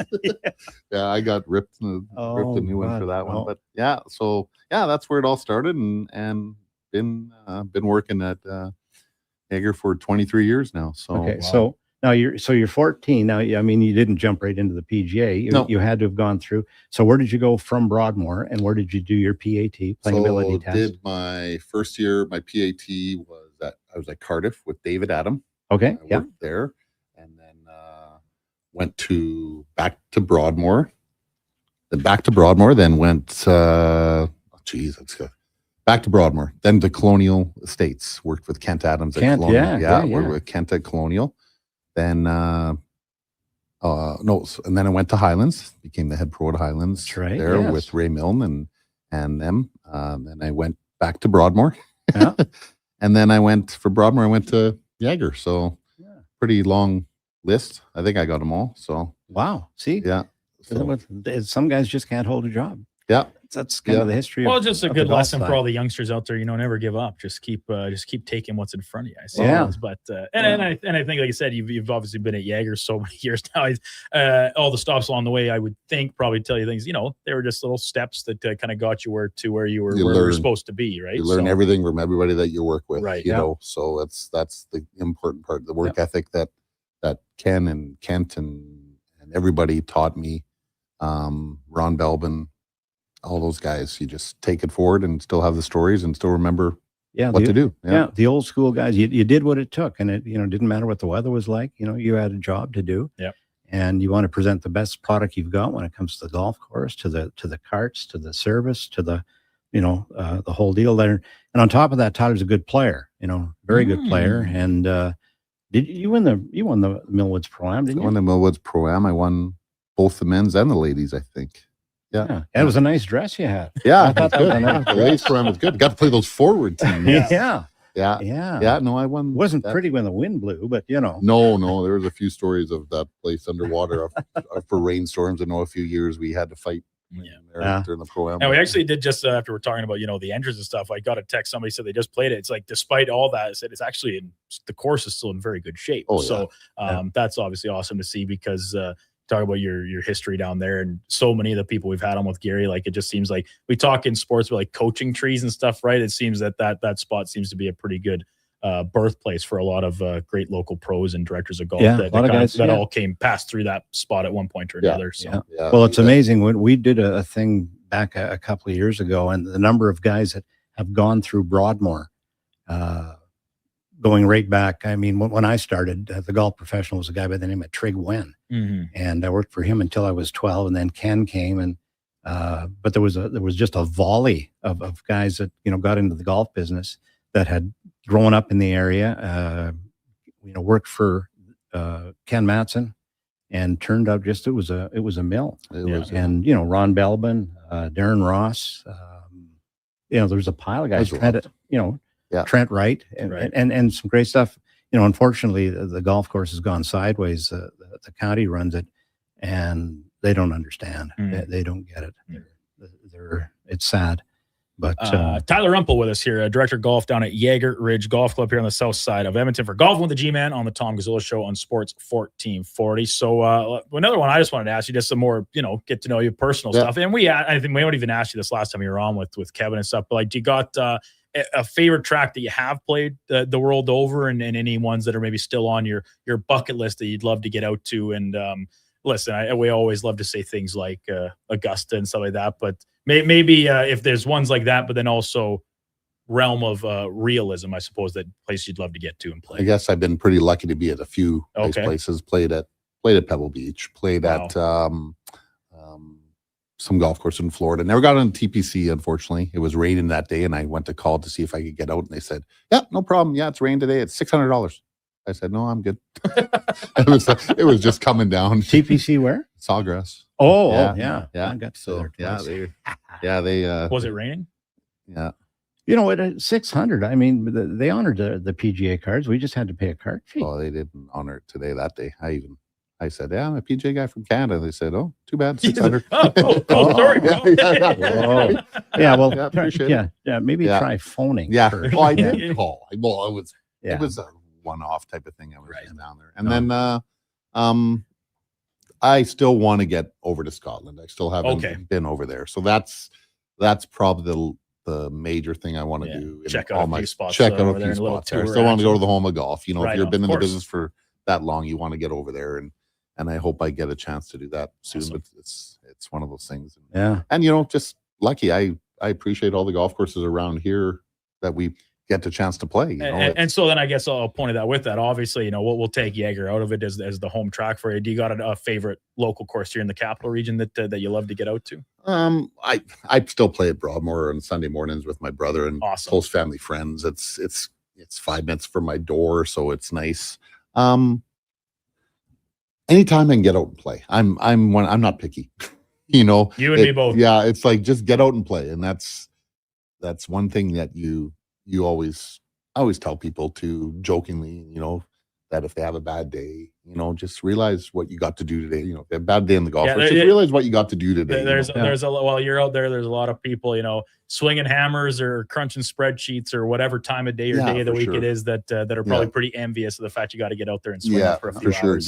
Gary always said a point too, whenever he did some of his emceeing gigs, was that, you know what, if you ever have a bad day in the golf course and you really hate it or you had a bad experience, just hop in your car, drive to a local hospital, drive to the Children's Hospital, and just walk around there and just take every moment you can on the golf course or being outside and appreciate it for sure. Yeah. Well, and the line's always been that the hospital's full of people that wish they could be out making double bogeys. I can guarantee you that. So I was, when I played at Colonial earlier this week in an afternoon, and a buddy of mine got out in the middle of the day.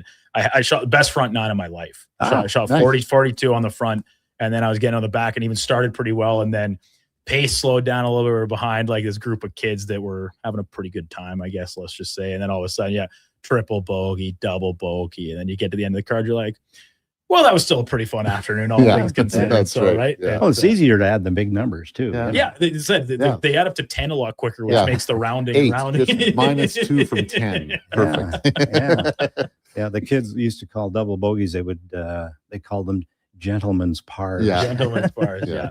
Yeah. You know, it's carting the snowmans on there, right? That's right. You get a couple eights. Yeah. Now, I don't know if you knew this, but Tyler's quite a poker player, and he won a online and ended up in the Bahamas. Yeah, that was years ago. It was the I think they still go there. I went out and up winning seat to a tournament at the Atlantis in the Bahamas. So got to stay in there and play in a poker tournament. And yeah, it was water slides. Well, I went down the water slide, under the shark one. Yeah, for sure. Yeah, all the water came out of the pool after I went at the end, so it was all good. But we had a blast. So all the kids went down there, and yeah, I was out of the tournament within about I think a day, but that's okay. It was I'm all in. Good paid vacation. Yeah, so. no doubt. Yeah.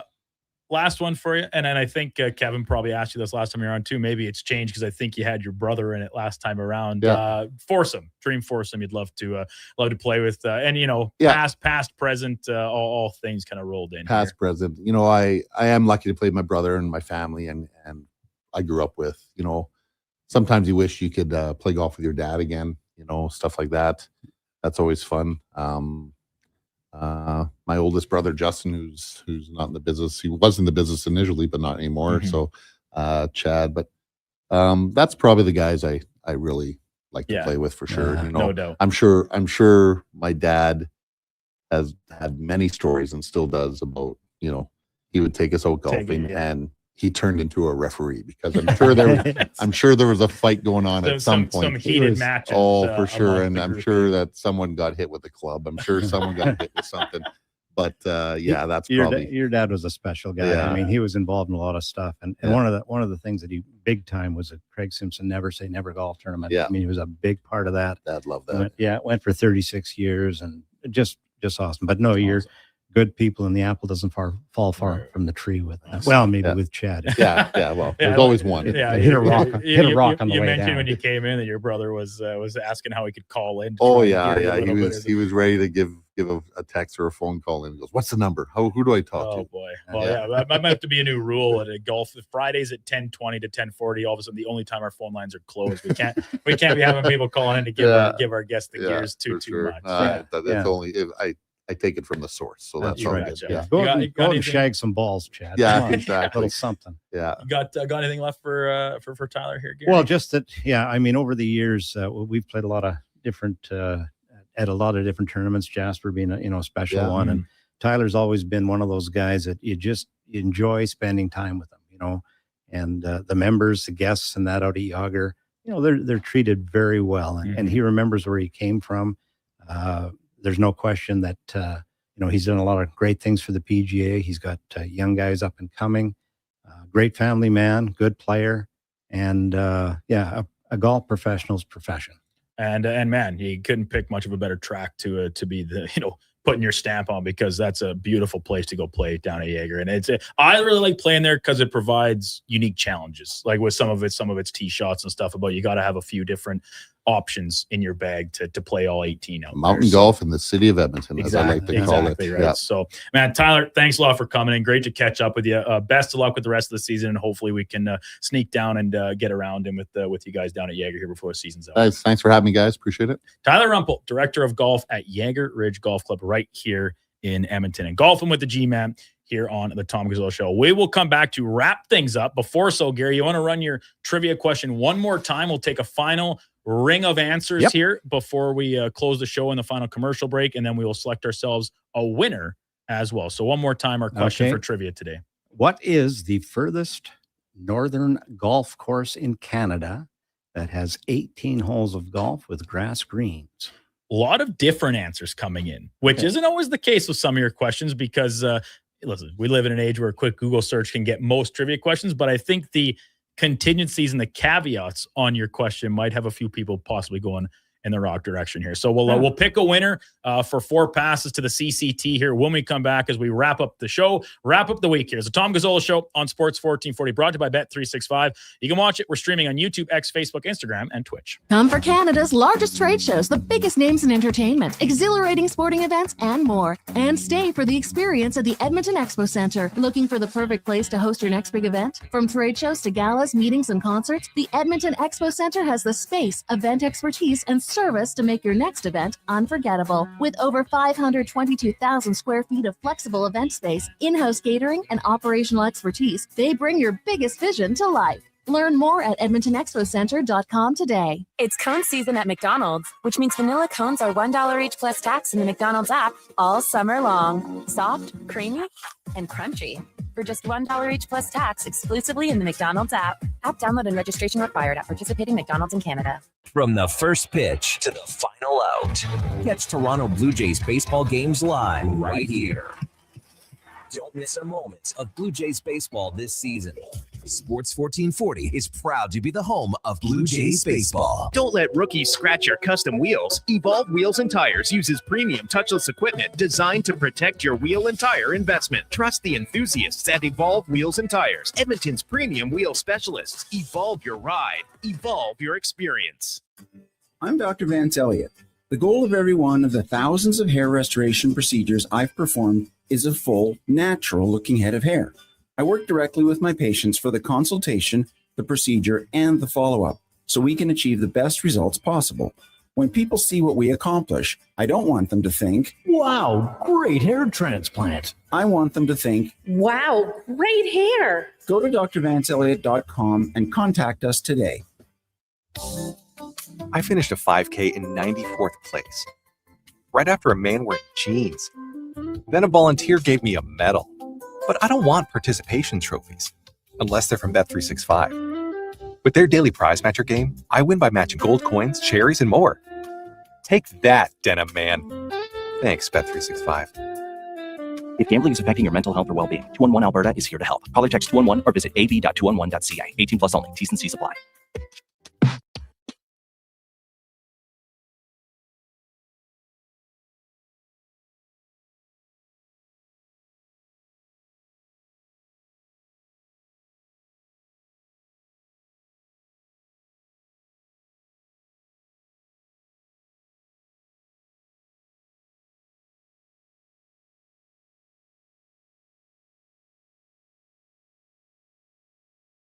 The Tom Gazzola Show with guest host Brandon Douglas on Edmonton's sports leader, Sports 1440. Presented by Bet365. Alberta, we are here to stay.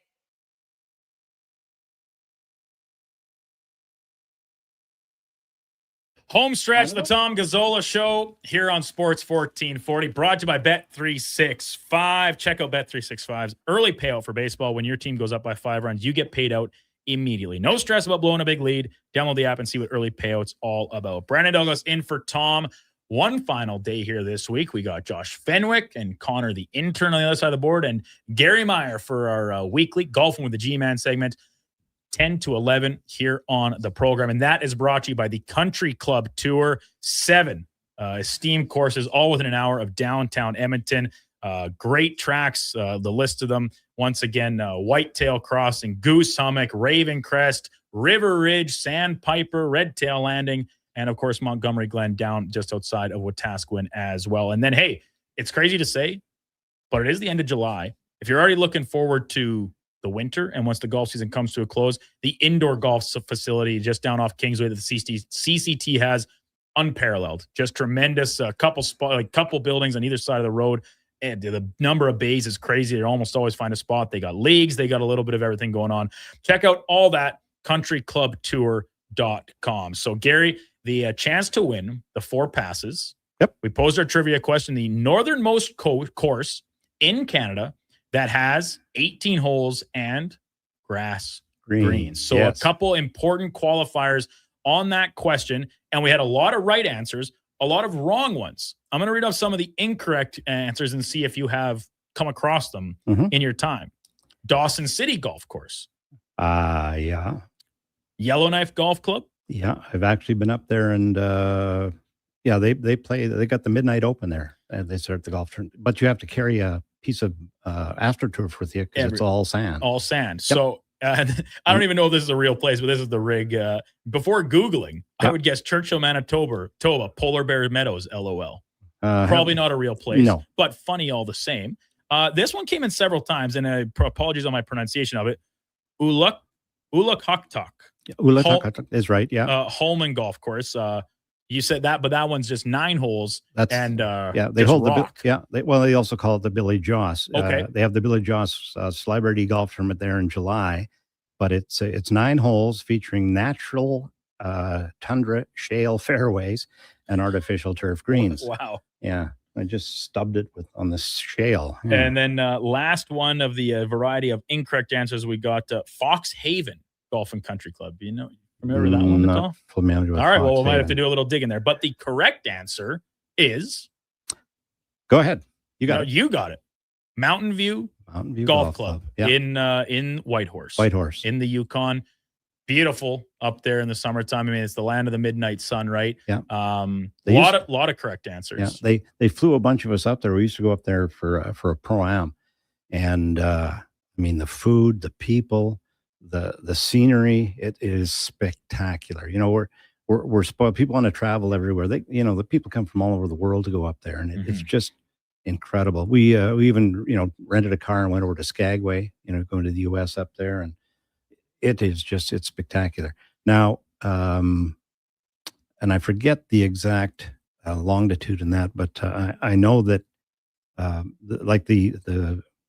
the one in the Northwest Territories, 70 degrees, 74.4 north is where they're at. And I think the highest... That's the Yellowknife Club or the other one? That's that one at Iqaluit. Right, okay. And the one that's the furthest in Norway, it's at 70 degrees, 66.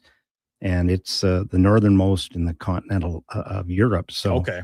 They claim that's it. The other one in Norway is the Thorson Golf Park, but in Canada it is up in that beautiful country. Awesome. Yep. Josh, you found us a winner on the list. You stuck him in the barrel and gave it a spin. Who's our winner today? Winner came out as Tinker. Tinker. So first name, last name, email, social security address, last 3 digits of your credit card. Yeah, everything will be fine. And bring your cash down. We'd like to root through that. Yeah, we'll have a look through. Yeah, Tinker, Josh will send you a quick follow-up message, but if you just drop in, your full name, we'll need an email, a phone number, and we'll get that sent over to CCT. You go down and pick up your 4 passes to play at any of your choosing, Whitetail, Redtail, Montgomery Glen, and Goose Hummock. Also, Fox Haven Golf and Country Club, Northern Alberta. Oh, okay, cool. Oh, there you go. Very good. Gary. Another day, another show, another flying day. by. It's the August long weekend. You head down to BVJ to camp for a few days and rip it up. Or I have done the Pigeon Lake Music Festival. I don't know if that's quite the same scene. It's a little different. But their music festival, they sell out every year. Oh, it's awesome. And I've done the auction there since they started for the folks out there at Highlight Airs Resort. But Kyle Knutson runs that operation. It's beautiful out there. And we auction stuff off for, I think we got 3 charities now. Alberta Cancer. There's one that helps young people that are interested in music with. That's a good one. Yeah, equipment, stuff like that. And he added another one. I'll have to look that up. Sure. But, that's where I am.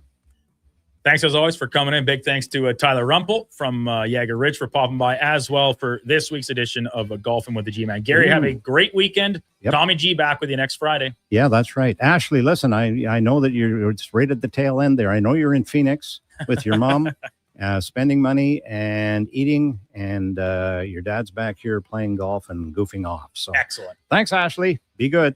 Big thank you to the rest of our guests this morning as well. Head coach Mark Killam joining Eddie and I right off the hop, teeing up tomorrow's Elks and Riders game from Commonwealth. Upper Bowl tickets are available starting at noon. So if that's what you're holding out for, wait no longer. Get in the queue, get in line for that 5 o'clock kickoff. Should be a packed house down at Commonwealth Stadium. Mark Spector, of course, Bob Nightingale, a little bit of a misconnection with him, but glad for him taking the time all the same on what has been a great Friday to wrap up the week here on the Tom Gazzola Show. Thank you very much, everybody, for listening. I do appreciate it. I had a lot of fun sitting in for Tommy G this week. He will be back with you Tuesday morning at 7 o'clock following Holiday Monday. The rest of this day here on the station, we got the Frenzy coming up at 11 with a Con Man and Josh and Connor the younger, Connor the lesser, Connor the intern. Noon to 2, Lowdown with Lowtime, and then 2 to 6, the Jason Greger Show, also being hosted by Connor Halley here to round out the week. Have a great and safe August-long weekend, everybody. Thank you so much for your contributions to the show. Let's wrap things up with a Sports 1440 update brought to you by AWS Welding Supplies and Nisku Product Sales, Servicing, Calibrating, free same-day delivery of in-stock items to Leduc, Nisku, and South Edmonton. Your one-stop shop for all things welding, awswelding.ca. Have a great Friday, a great weekend, everyone. We'll be back with you Tuesday morning at 7 o'clock. Here is Josh Fenwick. This is a Sports 1440 update. CFL action tonight sees the 6-1 Montreal Alouettes taking on the 0-6 Ottawa Red Blacks. Kickoff just after 5:30. Full 15-game slate in the majors today. Action getting going just after noon in the Windy City as the Yankees are taking on the Cubs. Blue Jays in action tonight at 5:07. Cease on the bump for the Bluebirds in Toronto. And the nightcap sees a doubleheader of the Red Sox in LA taking on the Dodgers, and the Twins in Seattle facing the Mariners. News from around the sporting world: the Pittsburgh Penguins have signed forward Tommy Novak to a 3-year, $13.95 million contract extension that carries a cap hit of $4.65 million in the NFL. On the calling side, Tony Romo placed on leave by CBS, taking his spot, future Hall of Famer J.J. Watt. Coming up on Sports 1440, it is the Frenzy with Hallie and Fenwick. I'm Josh Fenwick. This has been a Sports 1440 update.